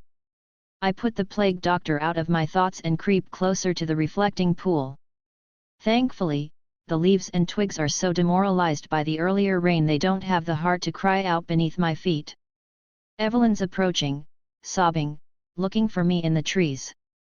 Whatever her involvement in all this, she's clearly afraid, her entire body shaking. She must have already taken the muscle relaxant because she's swaying slightly, as though moved by some music only she can hear. I rustle a nearby bush to let her know I'm here, but the drug's doing its work, she can barely see, let alone find me in the darkness. Even so, she keeps on walking, the silver pistol glinting in her right hand, and the starting pistol in her left. It's pressed against her leg, out of sight. She has courage, I'll give her that. Reaching the edge of the reflecting pool, Evelyn hesitates, and, knowing what comes next, I wonder if perhaps the silver pistol is too heavy for her now, the weight of the plan too much. God help us, she says quietly, turning the gun towards her stomach and pulling the trigger of the starting pistol by her leg. The shot is so loud it cracks the world, the starting pistol slipping from Evelyn's hand into the inky blackness of the reflecting pool as the silver pistol hits the grass. Blood spreads across her dress. She watches it, bemused, then topples forward into the pool. Anguish paralyzes me, some combination of the gunshot and Evelyn's expression before she fell, nudging an old memory loose. You don't have time for this. It's so close. I can almost see another face, hear another plea. Another woman I failed to save, who I came to Blackheath to, what? Why did I come here? I gasp out loud, struggling to pull the memory up from the darkness. Save Evelyn, she's drowning. Blinking, I look at the reflecting pool, where Evelyn's floating face down. Panic washes away the pain, and I scramble to my feet, leaping through the bushes and into the icy water. Her dress has spread across the surface, as heavy as a sodden sack, and the base of the reflecting pool is covered in slippery moss. I can't get any purchase on her. There's a commotion by the ballroom. Derby is fighting with Michael Hardcastle, drawing almost as much attention as the dying woman in the pool. Fireworks explode overhead, staining everything in red and purple, yellow, and orange light. I hook my arms around Evelyn's midriff, wrestling her out of the water and onto the grass. Slumped in the mud, I catch my breath, checking to make sure Cunningham's taken firm hold of Michael as I asked him to. He has. The plan's working. No thanks to me. The old memory the gunshot stirred almost paralyzed me. Another woman, and another death. It was the fear on Evelyn's face. That's what did it. I recognized that fear. It's what brought me to Blackheath, I'm certain of it. Dr. Dickey runs up to me. He's flushed, panting, a fortune going up in flames behind his eyes. Evelyn told me he'd been paid to fake the death certificate. The jovial old soldiers got quite the criminal empire up and running. What happened, he says. She shot herself, I respond, watching the hope blossom on his face. I saw the entire thing, but I couldn't do anything. You mustn't blame yourself. He clasps me by the shoulder. Listen here, why don't you go and get a brandy while I look her over? Leave it to me, Ed. As he kneels beside the body, I scoop the silver pistol off the ground and make my way to Michael, who's still being held fast by Cunningham. Looking at the two of them, I wouldn't have thought it possible. Michael's short and stocky, a bull ensnared by Cunningham's rope-like arms. Even so, Michael's writhing is only tightening Cunningham's grip. A pry bar and a chisel couldn't free him at this point. I'm terribly sorry, Mr. Hardcastle, I say, placing a sympathetic hand on the struggling man's arm. Your sister took her own life. The fight goes out of him immediately, tears building in his eyes as his anguished gaze goes out towards the pool. You can't know that, he says, straining to see past me. She might still be, the doctor has confirmed it. I'm so sorry, I say, taking the silver pistol from my pocket and pressing it into his palm. She used this gun, do you recognize it? No, well, you should keep hold of it for the moment, I suggest. I've asked a couple of footmen to carry her body into the sunroom, away from my gesture towards the gathered crowds. Well, everybody. If you'd like a few minutes alone with your sister, I can arrange it. He's staring at the pistol dumbly, as though he's been delivered some object from the far future. Mr. Hardcastle. Shaking his head, his empty eyes find me. What? Yes, of course, he says, his fingers closing around the gun. Thank you, Inspector. Just a constable, sir, I say, waving Cunningham over. Charles, would you mind escorting Mr. Hardcastle to the sunroom? Keep him away from the crowds, would you? Cunningham meets my request with a curt nod, placing a hand on Michael's lower back and gently guiding him towards the house. Not for the first time I'm glad the valet is on my side. Watching him depart, I feel a pang of sadness that this will probably be the last time we meet. For all the mistrust and lies, I've grown fond of him this last week. Dickie's finished his examination, the old man getting slowly to his feet. Under his watchful eye, the footmen drag Evelyn's body onto a stretcher. He wears his sadness like a second-hand suit. I don't know how I didn't see it before. This is murder as pantomime, and everywhere I look the curtain is rustling. As Evelyn is lifted off the ground, I race through the rain towards the sunroom, on the far side of the house, slipping inside through the French doors I unlocked earlier, and concealing myself behind an oriental screen. Evelyn's grandmother watches me from the painting above the fireplace.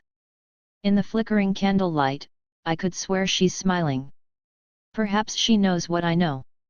Maybe she's always known and has been forced to watch day after day as the rest of us blundered through here oblivious to the truth. No wonder she was scowling before. Rain wraps the windows as the footmen arrive with their stretcher. They move slowly, trying not to jostle the body, which is now draped in Dickie's jacket. In no time at all they're inside, transferring the body onto the sideboard, pressing their flat caps to their chests in respect before departing, closing the French doors behind them. I watch them go, catching sight of myself in the glass, my hands stuffed into my pockets, Rashton's quietly competent face suggesting nothing but certainty. Even my reflection is lying to me. Certainty was the first thing Blackheath took from me. The door swings open, the draught from the corridor swiping at the candle flames. In the gaps between the screen's panels, I can see Michael, pale and shaking, gripping the doorframe for support, tears in his eyes. Cunningham's behind him, and after flashing a covert glance towards the screen where I'm hiding, he closes the door on us. The instant he's alone, Michael springs out of his grief, his shoulders straightening and eyes hardening, his sorrow transformed into something altogether more feral. Hurrying over to Evelyn's body, he searches her bloodied stomach for a bullet hole, murmuring to himself when he doesn't find one. Frowning, he removes the magazine from the gun I gave him outside, finding it loaded. Evelyn was supposed to take a black revolver to the pool, not this silver pistol. He must be wondering what caused her to change the plan, and whether she's actually carried through on the plot. Satisfied she's still alive, he backs away, fingers drumming his lips as he weighs the pistol. He appears to be in communion with it, frowning and biting his lip as though navigating a series of tricky questions. I lose sight of him momentarily when he strides off into the corner of the room, forcing me to lean out a little from my hiding place to get a better look. He's picked up an embroidered pillow from one of the chairs and he brings it to Evelyn, pressing it against her stomach, presumably to muffle the sound of the pistol jammed up against it. There isn't even a pause, any sort of goodbye. Turning his face away, he pulls the trigger. The pistol clicks impotently. He tries again and again, until I step out from behind the screen, putting an end to this charade. It won't work, I say. I filed down the firing pin. He doesn't turn around. He doesn't even let go of the pistol. I'll make you a rich man if you let me kill her, Inspector, he says, a quiver in his voice. I can't do that, and as I told you outside, I'm a constable. Oh, not for very much longer with a mind like yours, I'm sure. He's trembling, the pistol still held firm against Evelyn's body. Sweat is trickling down my spine, the tension in the room thick enough to scoop up in handfuls. Drop the weapon and turn around, Mr. Hardcastle. Slowly, if you please. You don't need to fear me, Inspector," he says, dropping the pistol into a plant pot and turning around with his hands in the air. "I have no desire to hurt anybody." "No desire?" I say, surprised by the sorrow on his face. "You tried to put 5 bullets into your own sister. And every one of them would have been a kindness, I assure you." Hands still raised, he angles a long finger towards an armchair near the chessboard where I first met Evelyn. "Mind if I sit down?" he asks. "I'm feeling a little light-headed." "Be my guest," I say, watching him closely as he drops into the chair. Part of me worries he's going to make a dash for the door, but truth be told he looks like a man who's had all the fight wrung out of him. He's pale and twitchy, arms hanging limp by his sides, legs splayed out before him. If I had to guess, I'd say it took all his strength to decide to pull the trigger. Murder didn't come easy to this man. I let him settle, then drag a wing-back chair over from the window to sit opposite him. "How did you know what I was planning to do?" he asks. "It was the revolvers," I say, sinking a little deeper into the cushion. "The revolvers?" "2 matching black revolvers were taken from your mother's room, early this morning. Evelyn had one, and you the other." I couldn't understand why. "I'm not following." "The only obvious reasons Evelyn had to steal a gun were because she thought herself in danger, a rather redundant explanation for somebody about to commit suicide, or because she planned to use it in the suicide. The latter being more likely. What reason could she possibly have for taking both of the revolvers? Surely one was up to the task." "And where did these thoughts lead you?" "Nowhere, until Dance noticed you carrying the second revolver on the hunt." What had been odd, was now damn peculiar. A woman contemplating suicide, at her lowest ebb, has enough forethought to remember her brother's aversion to hunting and steal the second weapon for him. "My sister loves me a great deal, Inspector." "Perhaps, but you told Dance that you didn't know you were going hunting until midday, and the revolvers disappeared from your mother's room early in the morning, well before that decision was made. Evelyn couldn't possibly have taken the second gun for the reason you suggested. Once I heard about your sister's fake suicide scheme, I realized you were lying, and from there everything became clear. Evelyn didn't take the revolvers from your mother's room. You did. You kept one, and gave Evelyn the other to use as a prop." "Evelyn told you about the fake suicide?" he asks, his tone dubious. "Partially," I say. "She explained how you'd agreed to help her by running up to the reflecting pool and dragging her onto the grass, as a grieving brother naturally would. That's when I saw how you could commit the perfect crime, and why you needed 2 matching revolvers. Before pulling her out of the pool, all you had to do was shoot her in the stomach using the fireworks as cover for the second shot. The murder weapon would disappear into the murky water, and the bullet would match the identical gun she'd just dropped on the grass. Murder by suicide. It was quite brilliant, really. Which is why you made her use the silver pistol instead," he says, understanding coming into his voice. "You needed me to change my plan. I had to bait the trap." "Very clever," he says, miming applause. "Not clever enough," I say, surprised by his calmness. "I still don't understand how you could go through with it. Time and again today I've been told how close you and Evelyn are. How much you care for her. Was that all a lie?" Anger brings him upright in his chair. "I love my sister more than anything in this world," he says, glaring at me. "I would do anything for her. Why else do you think she came to me for help? Why else would I have said yes?" His passion has thrown me. I set this plan in motion believing I knew the story Michael would be telling, but this isn't it. I expected to hear how his mother had put him on this path while she orchestrated events elsewhere. Not for the first time, I have the unmistakable feeling of having misread the map. "If you love your sister, why betray her?" I ask, confused. "Because her plan wasn't going to work," he says, slapping his palm down on the arm of the chair. "We couldn't pay the amount Dickie wanted for the fake death certificate. He agreed to assist us anyway, but yesterday Coleridge found out that Dickie was planning to sell our secret to father later this evening. Do you see? After all this, Evelyn would have woken up in Blackheath trapped in the same life she was so desperate to escape. Did you tell her this?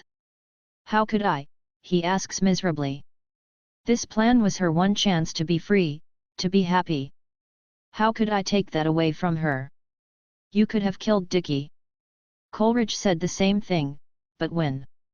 I needed him to confirm Evelyn's death, and he intended on meeting my father directly afterwards. He shakes his head. I made the only decision I could. There are 2 glasses of scotch beside his chair, one halfway full and smeared with lipstick, the other unmarked, a little alcohol left at the bottom. He reaches towards the lipstick-smeared one slowly, keeping his eyes on me. Mind if I have a drink? He asks. It's Evelyn's. We had a toast in here before the ball began. Best of luck and all that. There's a catch in his throat. Any other host might think him repentant, but Rashton can spot fear a mile away. Of course. He picks it up gratefully, and takes a stiff slug. If nothing else, it serves to steady his trembling hands. I know my sister, Inspector, he says, his voice hoarse. She's always hated being forced into things, even when we were children. She couldn't bear the humiliation of a life with Ravencourt, knowing people were laughing behind her back. Look at what she was willing to do to avoid it. Slowly but surely that marriage would have destroyed her. I wanted to spare her that suffering. His cheeks are flushed, his green eyes glazed. They're filled with such a sweet, sincere sorrow that I almost believe him. And I suppose the money had nothing to do with it. I say flatly. A scowl mars his sadness. Evelyn told me that your parents threatened to cut you from the wool if she didn't do as they asked, I say. You were leverage, and it worked. That threat was the reason she obeyed their summons in the first place, but who knows if she'd have done the same thing again knowing her escape plan was gone. With Evelyn dead, that uncertainty is laid to rest. Look around you, Inspector, he says, gesturing around the room with his glass. Do you really think any of this is worth killing for? Now your father can't squander the family fortune, I imagine your prospects have improved immeasurably. Squandering the fortune is all my father's good for, he snorts, finishing his drink. Is that why you killed him? His scowl deepens. He's tight-lipped, pale. I found his body, Michael. I know you poisoned him, probably when you went to fetch him for the hunt. You left a note blaming Evelyn. The boot print outside the window was particularly devious. His expression flickers uncertainly. Or was that somebody else? I say slowly. Felicity, perhaps? I'll admit, I still haven't untangled that knot. Or was it your mother's? Where is she, Michael? Or did you kill her, as well? His eyes widen as his face crumples in shock, his glass slipping from his hand onto the floor. You deny it? I ask, suddenly uncertain. No. Where's your mother, Michael? Did she put you up to this? At first I mistake his floundering for remorse, his gasping for the shallow breaths of a man searching for the right words. It's only when his fingers grip the arm of the chair, white foam running down his lips, that I realize he's been poisoned. I spring to my feet in alarm, but I have no idea what to do. Somebody help us, I yell. His back arches, his muscles tense, his eyes turning red as the blood vessels pop. Gurgling, he falls forward onto the floor. From behind me I hear rattling.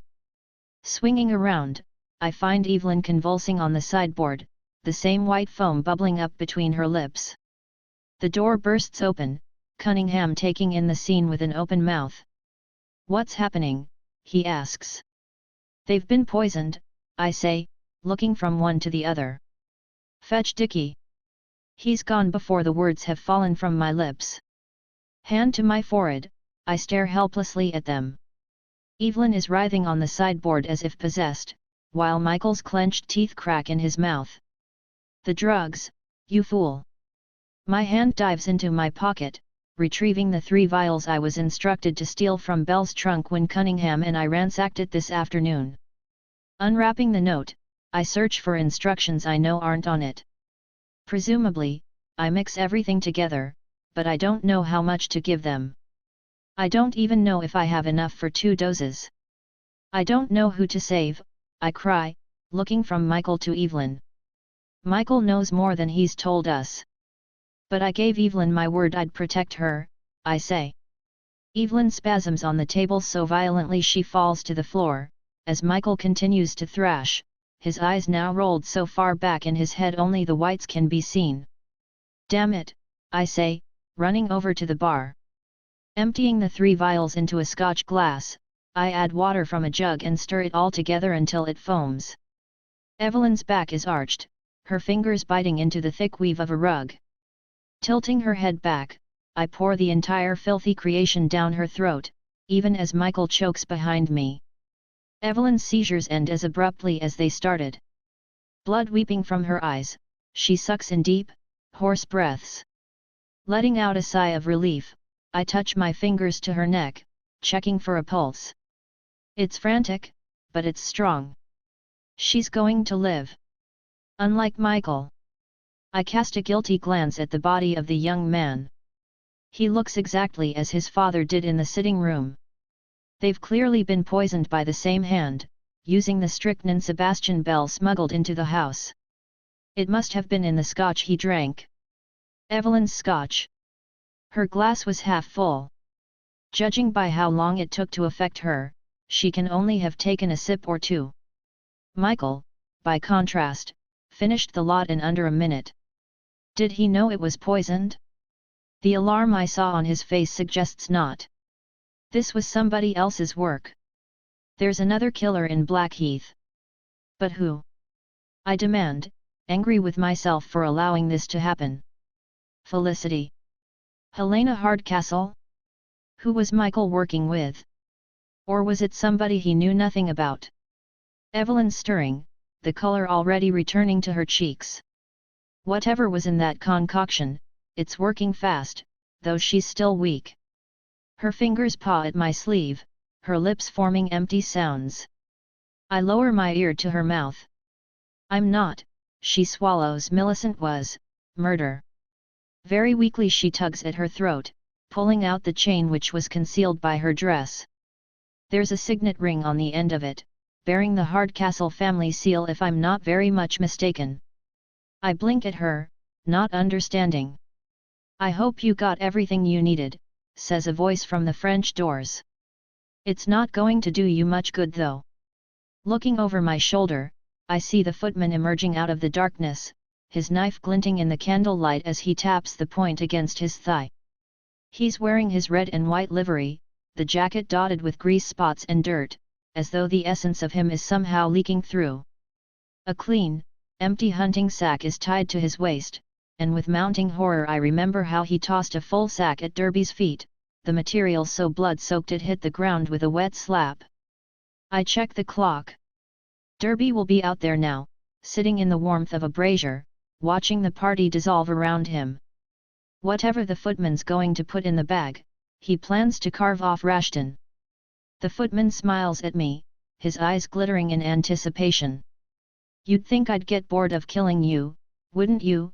He asks. The silver pistol's still in the plant pot where Michael discarded it. It won't fire, but the footman doesn't know that. If I could reach it, I might be able to bluff him into fleeing. It will be a close-run thing, but there's a table in his way. I should be able to get there before him. I'm going to do it slow, he says, touching his broken nose. I owe you for this.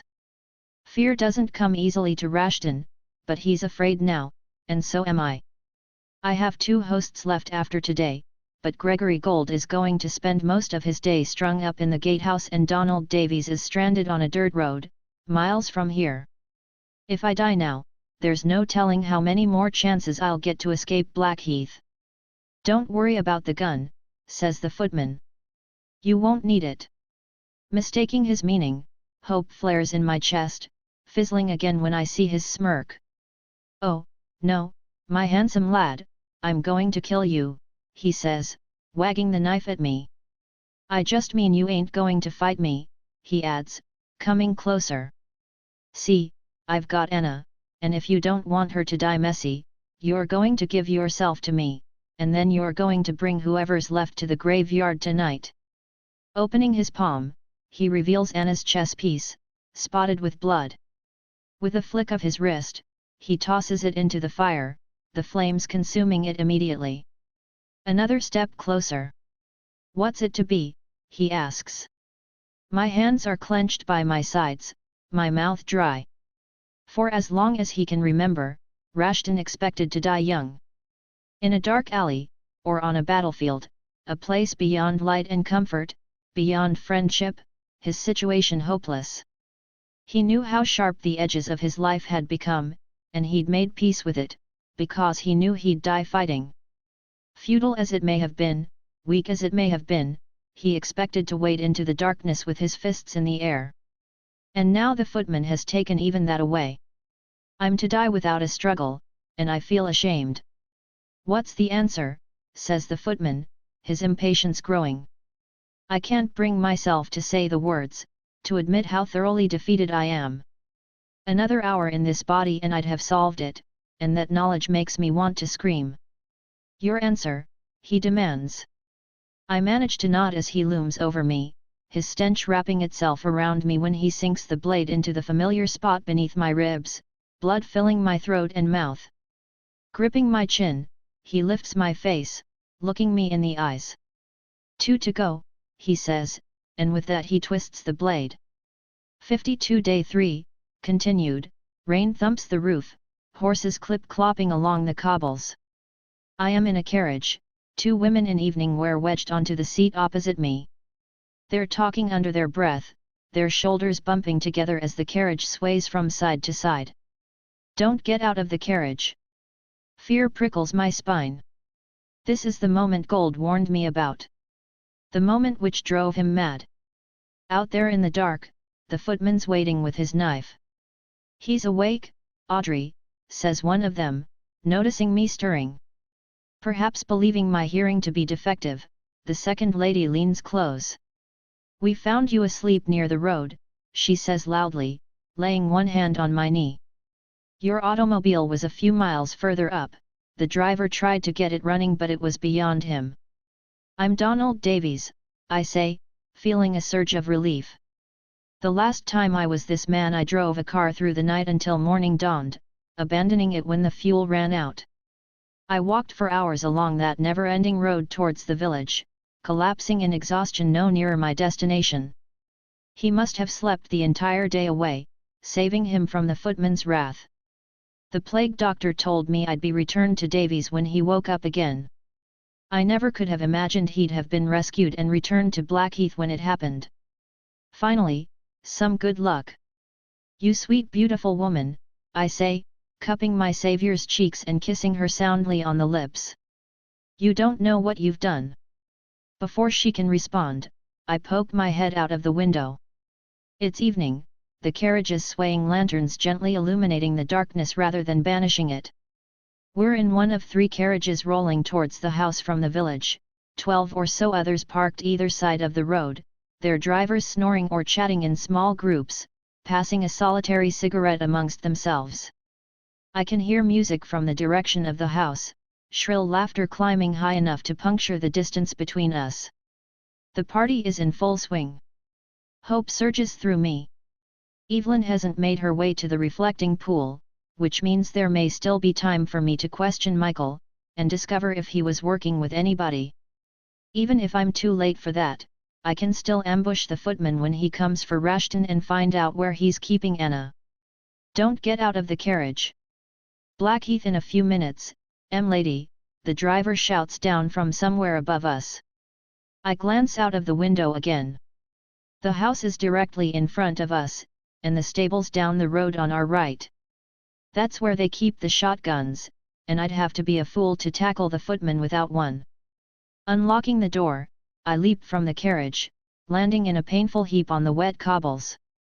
The ladies are shrieking, the coach driver yelling after me as I pick myself up and stagger towards the distant lights. The plague doctor told me the pattern of this day was dictated by the character of those living it. I can only hope that's true and fate is in a charitable mood, because if it's not I've damned both myself and Anna. Within the glow of the braziers, stable boys are undoing the harnesses connecting the horses and carriages, leading the whinnying beasts to shelter. They're working quickly, but they look done in, barely able to speak. I approach the nearest chap, who, despite the rain, is wearing only a cotton shirt with the sleeves rolled up. "Where do you keep the shotguns?" I ask. He's tightening a harness, gritting his teeth as he pulls the taut strap towards the last buckle. He peers at me suspiciously, his eyes narrowed beneath his flat cap. "Bit late for hunting, ain't it?" he says. "And far too early for impertinence," I snap, overwhelmed by my host's upper-class disdain. "Where are the damn shotguns, or do I need to bring Lord Hardcastle down here to ask you himself?" After looking me up and down, he gestures over his shoulder towards a small red brick building, a dim light seeping through the window. The shotguns are arranged on a wooden rack, boxes of shells stored in a nearby drawer. I take one down and load it carefully, dropping a handful of spare shells into my pocket. The gun is heavy, a cold slab of courage that propels me across the yard and up the road towards Blackheath. The stable hands exchange looks as I approach, standing aside to let me pass. Doubtless they think me some rich lunatic with a score to settle, a piece of gossip to add to the pile tomorrow morning. Certainly not somebody worth risking bodily harm for. I'm glad of that. If they were to creep closer, they might notice how crowded my eyes are, how all my previous hosts are jostling for a better view.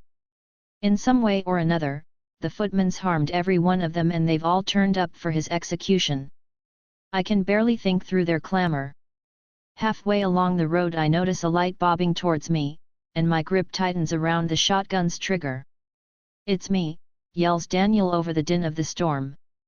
There's a storm lantern in his hand, the waxy light running down his face and upper body. He looks like a genie spilled out of a bottle. "We have to hurry, the footman's in the graveyard," says Daniel. "He has Anna with him. He still thinks we're fooled by his act." My finger strokes the shotgun as I stare back towards Blackheath, trying to decide the best course of action. Michael could be in the sunroom as we speak, but I'm certain Daniel knows where Anna's being kept, and I won't have a better opportunity to get the information from him. 2 roads and 2 ends, and somehow I know one of them leads to failure. "This is our chance," yells Daniel, wiping the rain from his eyes. "This is what we've been waiting for. He's in there, right now, lying in wait. He doesn't know we've found each other. We can spring his trap, we can finish this together. For so long I fought to change my future, to alter the day. Now I have, I'm undone, racked with the futility of my choices.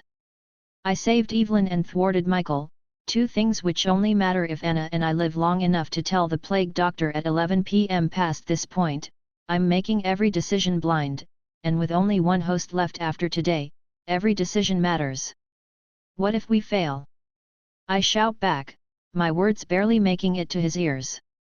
The clatter of rain on stone is almost deafening, the wind ripping and tearing at the forest, screaming through the trees like some feral creature slipped loose of its cage. "What choice do we have?" Daniel yells, clutching the back of my neck.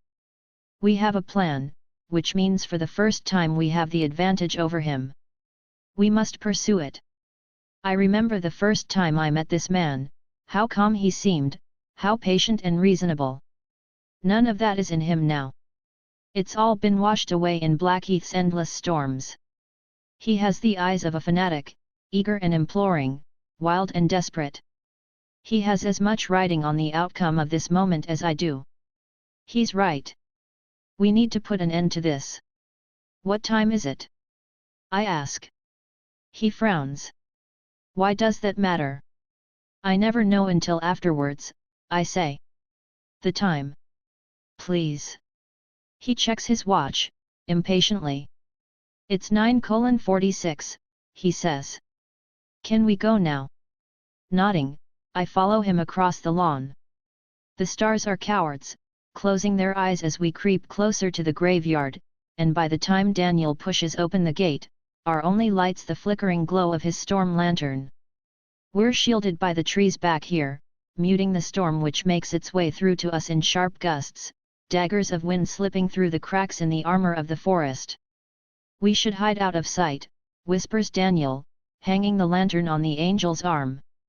We'll call to Anna when she arrives. Lifting the shotgun to my shoulder, I press both barrels to the back of his head. You can drop the act, Daniel, I know we're not the same man, I say, my eyes flicking across the woods, searching for some sign of the footman. Unfortunately, the lantern's so bright it obscures much of what it should reveal. Hands in the air, turn around, I say. He does as I ask, staring at me, pulling me apart, looking for something broken. I don't know whether he finds it or not, but after a long silence a charming smile breaks out on his handsome face. Couldn't last forever, I suppose, he says, gesturing to his breast pocket. I motion for him to continue and he slowly withdraws a cigarette case, tapping one out against his palm. I followed this man into the graveyard, knowing that if I didn't confront him, I'd always be looking over my shoulder, waiting for him to strike again, but now I'm here, faced with his calmness, my certainty is wavering. Where is she, Daniel? Where's Anna? I say. Why, that was to be my question to you, he says, placing the cigarette between his lips. That was it exactly, where is Anna? I've been trying to get you to tell me all day, even thought I'd succeeded when Derby agreed to help me flush the footman out from under the house. You should have seen your face, so eager to please.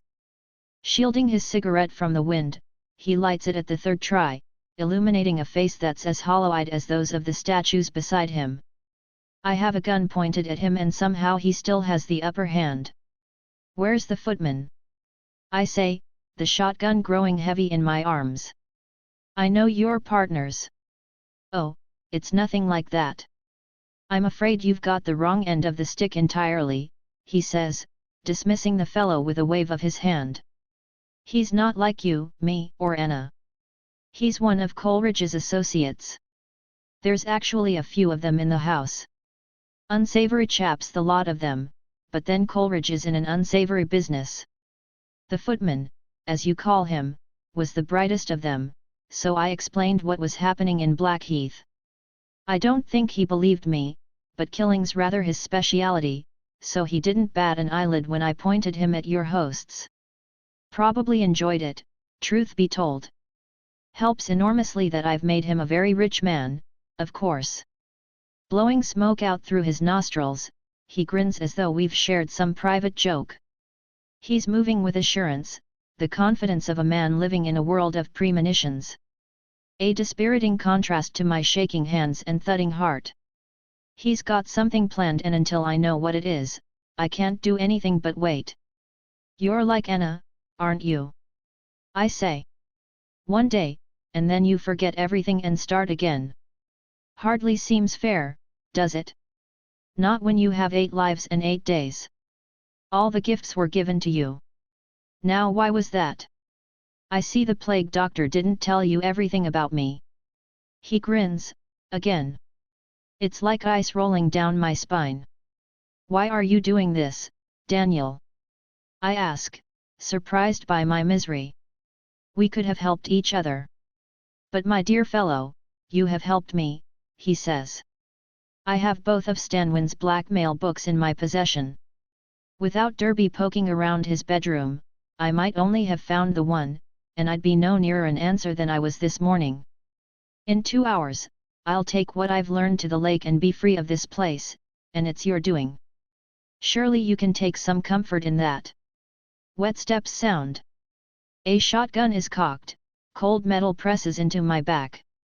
A thug brushes past me, taking a spot in the light beside Daniel. Unlike his friend behind me, he isn't armed, though he doesn't need to be by the looks of things. He has the face of barroom brawler, his nose broken, his cheek decorated by an ugly scar. He's rubbing his knuckles, his tongue roaming his lips in anticipation. Neither action makes me feel terribly confident about what's coming. Be a dear and drop the weapon, says Daniel. Sighing, I let the shotgun fall on the floor, raising my hands in the air. Foolish as it may be, my overriding thought is to wish they weren't trembling so. You can come out now, says Daniel in a louder voice. There's a rustling in the bushes to my left, the plague doctor stepping into the pool of light cast by the lantern. I'm about to hurl some insult at him, when I notice a single silver tear painted on the left side of his mask. It's glittering in the light, and now I take stock, I realize there are other differences. This coat is finer, darker, the edges not so frayed. Embroidered roses twist up the gloves, and now I see this person is shorter, more erect in their posture. This isn't the plague doctor at all. You were the one talking to Daniel by the lake, I say. Daniel whistles, flicking a glance at his companion. How on earth did he see that? He asks Silvertear. Didn't you pick that spot so nobody would find us together? I saw you outside the gatehouse as well, I say. Curiouser and curiouser, says Daniel, enjoying himself immensely at his confederate's expense. I thought you knew every second of his day. He adopts a pompous tone. Nothing happens here that is beyond my sight, Mr. Coleridge, he huffs. If that were true, I wouldn't need your help capturing Annabel, says Silvertear. Her voice is stately, a far cry from the put-upon plague doctor. Mr. Bishop's actions have disrupted the usual course of events. He's changed Evelyn Hardcastle's fate and contributed to the death of her brother, unpicking the threads that hold this day together in the process. He's maintained his alliance with Annabel far longer than he ever has before, which means things are happening out of order, running long or short, if they happen at all. Nothing's quite where it should be. The mask turns towards me. You should be commended, Mr. Bishop, she says. I haven't seen Blackheath in this much disarray for decades. Who are you? I say. I could ask the same of you, she says, waving my question away. I won't, because you don't know yourself, and there are more pressing questions. Suffice to say, I've been sent by my superiors to rectify my colleague's mistake. Now, please tell Mr. Coleridge where he might find Annabel. Annabel. He calls her Anna, says Daniel. What do you want with Anna? I ask. That's not your concern, says Silvertear. It's getting to be, I say. You must want her very badly if you are willing to make a deal with somebody like Daniel to bring her to you. I'm redressing the balance, she says. Do you think it's a coincidence that you inhabit the hosts you do, the men closest to Evelyn's murder? Are you not curious why you woke up in Donald Davies precisely when you needed him most? My colleague has been playing favorites from the beginning, and that is forbidden. He was supposed to watch without interfering, to appear at the lake and wait for an answer. Nothing more.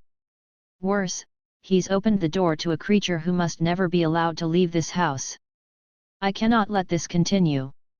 So that's why you're here, says the plague doctor, emerging from the shadows, rainwater running in rivulets down his mask.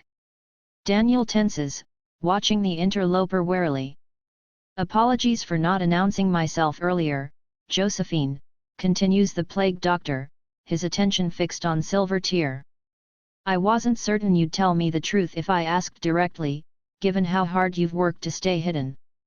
I would never have known you were in Blackheath if Mr. Rashton hadn't spotted you. Josephine, interrupts Daniel. You two are acquainted. Silvertear ignores him. I hoped it wouldn't come to this, she says, addressing the plague doctor. Her tone has softened, warmed. It ripples with regret. My intention was to complete my task and depart without you knowing. I fail to see why you're here, at all. Blackheath is my watch, and everything is well in hand. You can't believe that, she says, becoming exasperated.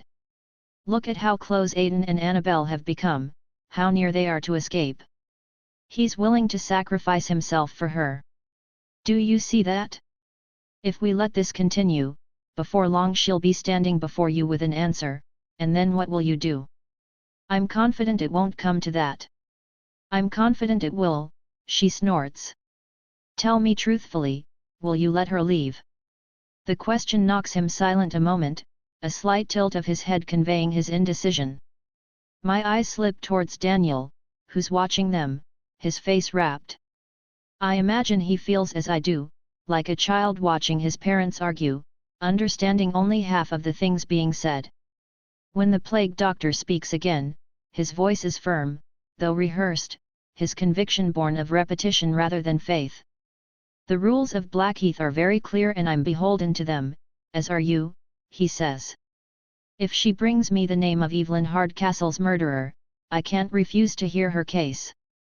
Rules or not, you know what our superiors will do to you if Annabel escapes Blackheath. Have they sent you to replace me? Of course they haven't. She sighs, sounding hurt. Do you think their reaction would be so temperate? I came as your friend, to clean up this mess before they ever find out how close you came to blundering. I'm quietly going to remove Annabel, ensuring you won't have to make a choice you'll regret. She signals to Daniel. Mr. Coleridge, could you please persuade Mr. Bishop to reveal Annabel's location? I trust you understand what's at stake. Crushing his cigarette underfoot, Daniel nods at the brawler, who takes hold of my arms, pinning me in place. I try to struggle, but he's much too strong.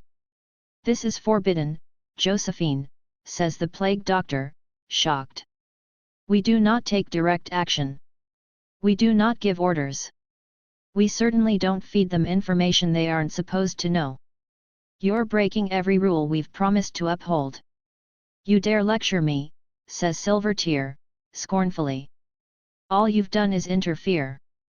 The plague doctor shakes his head vehemently. I explained Mr. Bishop's purpose here, and encouraged him when he faltered. Unlike Daniel and Anna, he didn't wake up with the rules burned into him. He was free to doubt, to veer from his purpose. I never gave him knowledge he hadn't earned, as you have done with Daniel. I sought to bring balance, not offer advantage. I'm begging you, don't do this. Let events follow their natural course. He's so close to solving it. And because of that, so is Annabel, she says, her voice hardening. I'm sorry, I must choose between Aiden Bishop's well-being and your own. Proceed, Mr. Coleridge. No, yells the plague doctor, holding out a placating hand. The thug with the shotgun points it at him. He's nervous, his finger gripping the trigger a little too tightly. I don't know if the plague doctor can be hurt by these weapons, but I can't let him risk it. I need him alive. Just leave, I say to him. There's nothing else you can do here. This is wrong, he protests. Then make it right. My other hosts need you. I pause, meaningfully. I don't know if it's my intonation, or whether he's simply watched this moment play out before, but, finally, grudgingly, he relents, staring at Josephine, before disappearing out of the graveyard. Selfless, as always, says Daniel, walking towards me. I want you to know that I've admired that quality, Aiden. The way you fought to save the woman whose death would set you free. Your fondness for Anna, who would have undoubtedly betrayed you if I hadn't done so first. In the end though, I'm afraid it's all been for nothing. Only one of us can leave this house, and I have no interest in it being you. Crows are gathering in the branches above me. They arrive as if by invitation, gliding in on silent wings, their feathers slick with recent rain. There are dozens of them, pressed together like mourners at a funeral, watching me with a curiosity that makes my skin crawl. Up until an hour ago, we had Anna in our custody. Somehow she's managed to escape, continues Daniel. Where would she go, Aiden? Tell me where she's hiding and I'll instruct my men to make your death quick. There's only you and gold left now. 2 gunshots and you'll wake up in Bell, knock on Blackheath's door and start everything again without my getting in your way. You're a clever fellow, I'm certain you'll solve Evelyn's murder in no time. His face is ghoulish in the lantern light, twisted by need. How frightened are you, Daniel? I say slowly. You've killed my future hosts, so I'm not a threat, but you have no idea where Anna is. It's been eating away at you all day, hasn't it? The fear that she's going to solve this before you. It's my smile that scares him, the faintest sense that I might not be quite so trapped as he first believed. If you don't give me what I want, I'll start cutting, says Daniel, drawing a line across my cheek with his fingertip. I'll take you apart an inch at a time. I know, I've met myself after you're done, I say, staring at him. You break my mind so badly, I carry my madness into Gregory Gold. He slashes his own arms and babbles warnings at Edward Dance. It's horrific. And my answer is still no. Tell me where she is, he says, raising his voice. Coleridge has half the servants in this house on his payroll, and I have a pocketbook thick enough to buy the other half if necessary. I can surround the lake twice over. Don't you see? I've already won. What's the use of being stubborn now? Practice, I snarl. I'm not going to tell you anything, Daniel. Every minute I frustrate you is another minute Anna has to reach the plague doctor with the answer. You'd need 100 men to guard that lake on a pitch-black night like this, and I doubt even Silvertear can help with that. You'll suffer, he hisses. 1 hour until 11 p.m., I say. Which one of us do you think can hold out the longer? Daniel hits me hard enough to rip the air from my lungs and knock me to my knees. When I look up, he's looming over me, rubbing his grazed knuckles. Anger flickers at the edges of his face like a storm creeping across a cloudless sky. Gone is the suave gambler of earlier, replaced by a scrappy con man, his body twisted by red-hot anger. I'm going to kill you slowly, he growls. I'm not the one who dies here, Daniel, I say, letting loose a shrill whistle. Birds scatter from the trees, the underbrush rustling with movement. In the inky blackness of the forest, a lantern flares into life. It's followed by another a few feet away, and then another. Daniel spins on the spot, following the lanterns. He hasn't noticed Silvertear, who's backing into the forest, looking unsure of herself. You've hurt a lot of people, I say, as the lights come closer. And now you get to face them. How? He stammers, confounded by the reversal in his fortunes. I killed all your future hosts. You didn't kill their friends, I say. When Anna told me her plan to lure the footman here, I decided we'd need more bodies and I asked Cunningham to help. Once I realized you and the footman were in league together, I expanded my recruiting drive. It wasn't hard to find enemies of yours. Grace Davies appears first, shotgun raised. Rashton nearly bit his tongue off to prevent me from asking for her help, but I was short of options. The rest of my hosts are busy or dead, and Cunningham is at the ball with Ravencourt. The second light belongs to Lucy Harper, who was easily swayed to my cause by the revelation that Daniel murdered her father, and finally comes Stanwin's bodyguard, his head completely bandaged, aside from those cold, hard eyes. Though they're all armed, none of them looks very confident and I wouldn't trust a single one to hit anything they're aiming at. It doesn't matter. At this stage, it's the numbers that count and they're enough to rattle Daniel and Silvertear, whose mask is sweeping back and forth, searching for an escape. It's over, Daniel, I say, my voice steely. Surrender, and I'll let you go back to Blackheath unharmed. He glares at me desperately, then at my friends. I know what this place can do to us, I continue. But you were kind to Belle that first morning, and I saw your affection for Michael on the hunt. Be a good man one more time, and call off the footman. Let me and Anna go with your blessing. His expression wavers, torment showing on his face, but it's not enough. Blackheath has poisoned him completely. Kill them, he says savagely. A shotgun explodes behind me, and I instinctively throw myself to the ground. My allies scatter as Daniel's man advances on them, firing shot after shot into the darkness. The unarmed man is cutting left, keeping low as he tries to take them by surprise. I can't tell whether it's my anger, or my host's, which drives me to lash out at Daniel. Donald Davies is raging, although his fury is one of class rather than crime. He's aggrieved that anybody should presume to treat him so shabbily. My anger is altogether more personal. Daniel has blocked my way ever since that first morning. He sought to escape Blackheath by climbing out over me, undoing my plans in service of his own. He came to me as a friend, smiling as he lied, laughing as he betrayed me, and it's this that causes me to hurl myself like a spear at his midriff. He slips aside, catching me in the stomach with an uppercut. Doubled over, I punch him in the groin and then grab his neck, dragging him to the ground.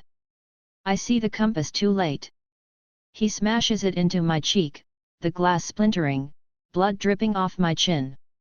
My eyes are watering, sodden leaves squelching beneath my palms. Daniel advances, but a shot whistles past him, catching Silvertear, who screams, clutching her shoulder and falling in a heap. Glancing at the trembling gun in Lucy Harper's hand, Daniel sprints off towards Blackheath. Picking myself up, I give chase.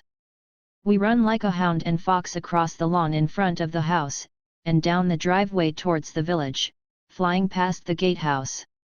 I'm almost convinced he's fleeing to the village, when finally he turns left, following the trail to the well, and beyond that the lake.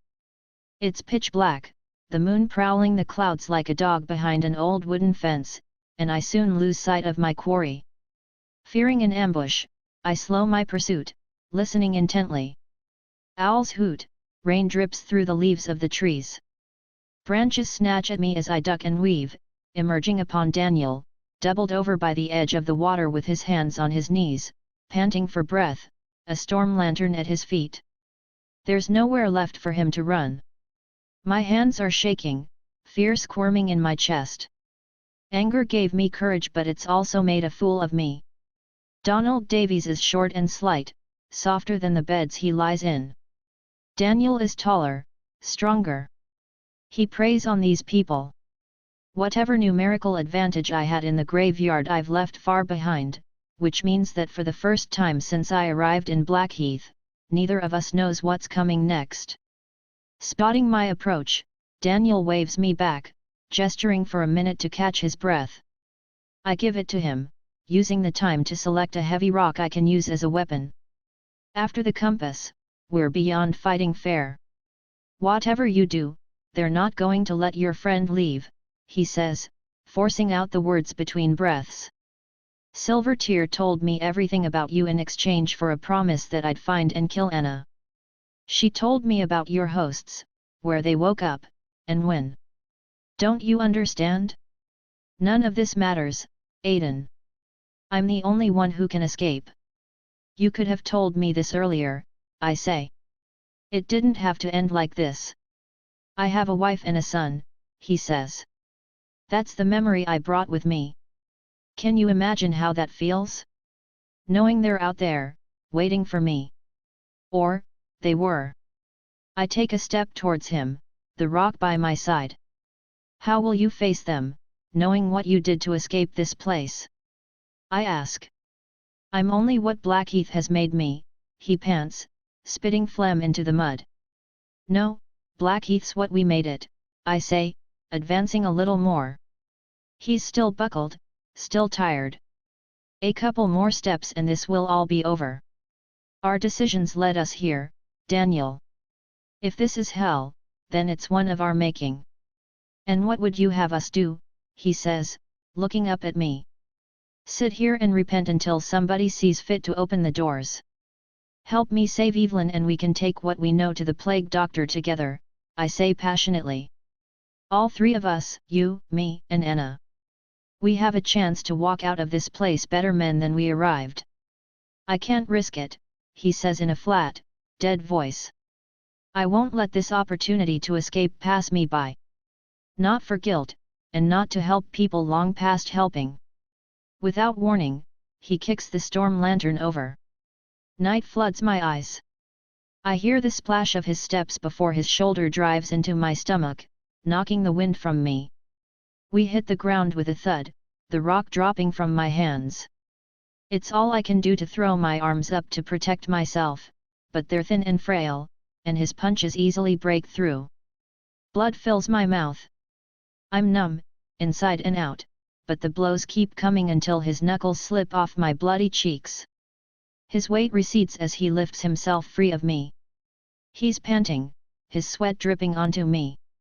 I tried to avoid this, he says. Strong fingers grip my ankle, dragging me through the mud towards the water. I reach for him, but his assault has driven the strength from me and I collapse back. He pauses, wiping the sweat from his brow. Moonlight hammers through the clouds, bleaching his features. His hair is silver, his skin white as fresh snow. He's looking down at me with the same pity he showed Belle the first morning I arrived.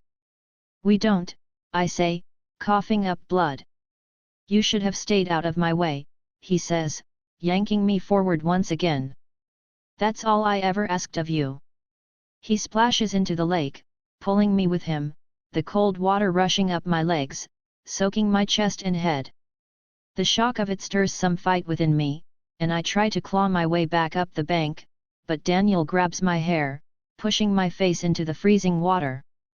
I scratch at his hand, kicking my legs, but he's too strong. My body convulses, desperate for a breath. Still, he holds me down.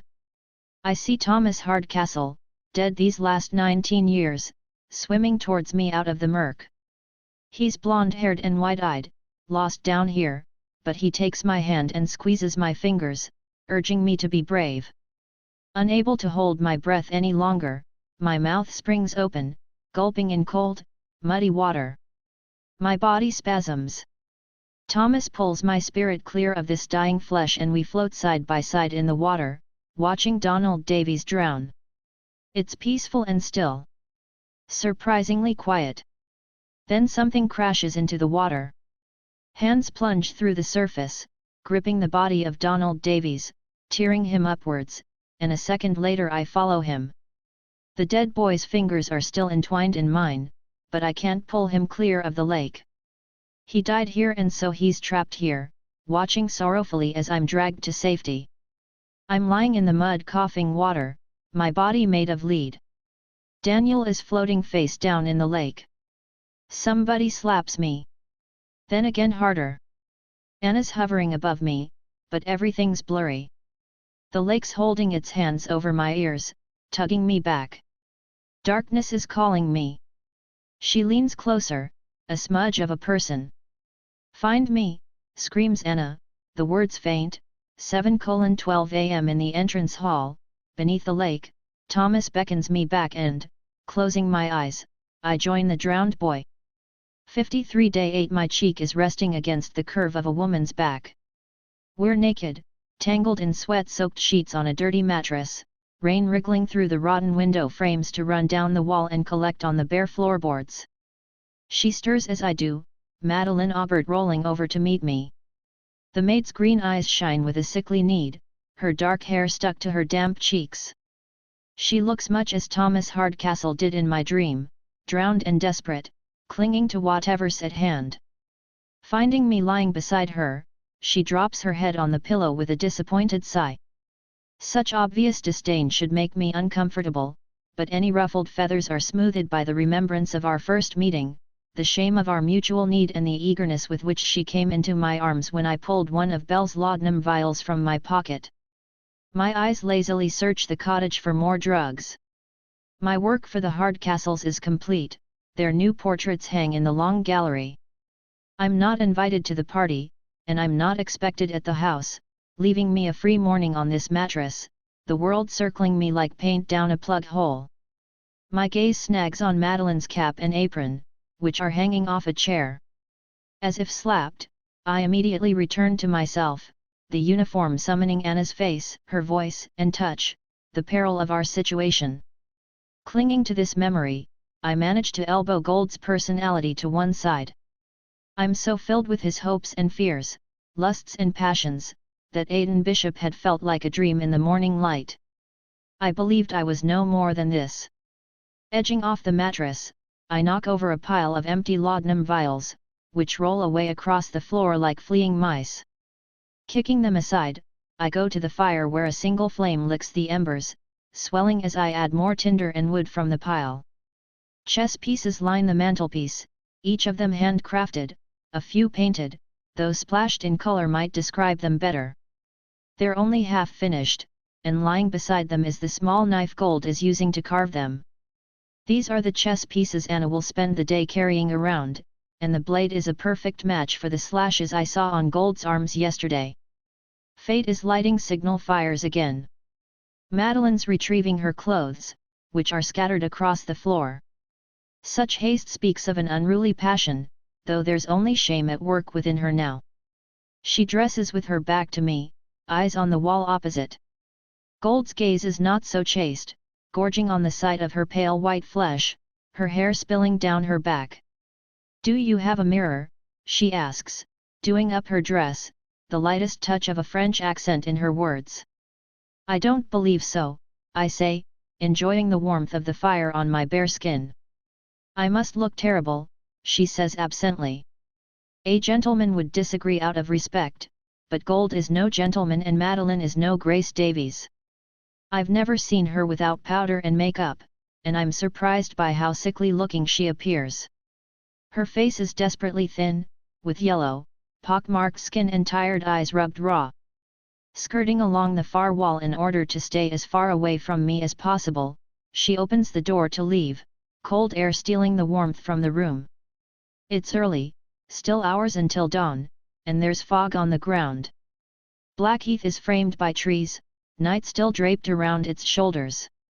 Given the angle I'm seeing it from, this cottage must be somewhere out by the family graveyard. I watch Madeline hurrying along the path towards the house, a shawl pulled tight across her shoulders. If events had followed their original course, it would be me stumbling into the night. Driven mad by the footman's torture, I'd have taken the carving knife to my own flesh before climbing Blackheath stairs to bang on Dance's door, screaming my warning. By seeing through Daniel's betrayal, and overwhelming him in the graveyard, I've avoided that fate. I've rewritten the day. Now I have to make sure it has a happy ending. Closing the door behind Madeline, I light an oil lamp, pondering my next move as the darkness slinks into the corners. Ideas claw at the inside of my skull, one last half-formed monster still waiting to be dragged into the brightness. To think, when I woke up that first morning as Belle, I fretted about possessing too few memories. Now I must contend with an overabundance. My mind is a stuffed trunk that needs unpacking, but for Gold the world only makes sense on canvas, and it's there I must find my answer. If Rashton and Ravencourt have taught me anything, it's to value my host's talents, rather than lament their limitations. Picking up the lamp, I head towards the studio at the back of the cottage to search for some paint. Canvases are stacked against the walls, the paintings half finished or slashed in a fury. Bottles of wine have been kicked over, spilling across the floor onto hundreds of pencil sketches, scrunched up and tossed aside. Turpentine drips down the wall, blurring a landscape Gold seems to have begun in a flurry and abandoned in a rage. Stacked at the center of the squalor like a pyre awaiting the torch are dozens of old family portraits, their woodworm-riddled frames ripped off and tossed aside. Most of the portraits have been destroyed by turpentine, though a few pale limbs have managed to survive the purge. Evelyn told me Gold had been commissioned to touch up the art around Blackheath. Seems he wasn't terribly impressed with what he found. Staring at the pile, an idea begins to form. Rummaging through the shelves, I snatch up a charcoal stick and return to the front room, placing the lamp on the floor. There's no canvas to hand, so I dash my thoughts across the wall instead, working within the small pool of dancing light cast by the lantern. They arrive in a frenzy, a lurch of knowledge that wears the stick down to a nub in minutes, forcing me into the gloom to scavenge another. Working downwards from a canopy of names clustered near the ceiling, I feverishly sketch a trunk of everybody's actions over the course of the day, the roots stretching back 19 years, burrowing into a lake with a dead boy at the bottom. At some point, I accidentally reopen an old cut on my hand, smearing my tree red. Tearing the sleeve from my shirt, I bandage the wound as best I can before returning to my labor. The first rays of the new dawn creep over the horizon as I step back, the charcoal stick dropping from my hand and shattering on the bare floorboards. Exhausted, I sit down in front of it, my arm trembling. Too little information and you're blind, too much and you're blinded. I squint at the pattern. There are 2 knots in the tree representing 2 swirling holes in the story. 2 questions that will make sense of everything. What did Millicent Derby know and where is Helena Hardcastle? The cottage door opens, bringing the smell of dew. I'm too tired to look around. I'm melted candle wax, formless and spent, waiting for somebody to scrape me off the floor. All I want to do is sleep, to close my eyes and free myself of all thought, but this is my last host. If I fail, everything starts over again. You're here, says the plague doctor, startled. You're never here. By this time, you're usually raving. What is that? He sweeps by me, his greatcoat swishing. The costume is utterly ridiculous by the light of a new day, the nightmarish bird revealed as a theatrical tramp. Little wonder he makes most of his house calls at night. He stops inches from the wall, running his gloved hand along the curve of the tree, smudging the names. Remarkable, he says under his breath, looking it up and down. What happened to Silver Tear? I ask. I saw her shot in the graveyard. I trapped her in the loop, he says, sadly. It was the only way to save her life.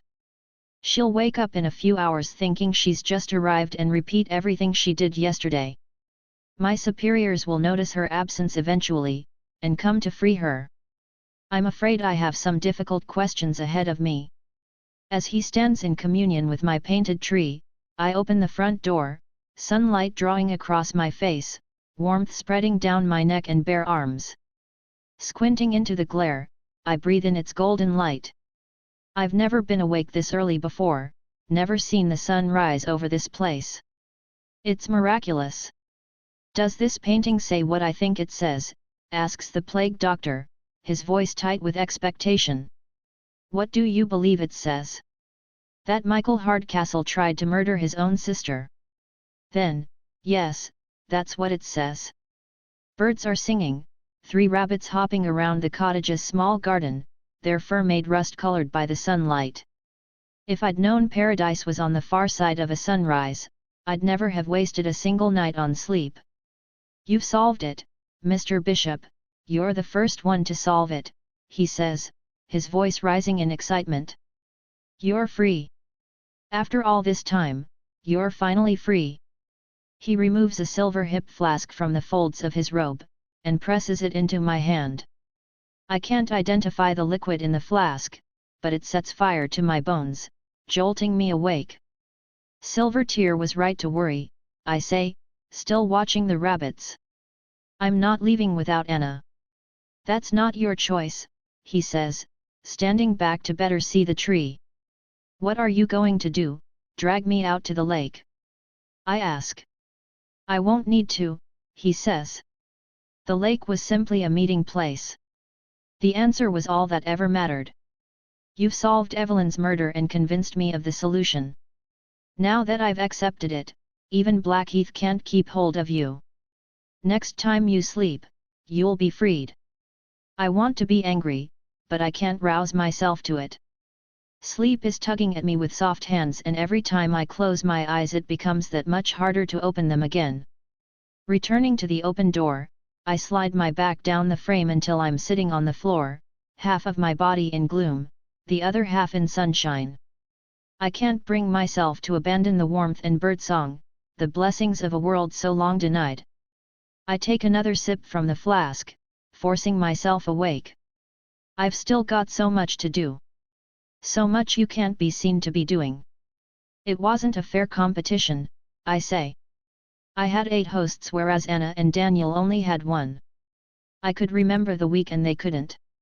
He pauses, considering me. You had those things because you chose to come to Blackheath, he says quietly, as if afraid of being overheard. They did not, and that's all I can say on the matter. If I chose to come here once, I can choose to come again, I say. I won't leave Anna behind. He begins to pace, glancing between me and the painting. You're afraid, I say, surprised. Yes, I'm afraid, he snaps. My superiors, they're not, you shouldn't defy them. I promise you, after you leave, I'll offer Anna all the assistance it's in my power to grant. One day, one host. She'll never escape Blackheath, you know she won't, I say. I couldn't have done this without Ravencourt's intelligence, and Dance's cunning. It was only because of Rashton that I started looking at the clues like evidence. Hell, even Derby and Bell played their part. She'll need all of their skills, just as I did. Your hosts will still be in Blackheath. But I won't be controlling them. I insist. They won't help a maid. I'll be abandoning her to this place. Forget about her. This has already gone on long enough, he says, swinging around to confront me, swiping his hand through the air. What's gone on long enough? He's looking at his gloved hand, startled by his own loss of control. Only you can make me this angry, he says in a quieter voice. It's always been the same. Loop after loop, host after host. I've seen you betray friends, make alliances, and die on principle. I've seen so many versions of Aiden Bishop, you'd probably never recognize yourself in them, but the one thing that's never changed is your stubbornness. You pick a path, and you walk down it until the end, no matter how many holes you fall down along the way. It would be impressive if it weren't so intensely irritating. Irritating or not, I have to know why Silvertear went to such lengths to try to kill Anna. He offers me a long, appraising look, and then sighs. Do you know how you can tell if a monster's fit to walk the world again, Mr. Bishop?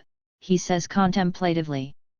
If they're truly redeemed and not just telling you what you want to hear. He takes another slug from the hip flask. You give them a day without consequences, and you watch to see what they do with it.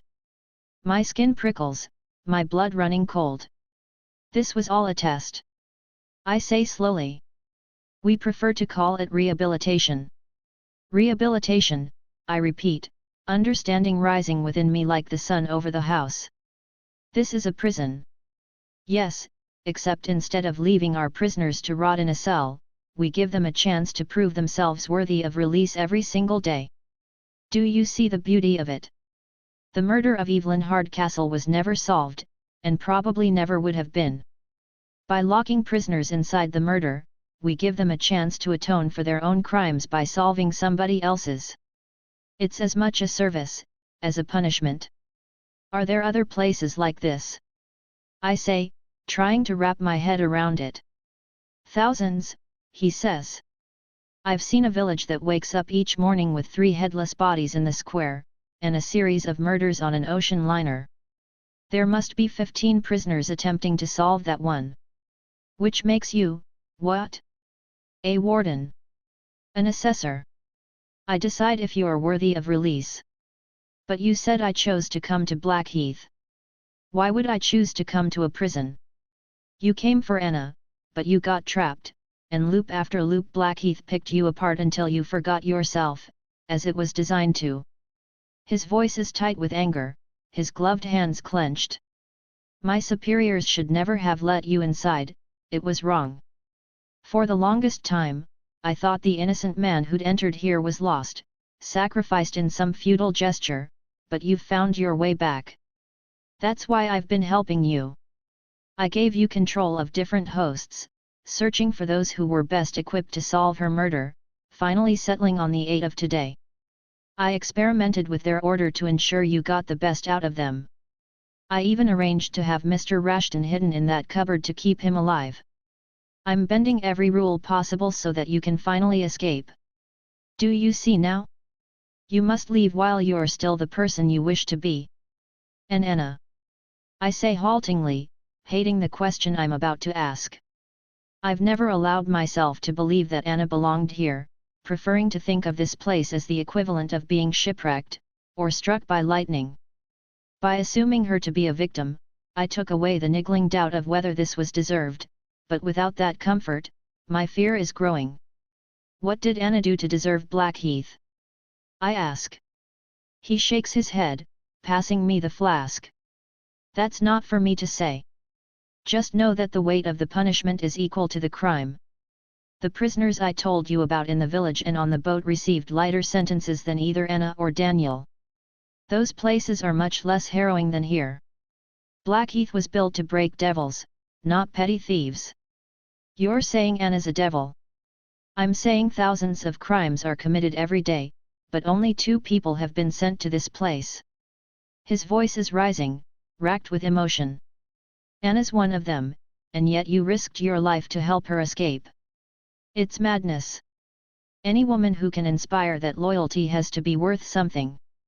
You're not hearing me, he says, his fists balled. I'm hearing you, but I won't leave her here, I say. Even if you make me go today, I'll find my way back in tomorrow. I did it once, I'll do it again. Stop being such a bloody fool.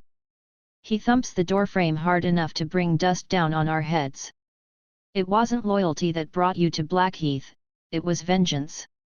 You didn't come here to rescue Anna, you came for your pound of flesh. She's safe in Blackheath. Caged, but safe. You didn't want her to be caged, you wanted her to suffer. So many people out there wanted her to suffer, but none of them was willing to do what you were, because nobody hated this woman as much as you did. You followed her into Blackheath and for 30 years you dedicated yourself to torturing her, as the footman tortures you today. Silence presses down on us. I open my mouth to respond, but my stomach's in my shoes, my head spinning. The world has upended itself, and even though I'm sitting on the floor, I can feel myself falling and falling. What did she do? I whisper. My superiors opened Blackheath's doors to an innocent man intent on murder, I say. They're as guilty as anybody in here. Now tell me what she did. I can't, he says weakly, his resistance all but spent. You've helped me this far. Yes, because what happened to you is wrong, he says, taking a long swig from the flask, his Adam's apple bouncing up and down in his throat. Nobody objected to my helping you escape because you weren't supposed to be here anyway, but if I start telling you things you shouldn't know, there'll be repercussions. For both of us. I can't leave without knowing why I'm going, and I can't promise not to come back until I'm certain of why I came in the first place, I say. Please, this is how we end this. The beak mask turns towards me slowly, and for a full minute, he stands there, deep in thought. I can feel myself being measured, my qualities weighed and set aside, my flaws held up to the light that they might be better judged. It's not you he's measuring. What does that mean? He's a good man. This is when he finds out how good. Bowing his head, the plague doctor surprises me by taking off his top hat, revealing the brown leather straps holding the beak mask in place. One by one, he begins undoing them, grunting with the effort as his thick fingers pry at the catches. As the last clasp comes loose, he removes his mask and pulls down his hood, revealing the bald head beneath. He's older than I would have imagined, closer to 60 than 50 certainly, his face that of a decent, overworked man. His eyes are bloodshot, his skin the color of old paper. If my tiredness could take a shape, it would look like this. Oblivious to my concern, he tilts his face to catch the early morning light seeping through the window. Well, that's done it, he says, tossing the mask onto Gold's bed. Freed from the porcelain, his voice is almost, but not quite, the one I know. I don't imagine you were supposed to do that, I nod towards the mask. It's getting to be quite a list, he replies, sitting down on a step outside the door, positioning himself so that his entire body is bathed in sunlight.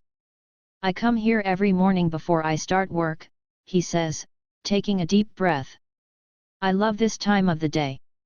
It lasts for 17 minutes, then the clouds gather and 2 footmen resume a quarrel from the evening before, ending in a fist fight at the stables. He's peeling his gloves off, finger by finger. It's a shame this is the first time you've been able to enjoy it, Mr. Bishop. Aiden, I say, extending my hand. Oliver, he says as he shakes it. Oliver, I repeat, thoughtfully. I never thought of you having a name. Perhaps I should tell it to Donald Davies when I confront him on the road, he says, a faint smile on his lips. He'll be very angry. It might calm him. You're still going out there. Why? You have your answer. Until you escape, it's my duty to shepherd those that follow you, to give them the same chance you had. But you know who killed Evelyn Hardcastle now, I say. Won't that change things? Are you suggesting I'll find my task difficult because I know more than them? He shakes his head. I've always known more than them. I knew more than you. Knowledge was never my problem. Ignorance is the condition I struggle with. His face hardens again, the levity slipping from his tone. That's why I've taken my mask off, Aiden. I need you to see my face and hear my voice, and know that what I'm telling you is the absolute truth. We can't have doubts between us, anymore. I understand, I say. It's all I can manage. I feel like a man waiting for the fall. The name Annabel Cocker, the woman you know as Anna, is a curse in every language in which it is spoken, he says, pinning me in place with his gaze. She was the leader of a group which sowed destruction and death across half the nations of the world and would surely still be doing so if she hadn't been caught, over 30 years ago. That's who you're trying to free. I should be surprised. I should be shocked, or angry. I should protest, but I don't feel any of those things. This doesn't feel like a revelation, more the voicing of facts I've long been familiar with. Anna's fierce and fearless, even brutal when she needs to be. I saw her expression in the gatehouse when she came at dance with the shotgun, not realizing it was me. She would have pulled the trigger without any regret at all. She killed Daniel when I could not, and casually suggested murdering Evelyn ourselves as a way of answering the plague doctor's question. She said it was a joke, but even now I'm not certain. And yet, Anna only killed those people to protect me, buying time so that I could solve this mystery. She's strong, she's kind, and she stayed loyal, even when my desire to save Evelyn threatened to undermine our investigation into her murder. Of all the people in the house, she's the only one who never hid who she truly was. She's not that person anymore, I argue. You said Blackheath was meant to rehabilitate people, to break down their old personalities and test the new ones. Well, I've seen Anna up close this last week. She's helped me, saved my life more than once. She's my friend. She murdered your sister, he says bluntly. My world empties. She tortured her, humiliated her and made the world watch, he continues. That's who Anna is, and people like that don't change, Aiden. I drop to my knees, clutching my temples as old memories erupt. My sister was called Juliet. She had brown hair, and a bright smile. She was charged with capturing Annabel Cocker, and I was so proud of her. Every recollection feels like a shard of glass tearing through my mind. Juliet was driven and clever, and thought justice was something that had to be defended and not simply expected. She made me laugh. She thought that was worth doing. Tears rolled down my cheeks. Annabel Cocker's men came in the night, and took Juliet from her home. They executed her husband with a single bullet to the head. He was lucky. Juliet's bullet didn't come for 7 days. They tortured her and let everybody watch. They called it justice for their persecution. They said we should have expected this. I don't know anything more about myself, or the rest of my family. I didn't keep hold of my happy memories. Only those that could help me, only hate and grief. It was Juliet's murder that brought me to Blackheath.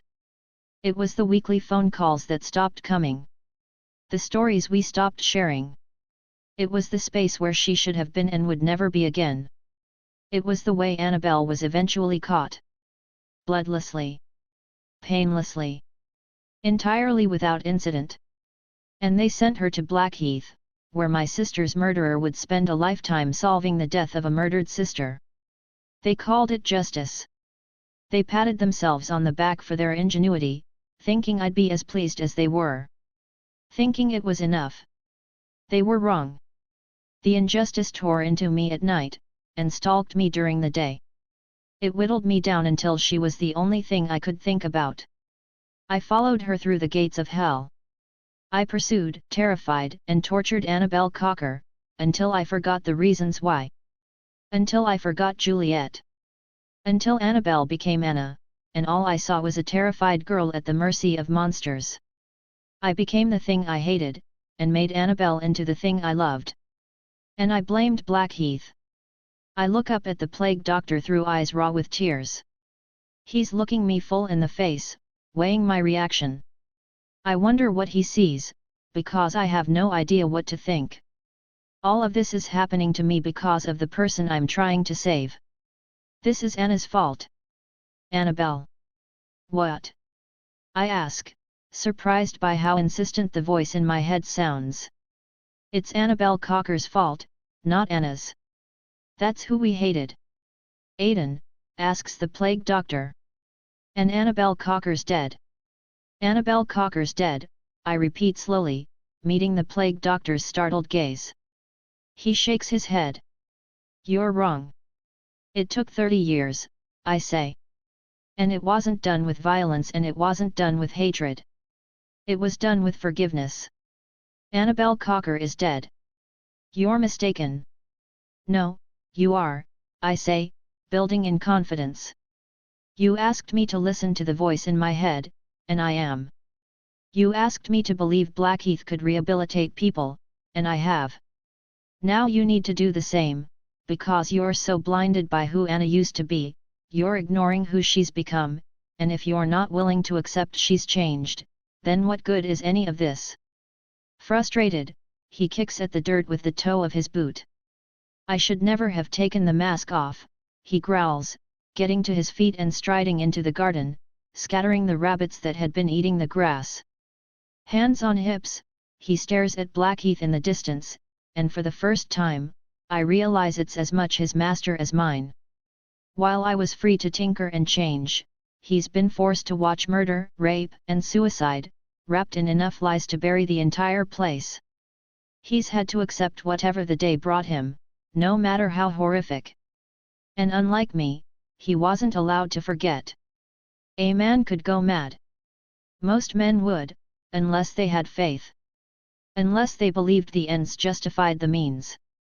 As if privy to my thoughts, the plague doctor turns towards me. What is it you're asking of me, Aiden? Come to the lake at 11, I say firmly.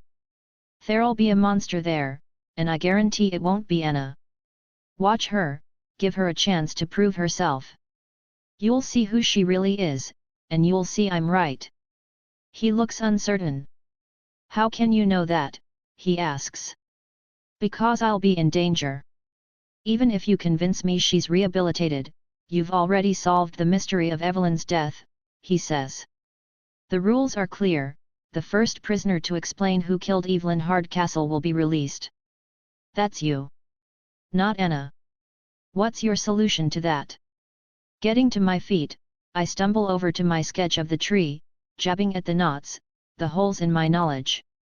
I haven't solved everything, I say. If Michael Hardcastle planned to shoot his sister in the reflecting pool, why would he also poison her? I don't think he did. I don't think he knew there was poison in the drink that killed him. I think somebody else put it there in case Michael failed. The plague doctors followed me inside. That's thin reasoning, Aiden. We still have too many questions for anything else, I say, recalling Evelyn's pale face after I saved her in the sunroom, and the message she worked so hard to deliver. If this was finished, why would Evelyn tell me Millicent Derby was murdered? What does that achieve? Perhaps Michael killed her also. And what was his motive? No, we're missing something. What sort of something? He asks, his conviction wavering. I think Michael Hardcastle was working with somebody else, somebody who's kept out of sight all along, I say. A second killer, he says, taking a second to consider it. I've been here for 30 years, and I've never suspected, nobody ever has. It can't be, Aiden. It's impossible. Everything about today is impossible, I say, thumping my charcoal tree. There's a second killer, I know there is. I have an idea who it may be and, if I'm right, they killed Millicent Derby to cover their tracks. They're as implicated in Evelyn's murder as Michael, and that means you need two answers. If Anna delivers Michael's partner, will that be enough to set her free? I ask. My superiors do not want to see Annabel Cocker leave Blackheath, he says. And I'm not certain they can be convinced she's changed. Even if they can, they'll be looking for any excuse to keep her imprisoned, Aiden. You helped me because I don't belong here, I say. If I'm right about Anna, the same is now true for her. Running his hand across his scalp, he paces back and forth, casting anxious glances between myself and the sketch. I can only promise I'll be at the lake tonight with an open mind, he says. It's enough, I say, clapping him on the shoulder. Meet me by the boathouse at 11, and you'll see I'm right. And may I ask what you'll be doing in the meantime? I'm going to find out who murdered Millicent Derby. 54. Keeping to the trees, I approach Blackheath unseen, my shirt damp with fog, my shoes caked in mud. The sunroom lies a few paces away, and crouching among the dripping bushes, I look for any movement within. It's still early, but I don't know when Daniel wakes up, or when he's recruited by Silver Tear. For safety's sake, I must assume he and his spies are still a threat, which means I must remain concealed until he's lying face down in the lake, all his plots drowned with him. After the sun's early foray, it's abandoned us to the gloom, the sky a muddle of greys. I search the flower beds for splashes of red, hints of purple, pink or white. I search for the brighter world behind this one, imagining Blackheath alight, wearing a crown of flames and a cape of fire. I see the grey sky burning, black ash falling like snow. I imagine the world remade, if only for an instant. I come to a halt, suddenly uncertain of my purpose. I look around, not recognizing anything, wondering why I left the cottage without my brushes and easel. Surely I came to paint, but I'm not a fan of the morning light here. It's too dreary, too quiet, a gauze across the landscape. I don't know why I'm here, I say to myself, looking down at my charcoal-stained shirt. Anna. You're here for Anna. Her name shakes me loose of Gold's confusion, my memories returning in a flood. It's getting worse. Taking a deep breath of cold air, I clutch the chess piece from the mantle in my hand, building a wall between myself and Gold by using every memory I have of Anna. I make bricks of her laughter, her touch, her kindness and warmth, and only when I'm content my wall is high enough, do I resume my study of the sunroom, letting myself inside when I'm satisfied the house sleeps. Dance's drunken friend, Philip Sutcliffe, is asleep on one of the couches, his jacket drawn up over his face. He stirs briefly, smacking his lips and peering at me blearily. He murmurs something, shifts his weight, and then falls asleep again. I wait, listening. Dripping. Breathing heavily. Nothing else moves. Evelyn's grandmother watches me from the portrait above the fireplace. Her lips are pursed, the artist capturing her exactly at the moment of rebuke. My neck prickles. I find myself frowning at the painting, dismayed by how gently she's been rendered. My mind repaints it, the curves as harsh as scars, the oil piled like mountains. It becomes a mood smeared on canvas. A black one at that. I'm certain the old battle-axe would have preferred its honesty. A peal of shrill laughter sounds through the open door, a dagger driven into somebody's story. The guests must have started drifting down to breakfast. I'm running out of time. Closing my eyes, I try to remember what Millicent spoke with her son about, what drove her to hurry off so quickly and come here, but everything's a clutter. There are too many days, too many conversations. A gramophone springs into life down the corridor, slashing at the quiet with random notes. There's a crash, the music screeching to a halt, hushed voices bickering and blaming. We were standing outside the ballroom, that's where it started. Millicent was sad, wrapped in memory. We talked of the past, how she'd visited Blackheath as a child and brought her own children when they were old enough. She was disappointed in them, then angry with me. She caught me looking through the ballroom window at Evelyn and mistook my concern for lust. "It's always the weak ones with you, isn't it?" she said. Always something she saw caused her to lose her train of thought. Squeezing my eyes shut, I try to recall what it was. Who else was in there with Evelyn? Half a second later, I'm sprinting into the corridor towards the gallery. A single oil lamp's burning on the wall, its sickly flame encouraging the shadows rather than diminishing them. Snatching it off the hook, I hold it up to the family oil paintings, inspecting them one by one.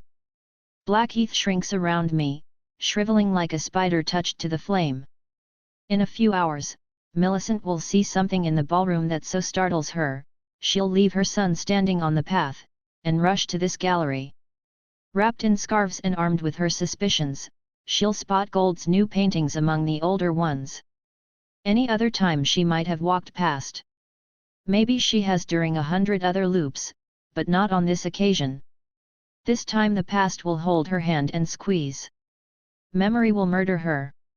55. It's 7:12 a.m. and the entrance hall is a mess. Smashed decanters litter the marble floor, portraits hang at odd angles, lipstick kisses planted on the mouths of long-dead men. Bow ties dangle from the chandelier like sleeping bats, and at the center of it all stands Anna, barefoot in her white cotton nightgown, staring at her hands as though they're a riddle she can't make sense of. She hasn't noticed me, and for a few seconds I watch her, trying to reconcile my Anna with the plague doctor's stories of Annabel Cocker. I wonder if Anna's hearing Cocker's voice right now, the way I heard Aiden Bishop's that first morning.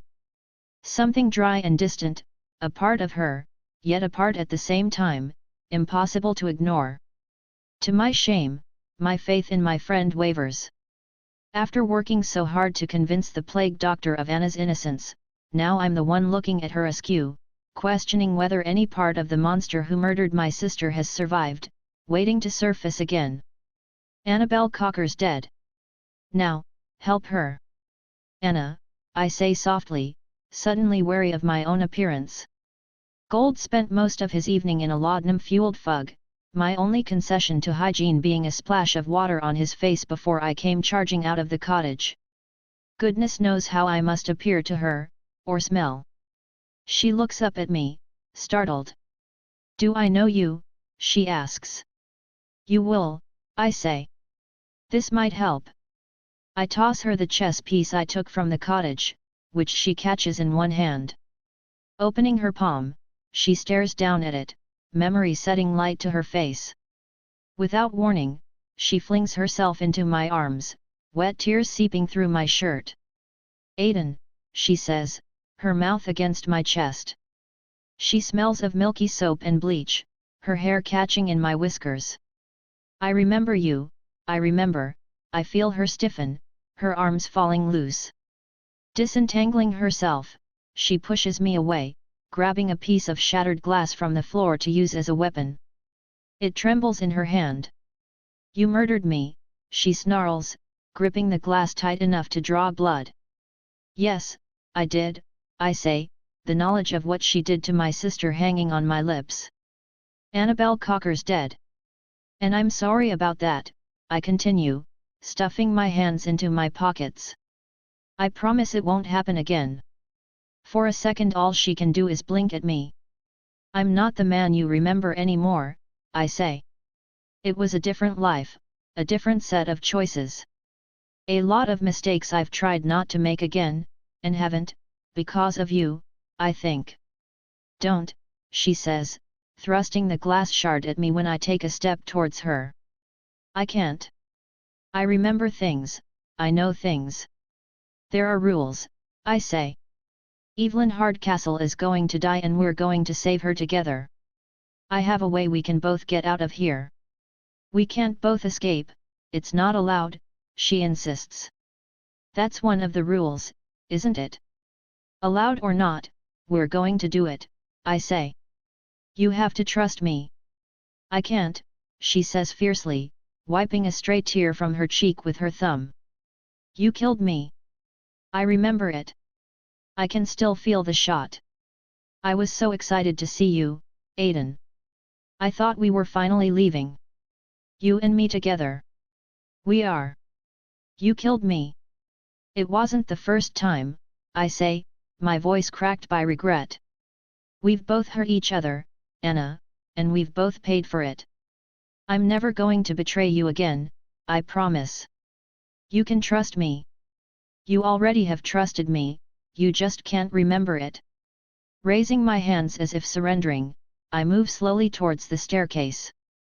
Brushing away a broken pair of glasses and some confetti, I sit down on the red carpet. Every host is pressing down upon me, their memories of this room crowding the edges of my mind, their weight almost too much to bear. Clear as the morning it happened, this is the morning it happened. I recall Belle's conversation with the butler at the door, and how afraid they both were. My hand throbs from the pain of Ravencourt's cane as he struggled towards the library, shortly before Jim Rashton heaved a sack of stolen drugs out through the front door. I hear the light steps of Donald Davies on the marble, as he fled the house after his first meeting with the plague doctor, and the laughter of Edward Dance's friends, even as he stood silent. So many memories and secrets, so many burdens. Every life has such weight. I don't know how anybody carries even one. What's wrong with you? Asks Anna, creeping closer, the glass shard held a little looser in her hand. You don't look well. I've got 8 different people rattling around in here, I say, tapping my temple. 8. 8 versions of today as well, I say. Every time I wake up, I'm in a different guest. This is my last one. Either I solve this today, or I start all over again tomorrow. That's not, the rules won't let you. We only get one day to solve the murder, and you can't be anybody else. It's not right. The rules don't apply to me. Why? Because I chose to come here, I say, rubbing my tired eyes. I came here for you.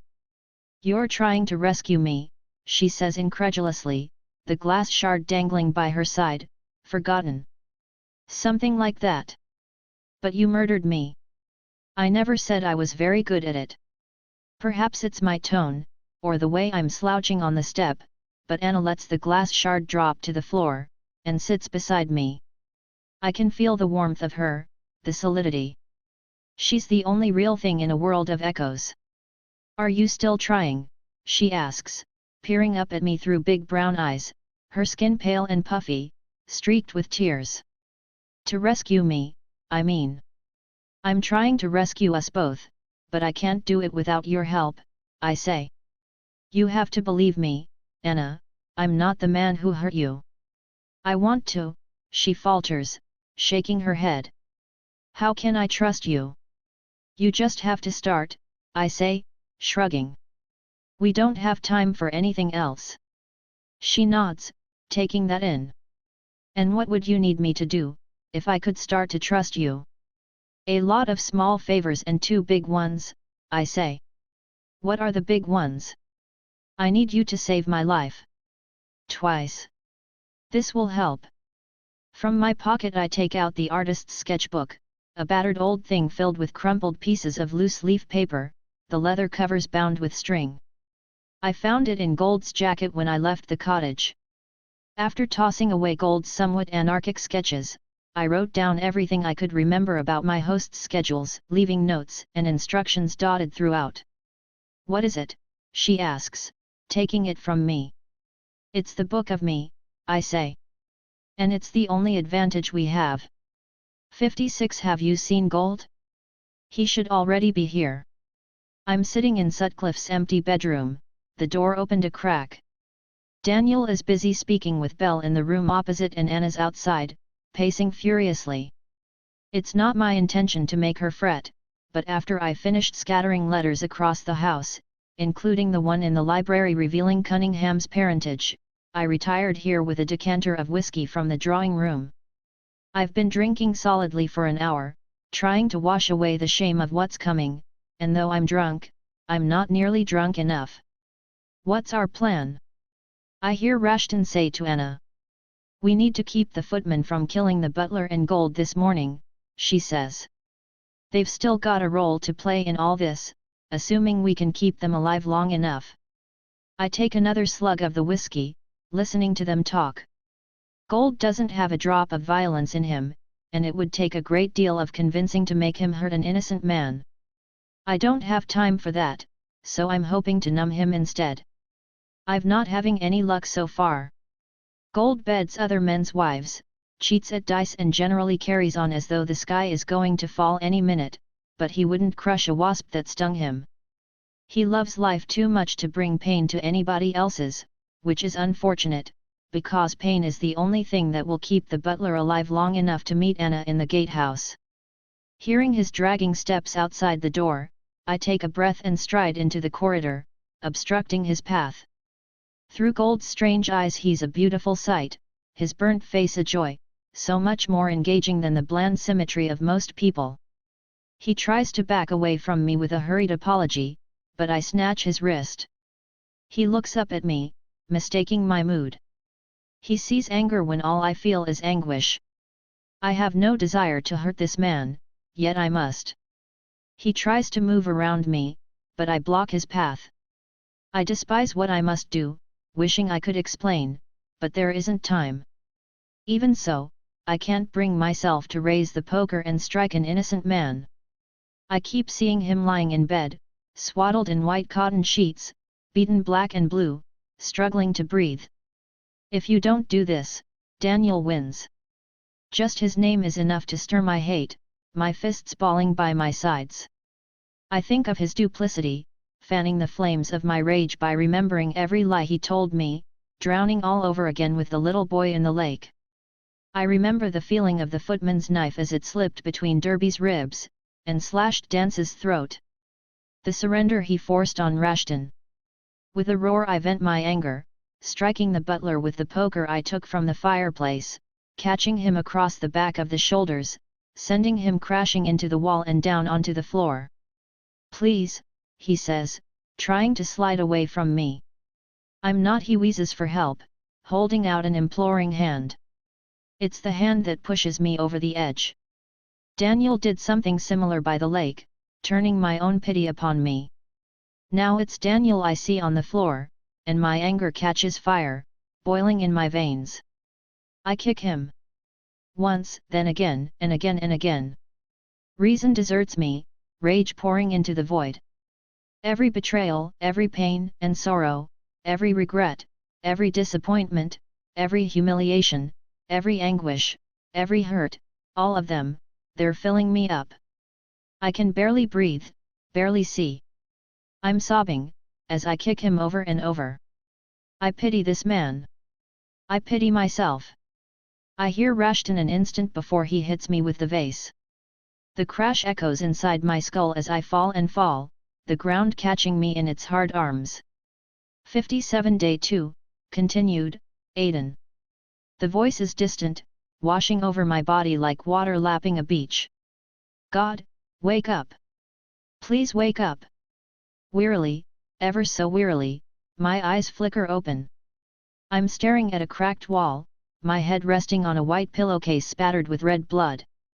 Tiredness reaches for me, threatening to drag me back under. Much to my surprise, I'm the butler again, lying in that bed in the gatehouse. Stay awake. Stay still. We're in trouble. I move my body a fraction, the pain in my side leaping as far as my mouth before I bite it back, trapping a scream in my throat. If nothing else, it's enough to wake me up.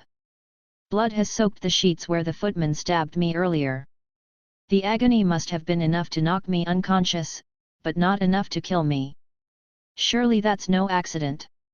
The footman has ushered a lot of people into the afterlife and I doubt he got lost this time. The idea chills me. I thought nothing was more frightening than somebody trying to kill me. Turns out, it's more a matter of who's doing the killing, and when that's the footman, being left alive is far more terrifying. Aiden, are you awake? I turn over painfully to see Anna in the corner of the room, legs and hands tied by a length of rope, which is knotted around an old radiator. Her cheek is swollen, a black eye blossoming on her face like a flower in the snow. Night shows through the window above her, but I don't have any clue what time it is. For all I know, it's already 11 and the plague doctor is waiting for us by the lake.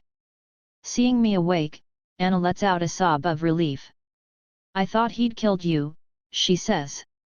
"That makes two of us," I croak. "He grabbed me outside the house, told me he'd kill me if I didn't come with him," she says, struggling against her bonds. "I knew Donald Davies was safely asleep on that road, and that he couldn't reach him, so I did what he asked. I'm so sorry, Aiden, but I couldn't think of another way. She'll betray you. This is what the plague doctor warned me about, the decision Rashton mistook for evidence of Anna's duplicity. That lack of trust nearly sabotaged everything we've been working for throughout the day. I wonder if the plague doctor knew the circumstances of Anna's betrayal, hiding them for his own ends, or whether he genuinely believed this woman had turned against me. It's not your fault, Anna, I say. I'm still sorry." She flicks a frightened glance at the door, then lowers her voice. "Can you reach the shotgun?" He put it on the sideboard. I glance across towards it. It's only a few feet away, but it might as well be on the moon. I could barely roll over, let alone stand up to get it. "Awake are you?" interrupts the footman, who emerges through the door, slicing chunks off an apple with his pocket knife. "That's a shame, I was looking forward to waking you up again." There's another man behind him. It's the thug from the graveyard, the one who held my arms while Daniel tried to beat Anna's location out of me. The footman approaches the bed. "Last time we met, I let you live," he says. "Had to be done, but still, it was unsatisfying." Clearing his throat, I feel a wet splat of saliva hit my cheek. Disgust echoes through me, but I haven't the strength to lift my arm and wipe it away. "Won't happen a second time," he says. "I don't like people waking up again. Feels like a job half done. I want Donald Davies, and I want you to tell me where I can lay my hands on him." My mind whirls, connecting the giant jigsaw pieces of my life. Daniel found me on the road after I jumped out of the carriage and convinced me to follow him into the graveyard. I never questioned how he knew where I'd be, but here is my answer anyway. In a few minutes, I'm going to tell the footman. If I wasn't so afraid, I'd smile at the irony. Daniel believes I'm betraying Davies to his death, but without their confrontation in the graveyard, I'll never find out Silvertear is in Blackheath, or fight Daniel by the lake, allowing Anna to finally finish him off. It's a trap all right. One built by Rashton, sprung by Davies and baited by me. It's as neat as you'd like, except that when I tell the footman what he wants to know, he'll butcher Anna and me like cattle. Placing his knife and the apple on the sideboard beside the shotgun, the footman picks up the sleeping tablets, the jar rattling as he shakes a pill into his hand. I can almost hear him frowning at it, his thoughts thudding back and forth. His companion is still at the door, arms folded and expressionless. The jar rattles again. Once, twice, 3 times. "How many of these things does it take to kill a burnt cripple like you, he asks, gripping my chin with his hand and forcing my face towards his own. I try to turn away but his grip hardens, his eyes fastening on mine. I can feel the heat of him, his malice a prickly, hot thing crawling along my skin. I could have woken up behind that gaze. I could have shared that rat's warren of a brain, wading through memories and impulses I'd never have been able to shake off. Maybe I did in a past loop. Suddenly even the loathsome derby seems like a blessing. His iron fingers release me, my head lolling to one side, beads of perspiration welling on my forehead. "I don't know how much longer I have. Judging by those burns, you've had a hard life," he says, withdrawing a little. "Hard life deserves an easy death, I reckon. That's what I'm offering. Fall asleep with a belly full of pills, or writhe around for a couple of hours, while I keep missing the important bits with my knife. Leave him alone! Anna screams from the corner, the wood creaking as she strains to break free. Better yet, he says, waving his knife at her. I could take my blade to the girl here. I need her alive. Doesn't mean she can't scream a bit first. He takes a step towards her. Stables, I say quietly. He stops dead, looking at me over his shoulder. What did you say? He walks back over to me. Close your eyes, don't let him see your fear. That's what he craves. He won't kill you until you open your eyes. Squeezing them shut, I feel the bed sag as he sits down. A few seconds later, the edge of his blade caresses my face. Fear tells me to open my eyes, to see the harm coming. Just breathe, wait for your moment. Donald Davies will be at the stables, he hisses. Is that what you said? I nod, trying to ward off panic. Leave him alone. Anna screams again from the corner, pounding the floorboards with her heels, and pulling violently against the ropes restraining her. Shut up, the footman screams at her, before returning his attention to me. When? My mouth is so dry I'm not even sure I can still speak. When, he insists, the blade biting my cheek, drawing blood. 20 to 10, I say, remembering the time Daniel gave me. Go. That's 10 minutes from now, he tells the man at the door, fading steps charting the thug's departure down the corridor. The blade wanders along the edge of my lips, tracing the contours of my nose until I feel the slightest pressure on my closed eyelid. Open your eyes, he hisses. I wonder if he can hear my heart beating. How could he not? It's pounding like mortar fire, wearing down what little bravery remains to me. I begin to tremble, ever so slightly. Open your eyes, he repeats, spittle hitting my cheeks. Open your eyes, little rabbit, let me see inside. Wood snaps and Anna screams. I can't help but look. She's managed to rip the radiator from one of its brackets, freeing her hands in the process, though not her legs. The knife withdraws as the footman leaps to his feet, the bed springs squeaking as they're relieved of his weight. Now! Move now! I throw myself at him. There's no skill in it, no strength, just desperation and momentum. 100 other times I fail and my body hits him like a blown rag, but there's something about the angle he's standing at and the way he's holding the knife. I catch the handle perfectly, turning it and pushing the blade into his stomach, blood welling up between my fingers as we hit the floor in a tangled pile. He's gasping, stunned, hurt even, but not fatally so. Already he's gathering himself.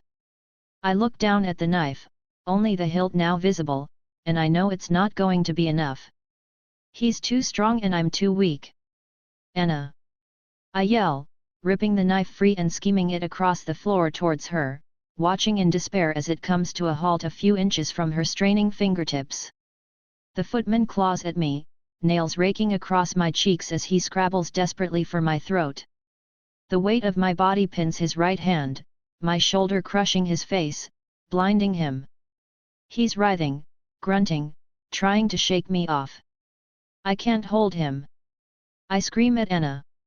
His hand finds my ear, and he wrenches at it, my eyes filled with blinding white pain. I jerk away, banging into the sideboard, knocking the shotgun to the floor. The footman's hand breaks free from underneath me. He pushes me off him, and as I hit the floorboards, I see Anna reaching for the shotgun, the freshly severed rope still trailing from her wrist. Our eyes meet, fury gathered on her face. The footman's hands wrap themselves around my neck and tighten. I strike at his broken nose, causing him to howl in pain, but he doesn't let go. He squeezes harder, choking. The shotgun explodes, and so does the footman, his headless body collapsing beside me, blood pouring from his neck and spreading across the floor. I stare at the shotgun trembling in Anna's hands.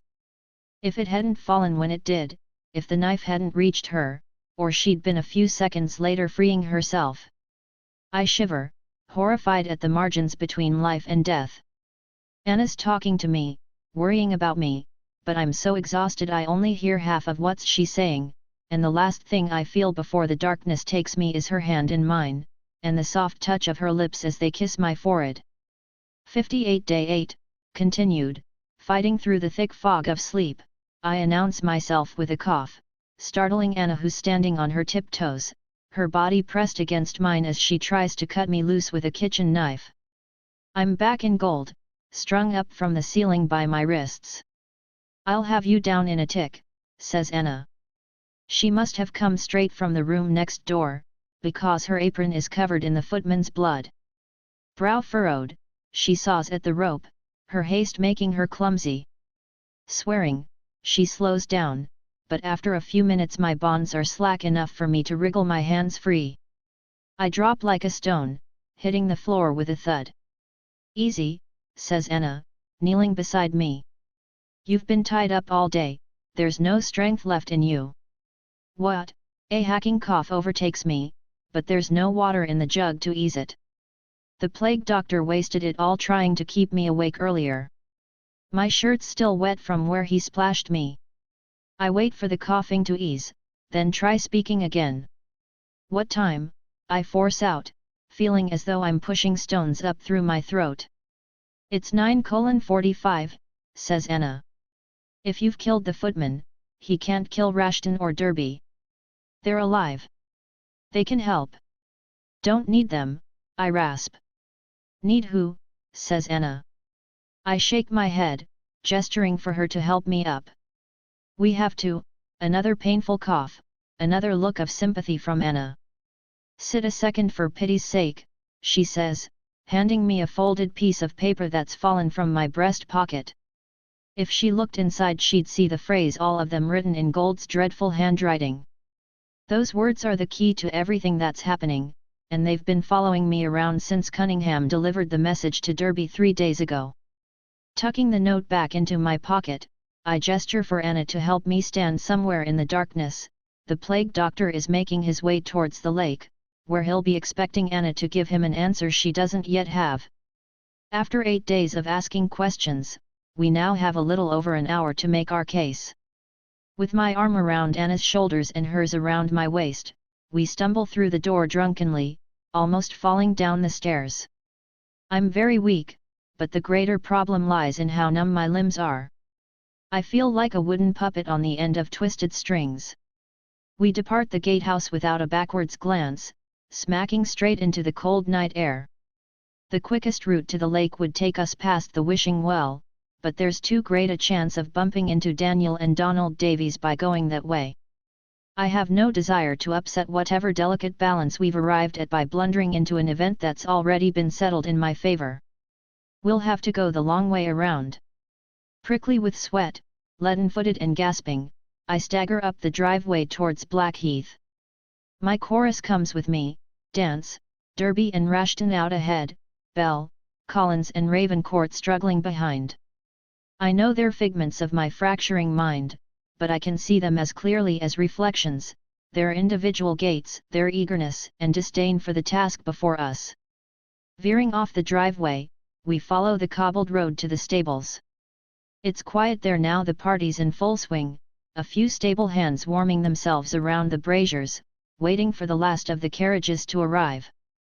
They look done in, but uncertain of who's in Daniel's employ. I tug Anna away from the light and towards the paddock, following the small trail leading up to the lake. A dying flame flickers at the end of the path, its warm glow breaking through the gaps in the trees. Creeping closer, I see that it's Daniel's fallen lantern, burning its last breaths in the dirt. Squinting into the darkness, I spot its owner in the lake, holding Donald Davies face down beneath the water, the younger man thrashing his legs as he tries to escape. Scooping a rock off the ground, Anna takes a step towards them, but I catch her arm.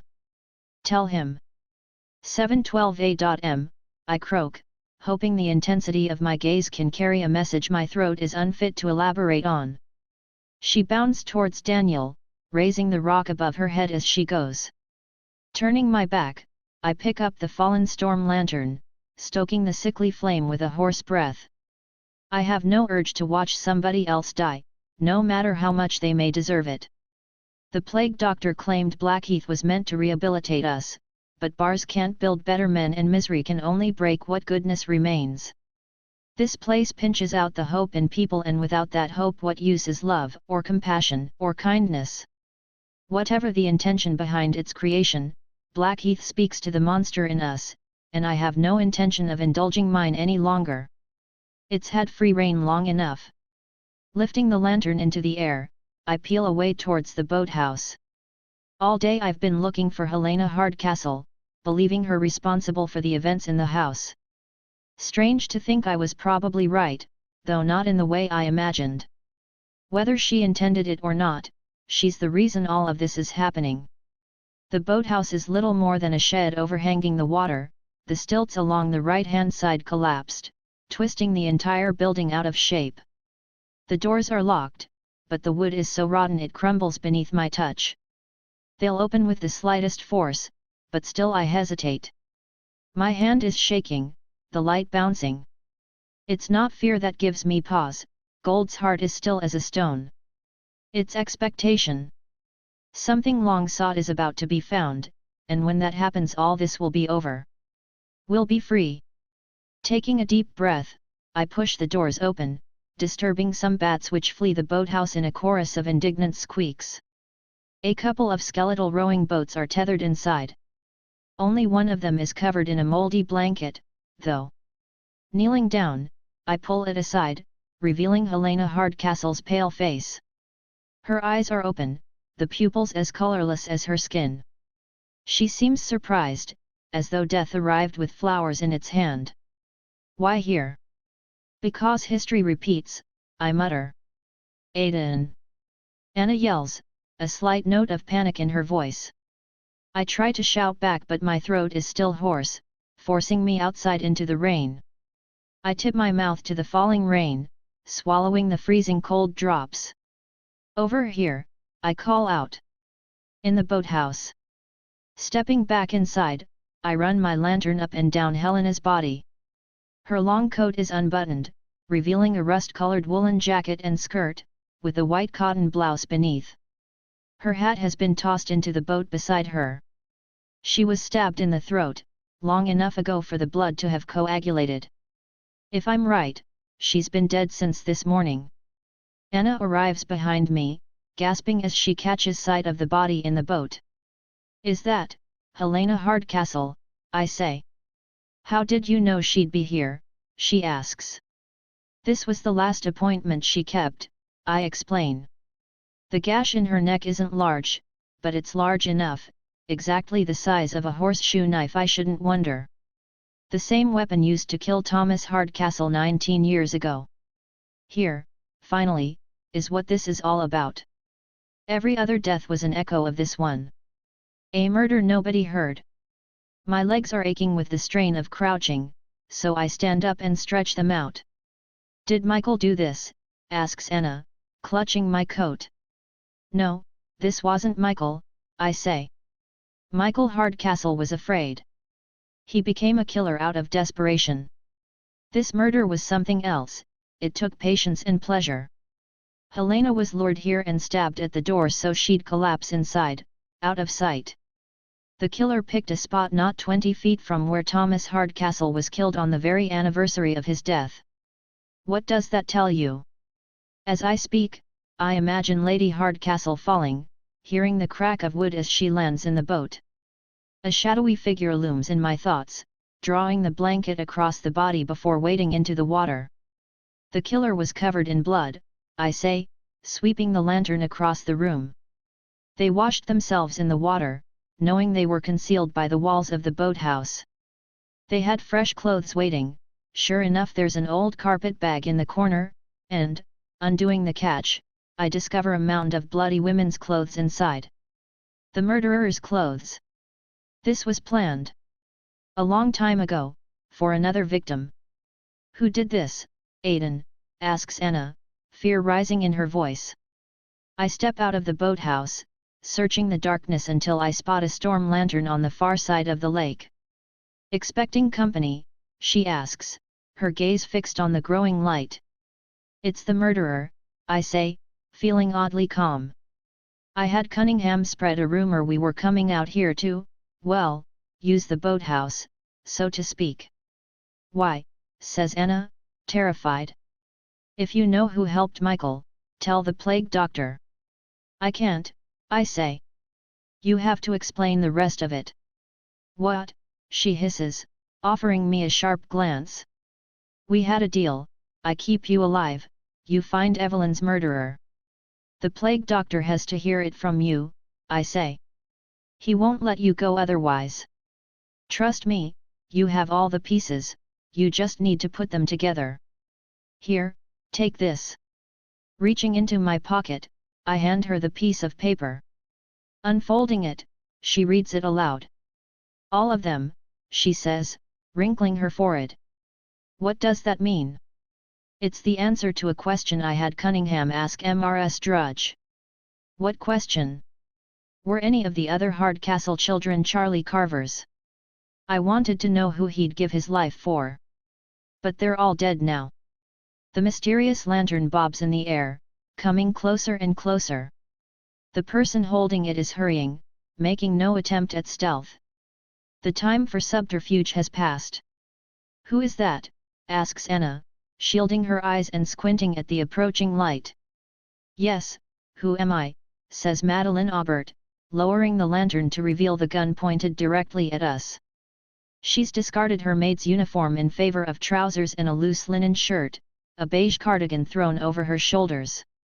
Her dark hair's wet, her pock-marked skin thick with powder. The mask of servitude removed, she has the look of her mother, the same oval eyes and freckles swirling into a milky white complexion. I can only hope Anna sees it. Anna looks from me to Madeline and back again, confusion giving way to panic on her face. Aiden, help me, she pleads. It has to be you, I say, searching out her cold hand in the darkness. All the pieces are in front of you. Who was in a position to kill Thomas Hardcastle and Lady Hardcastle in exactly the same way, 19 years apart? Why did Evelyn say I'm not and Millicent murder after I saved her? Why did she have a signet ring she'd given to Felicity Maddox? What did Millicent Derby know that got her killed? Why was Gregory Gold hired to paint new portraits of the family when the rest of the house was crumbling? Who would Helena Hardcastle and Charlie Carver have lied to protect? Clarity arrives on Anna's face like a sunrise, her eyes widening as she looks from the note to Madeline's expectant expression.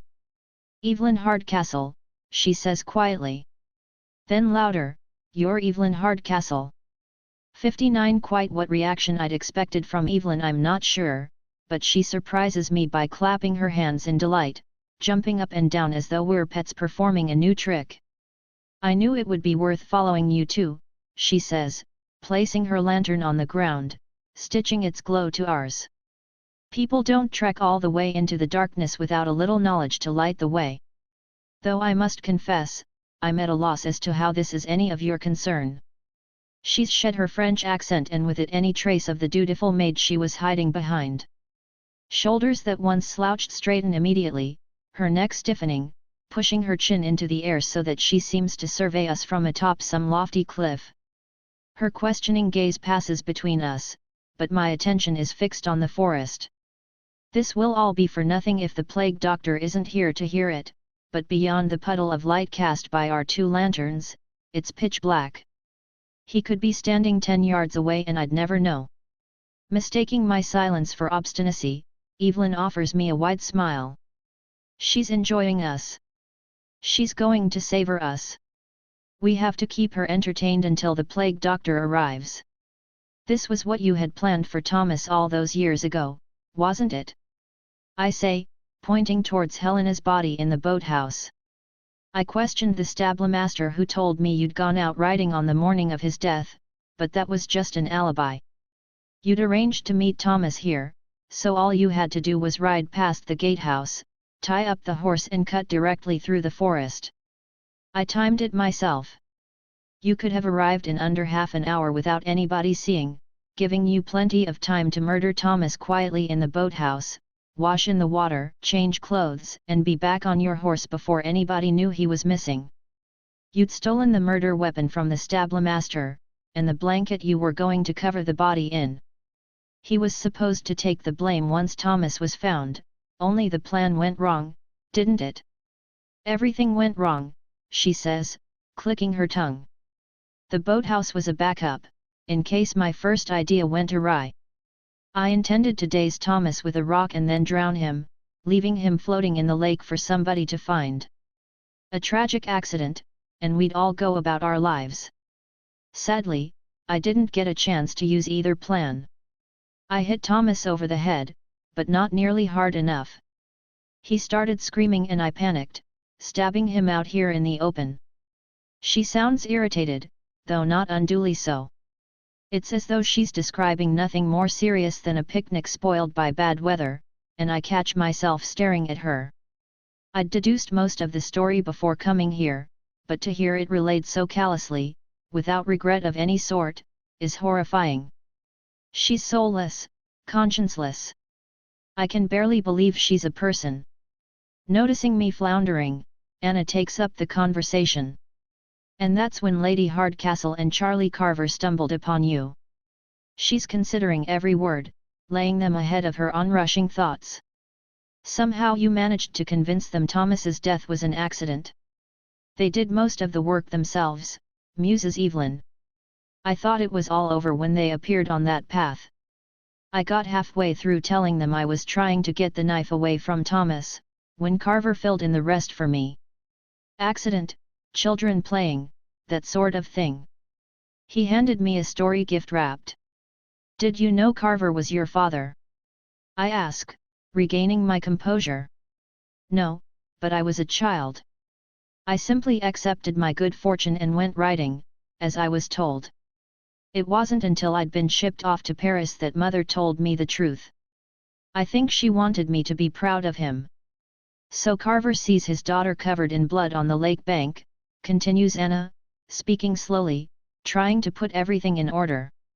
He realizes you're going to need some clean clothes, and he goes to the house to fetch them while Helena stays with Thomas. That's what Stanwin saw when he followed Carver to the lake, that's why he believed Helena killed her own son. It's why he let his friend take the blame. That and a great deal of money, says Evelyn, her lip curling, revealing the tips of her teeth.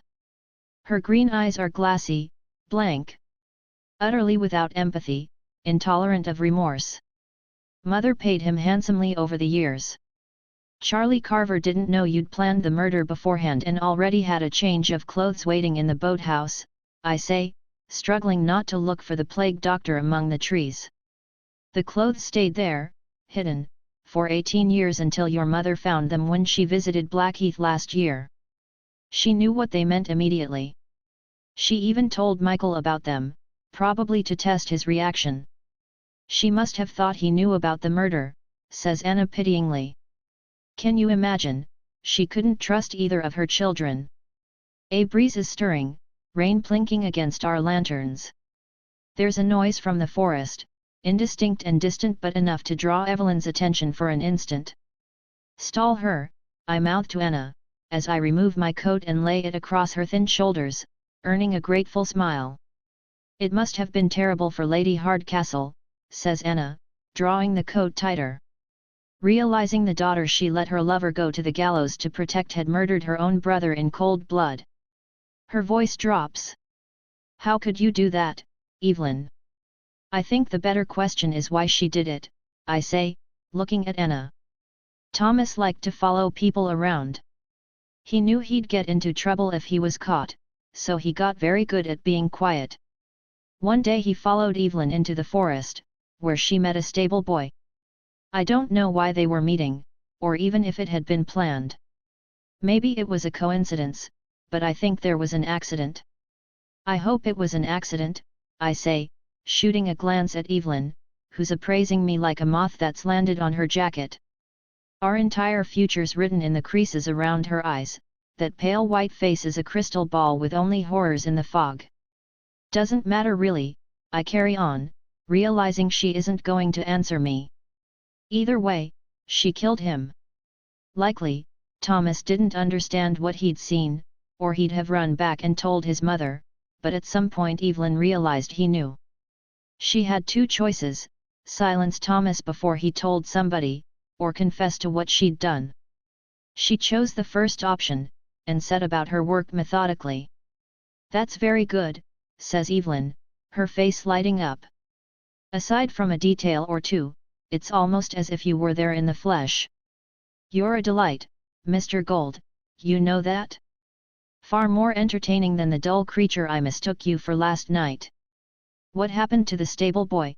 asks Anna. "The stablemaster said he was never found." Evelyn considers her for a long while. "At first I think it's because she's deciding whether to answer the question, and then I realize the truth. She's summoning the memory. She hasn't thought about it in years." "It was the most curious thing," says Evelyn distantly. "He took me to see some caves he'd found. I knew my parents wouldn't approve, so we went in secret, but he was very tedious company. We were exploring, and he fell into a deep hole. Nothing too serious, I could easily have fetched help. I told him I was going to, and then it dawned on me. I didn't have to fetch help. I didn't have to do anything at all. I could leave him there. Nobody knew where he'd gone, or that I was with him. It seemed like fate." "You just abandoned him," says Anna, aghast. "And you know, I rather enjoyed it. He was my thrilling little secret until Thomas asked me why I'd gone to the caves that day." Keeping her gun trained on us, she lifts her lantern out of the mud. "And the rest you know." "Pity, really." She cocks the hammer, but Anna steps in front of me. "Wait," she says, stretching out a hand. "Please, don't beg," says Evelyn, exasperated. "I hold you in such high regard, really you have no idea. Aside from my mother, nobody's thought twice about Thomas's death in nearly 20 years, and then, out of the blue, you two appear with almost the entire thing wrapped up in a nice little bow. It must have taken a great deal of determination, and I admire that, but nothing is so unbecoming as a lack of pride." "I'm not going to beg, but the story's not done," says Anna. "We deserve to hear the rest of it." Evelyn smiles, her expression beautiful and brittle and utterly mad. "You think me a fool," she says, wiping the rain from her eyes. "I think you're going to kill us," says Anna calmly, speaking as one would to a small child. "And I think if you do it out in the open, lots of people will hear. You need to move us somewhere quieter, so why not let us talk on the way?" Evelyn takes a few steps towards her, holding the lantern close to her face so that she might better inspect her. Her head is cocked, lips slightly parted. "Clever girl," says Evelyn, purring in admiration. "Very well, turn around and start walking." I listen to this exchange with increasing panic, desperately hoping the plague doctor will appear out of the gloom and finally put an end to this. He must surely have enough evidence to support Anna's freedom by now. Unless he's been delayed. The thought fills me with dread.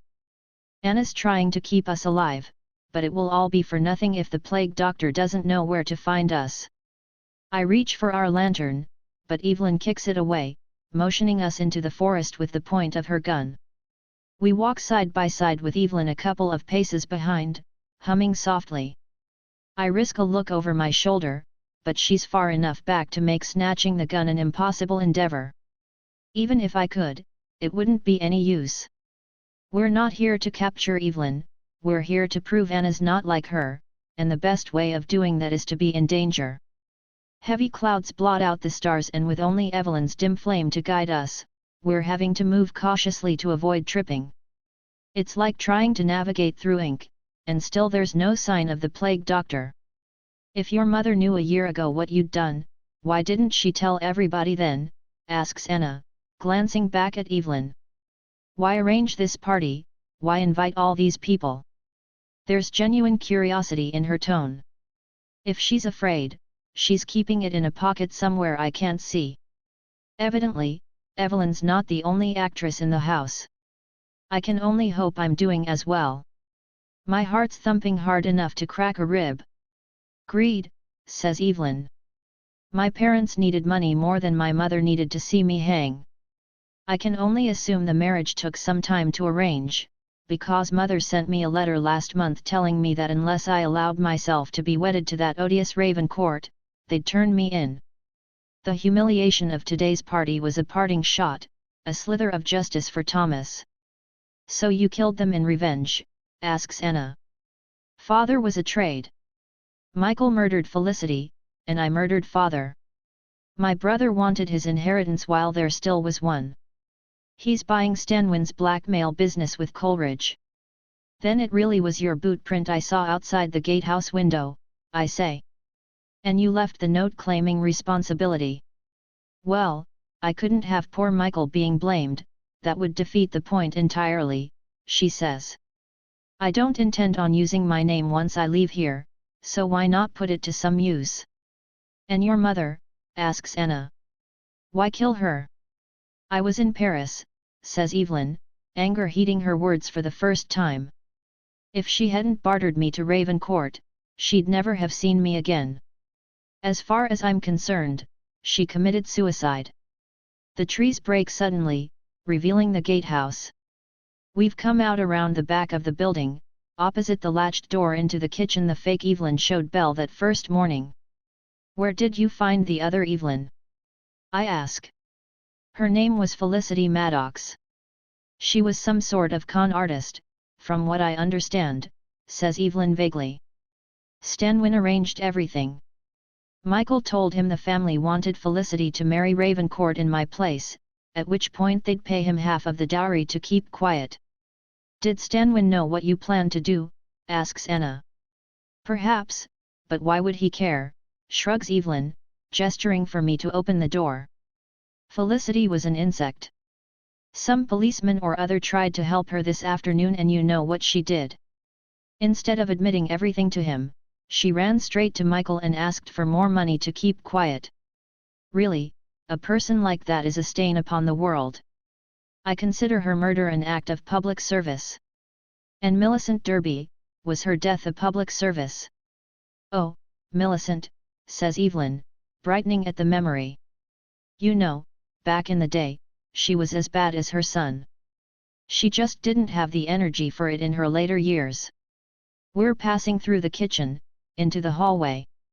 The house is silent, all of its occupants dead. Despite that, a lamp burns brightly on the wall, suggesting Evelyn always intended on coming back here. Millicent recognized you, didn't she? I say, dragging my fingertips along the wallpaper. I can feel myself coming unstuck. None of this feels real anymore. I need to touch something solid so I know I'm not dreaming.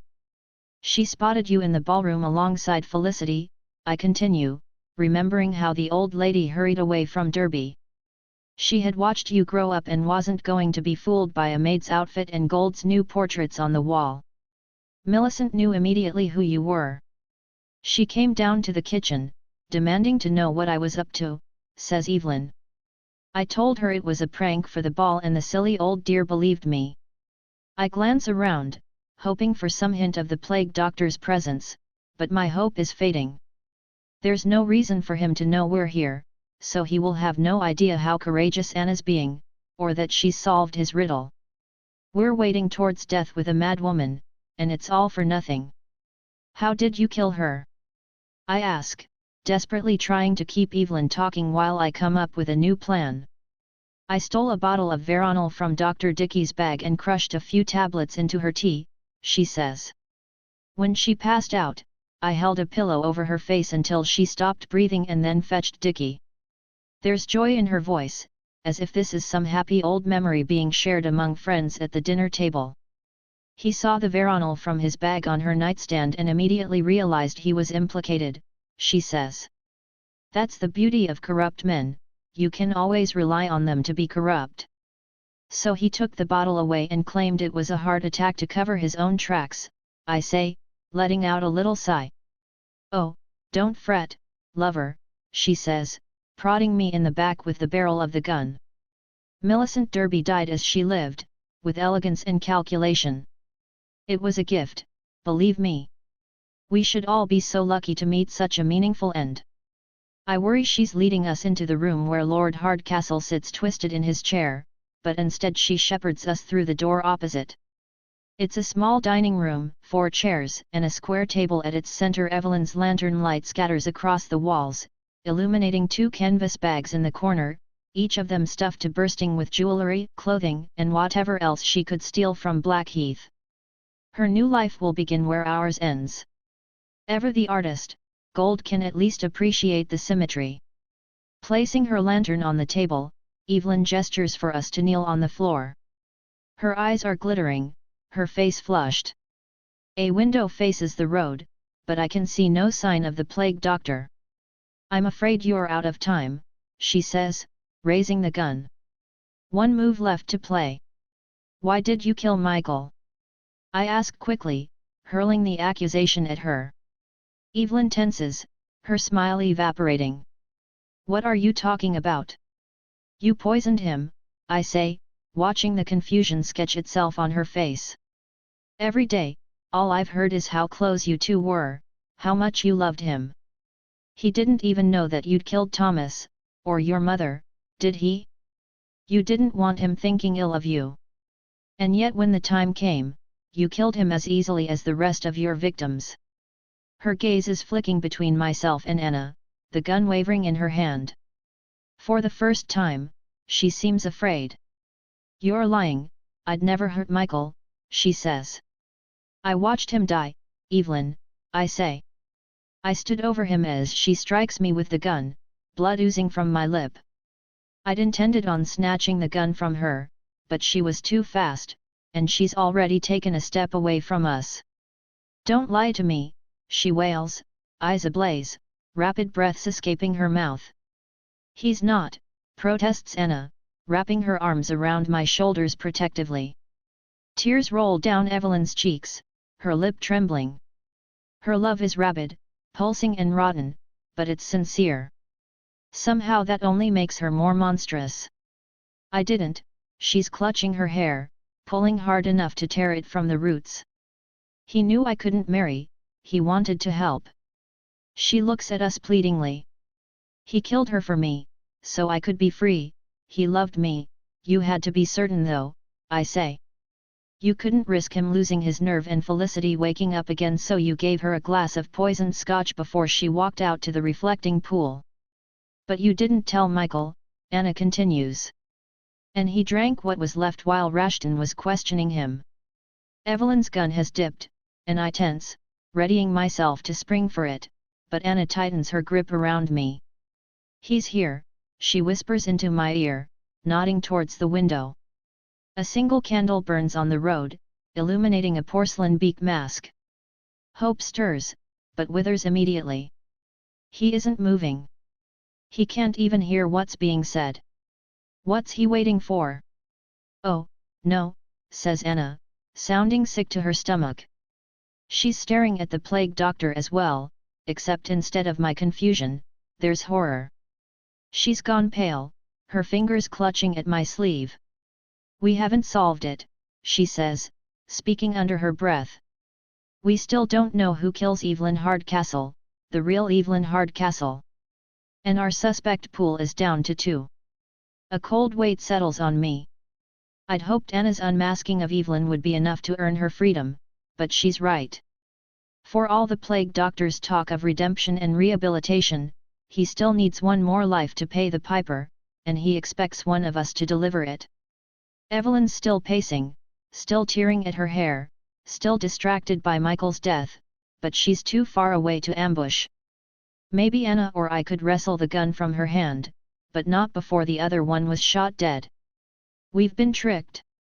The plague doctor stayed away on purpose so he wouldn't have to hear Anna's answer and confront the good woman she's become. He doesn't know I was wrong about Michael. Or he doesn't care. He's got what he wanted. If I die, he'll free me. If she dies, she's trapped here, just like his superiors wanted. They're going to keep her forever, no matter what she does. Unable to hold in my despair any longer, I run to the window and bang on the glass. It's not fair. I scream at the distant shape of the plague doctor. My fury startles Anna, who jumps away in fright. Evelyn advances on me with her gun raised, mistaking my anger for panic. Desperation claws at me. I told the plague doctor I wouldn't abandon Anna, that I'd find a way back into Blackheath if they released me, but I can't spend another day in this place. I can't let myself be slaughtered again. I can't watch Felicity's suicide, or be betrayed by Daniel Coleridge. I can't live any of this over, and part of me, a much larger part than I'd ever have believed possible, is ready to rush Evelyn and be done with it all, regardless of what happens to my friend. Blinded by my misery, I don't notice Anna come to me. Ignoring Evelyn, who's watching her the way an owl might a dancing mouse, Anna takes both my hands and stands on her tiptoes, kissing me on the cheek. "Don't you dare come back for me," she says, pressing her forehead to mine. She acts fast, turning on her heel and leaping at Evelyn in one fluid motion. The gunshot is deafening, and for a few seconds its fading echo is all there is. Crying out, I rush to Anna's side, even as the gun clatters to the floor, blood seeping through Evelyn's shirt above her hip. Her mouth opens and closes as she drops to her knees, a silent plea held in those hollow eyes. Felicity Maddox is standing in the doorway, a nightmare come to life. She's still wearing her blue ball gown, now dripping wet and covered in mud, her makeup running down pale cheeks scratched by her hurried flight through the trees. Her lipstick is smeared, her hair wild, the black revolver steady in her hand. She throws us a quick glance, but I doubt she sees us.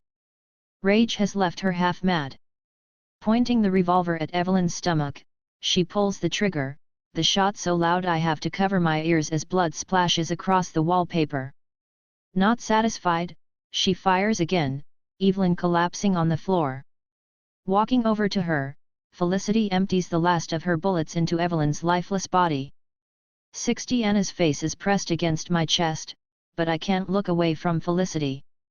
I don't know if this is justice or not, but I'm desperately grateful for it all the same. Anna's sacrifice would have set me free, but the guilt would never have let me go. Her death would have made me a stranger to myself. Felicity saved me. Her revolver's empty, but she's still pressing the trigger, burying Evelyn in a chorus of hollow clicks. I think she would go on forever, but she's interrupted by the plague doctor's arrival. He gently takes the weapon from her hand and as if a spell's been broken, her eyes clear, life coming into her limbs. She looks bone-tired and emptied out, pushed beyond thought. With a last lingering look at Evelyn's body, she nods to the plague doctor, before brushing by him and disappearing outside, not even a lantern to guide her way. A moment later, the front door opens, the sound of pounding rain filling the air. I let Anna go and slump onto the carpet, holding my head in my hands. "You told Felicity we were here, didn't you?" I say through my fingers.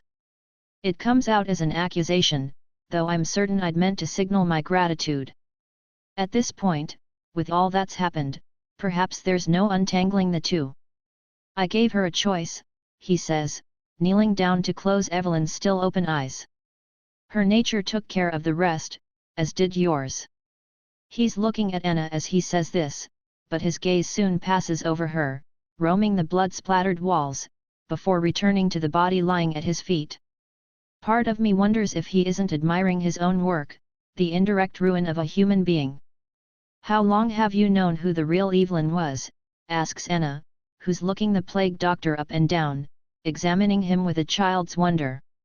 "At precisely the same moment you did," he says. "I came to the lake as requested, and witnessed her unmasking firsthand. When it became apparent where she was leading you, I returned to Blackheath to relay the information to the actress." "But why help us?" asks Anna. "Justice," he says simply, the beak mask turning in her direction. "Evelyn deserved to die and Felicity deserved to kill her. You two have proven that you deserve your freedom, and I would not have you falter at the final hurdle. Is this it? Are we really done?" I ask, my voice trembling. "Almost," he says. "I still need Anna to formally answer the question of who killed Evelyn Hardcastle." "And what about Aiden?" she asks, placing a hand on my shoulder. He blamed Michael. Mr. Bishop solved the murders of Michael, Peter, and Helena Hardcastle, and the attempted murder of Felicity Maddox, a crime so cleverly concealed it was entirely unknown to myself and my superiors, says the plague doctor. I cannot fault him for answering questions we never thought to ask, nor will I punish a man who risked so much to save somebody else's life. His answer stands. Now I need yours. Who killed Evelyn Hardcastle, Anna? You didn't say anything about Aiden's other hosts, she says, stubbornly. Will you let them go, as well? Some of them are still alive. If we go now, we can probably still save the butler. And what about poor Sebastian Bell? He only woke up this morning. What will he do without me to help him? Aiden is the Sebastian Bell who woke up this morning, says the plague doctor, kindly. They were never anything more than a trick of the light, Anna. Shadows cast on a wall. Now you get to walk away with the flame that casts them, and once that happens, they'll vanish. She blinks at him. Trust me, Anna. He says. Tell me who killed Evelyn Hardcastle and everybody is freed. One way or another. Aiden. She glances at me uncertainly, waiting for my approval. I can only nod. A flood of emotion is welling up inside of me, waiting for release. Felicity Maddox, she declares. You're free, he says, standing up. Blackheath won't cling to either of you any longer. My shoulders are shaking. Unable to hold it in, I begin sobbing wretchedly, 8 days of misery and fear pouring out like poison. Anna takes hold of me, but I can't stop. I'm on the edge of my nerves, relieved and exhausted, terrified we're being tricked. Everything else in Blackheath was a lie, why not this as well? I stare at Evelyn's body, and see Michael thrashing in the sunroom, and Stanwin's baffled expression when Daniel shot him in the forest. Peter and Helena, Jonathan and Millicent, Dance, Davies, Rashton. The footman and Coleridge. The dead piled up. How does somebody escape all this? By saying a name. Anna, I mutter. I'm here, she says, clutching me fiercely. We're going home, Aiden. You did it, you kept your promise. She gazes at me, not a drop of doubt anywhere in her eyes. She's smiling, jubilant. One day and one life, I thought it wouldn't be enough to escape this place, but perhaps it's the only way to escape this place. Keeping tight hold of me, she looks up at the plague doctor. What happens next? She asks. I still can't remember anything before this morning. You will, says the plague doctor.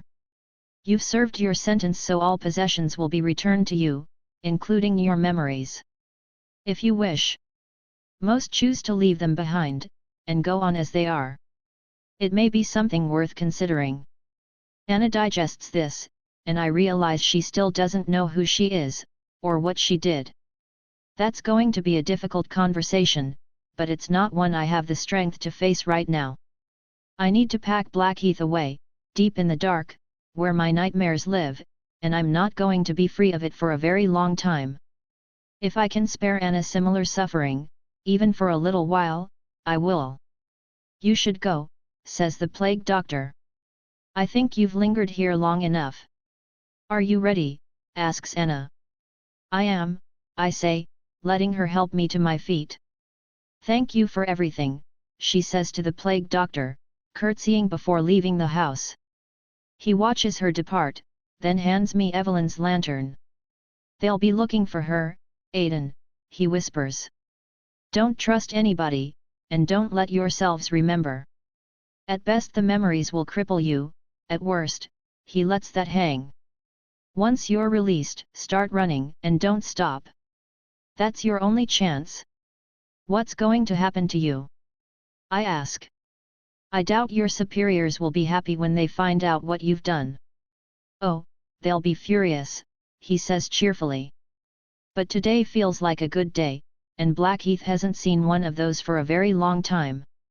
I think I'll enjoy it for a while and worry about the cost tomorrow. It will come soon enough, it always does. He holds out his hand. Good luck, Aiden. You too, I say, shaking it and passing outside into the storm. Anna's waiting on the road, her eyes fixed on Blackheath.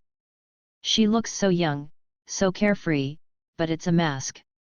There's another face beneath this one, a woman hated by half the world, and I've helped free her.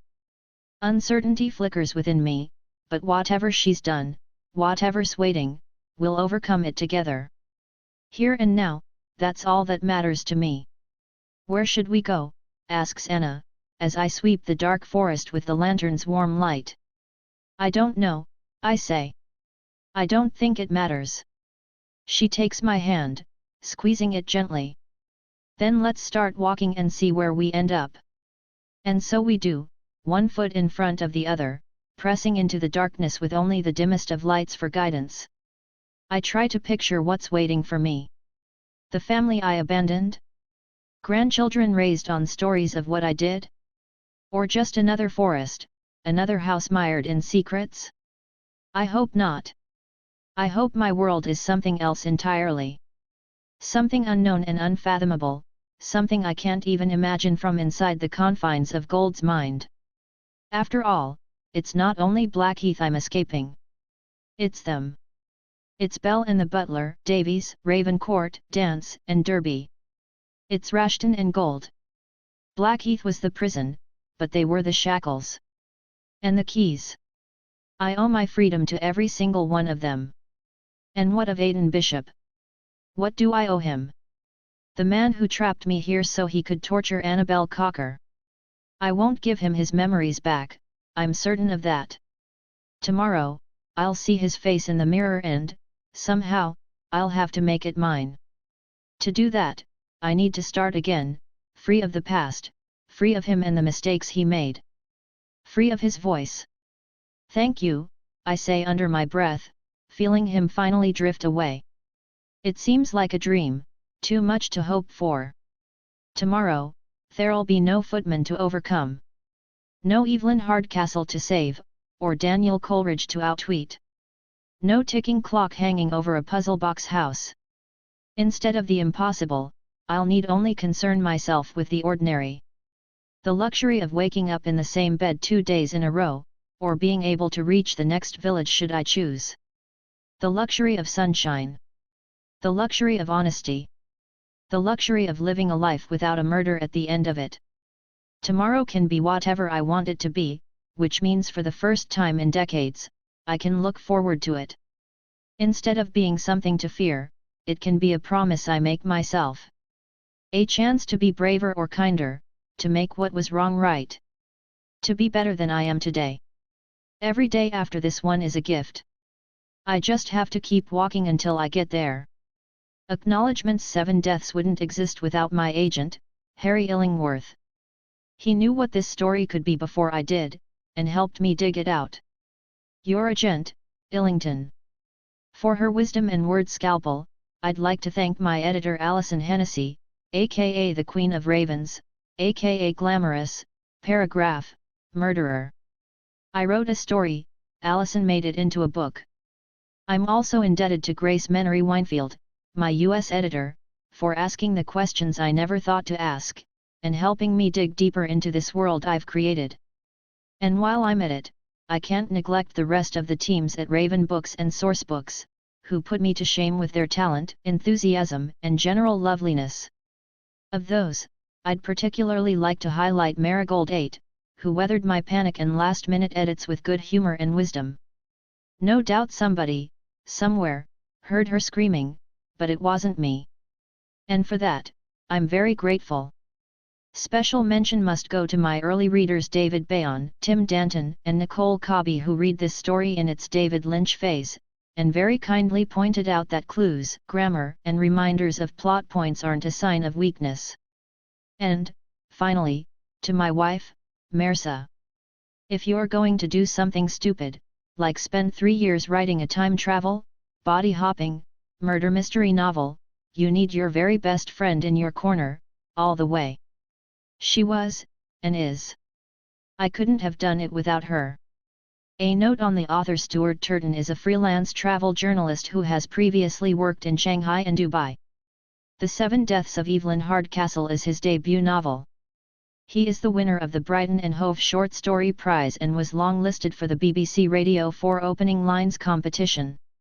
He lives in West London with his wife. At Stu_Turton, first published in Great Britain 2018. This electronic edition published in 2018 by Bloomsbury Publishing plc. Copyright Stuart Turton, 2018. Illustrations copyright Emily Faxini, 2018. Stuart Turton has asserted his right under the Copyright, Designs and Patents Act, 1988, to be identified as author of this work. Every reasonable effort has been made to trace copyright holders of material reproduced in this book, but if any have been inadvertently overlooked, the publishers would be glad to hear from them. This is a work of fiction. Names and characters are the product of the author's imagination, and any resemblance to actual persons, living or dead, is entirely coincidental. All rights reserved. You may not copy, distribute, transmit, reproduce, or otherwise make available this publication, or any part of it, in any form, or by any means, including without limitation electronic, digital, optical, mechanical, photocopying, printing, recording or otherwise, without the prior written permission of the publisher. Any person who does any unauthorized act in relation to this publication may be liable to criminal prosecution and civil claims for damages. Bloomsbury Publishing plc, 50 Bedford Square, London, WC1B3DP. www.bloomsbury.com. Bloomsbury is a trademark of Bloomsbury Publishing plc. Bloomsbury Publishing, London, Oxford, New York, New Delhi and Sydney. A CIP catalogue record for this book is available from the British Library. ISBN 978 14088 8954 1 EISBN 978 14088 8957 2. To find out more about our authors and books, visit www.bloomsbury.com. Here you will find extracts, author interviews, details of forthcoming events and the option to sign up for our newsletters.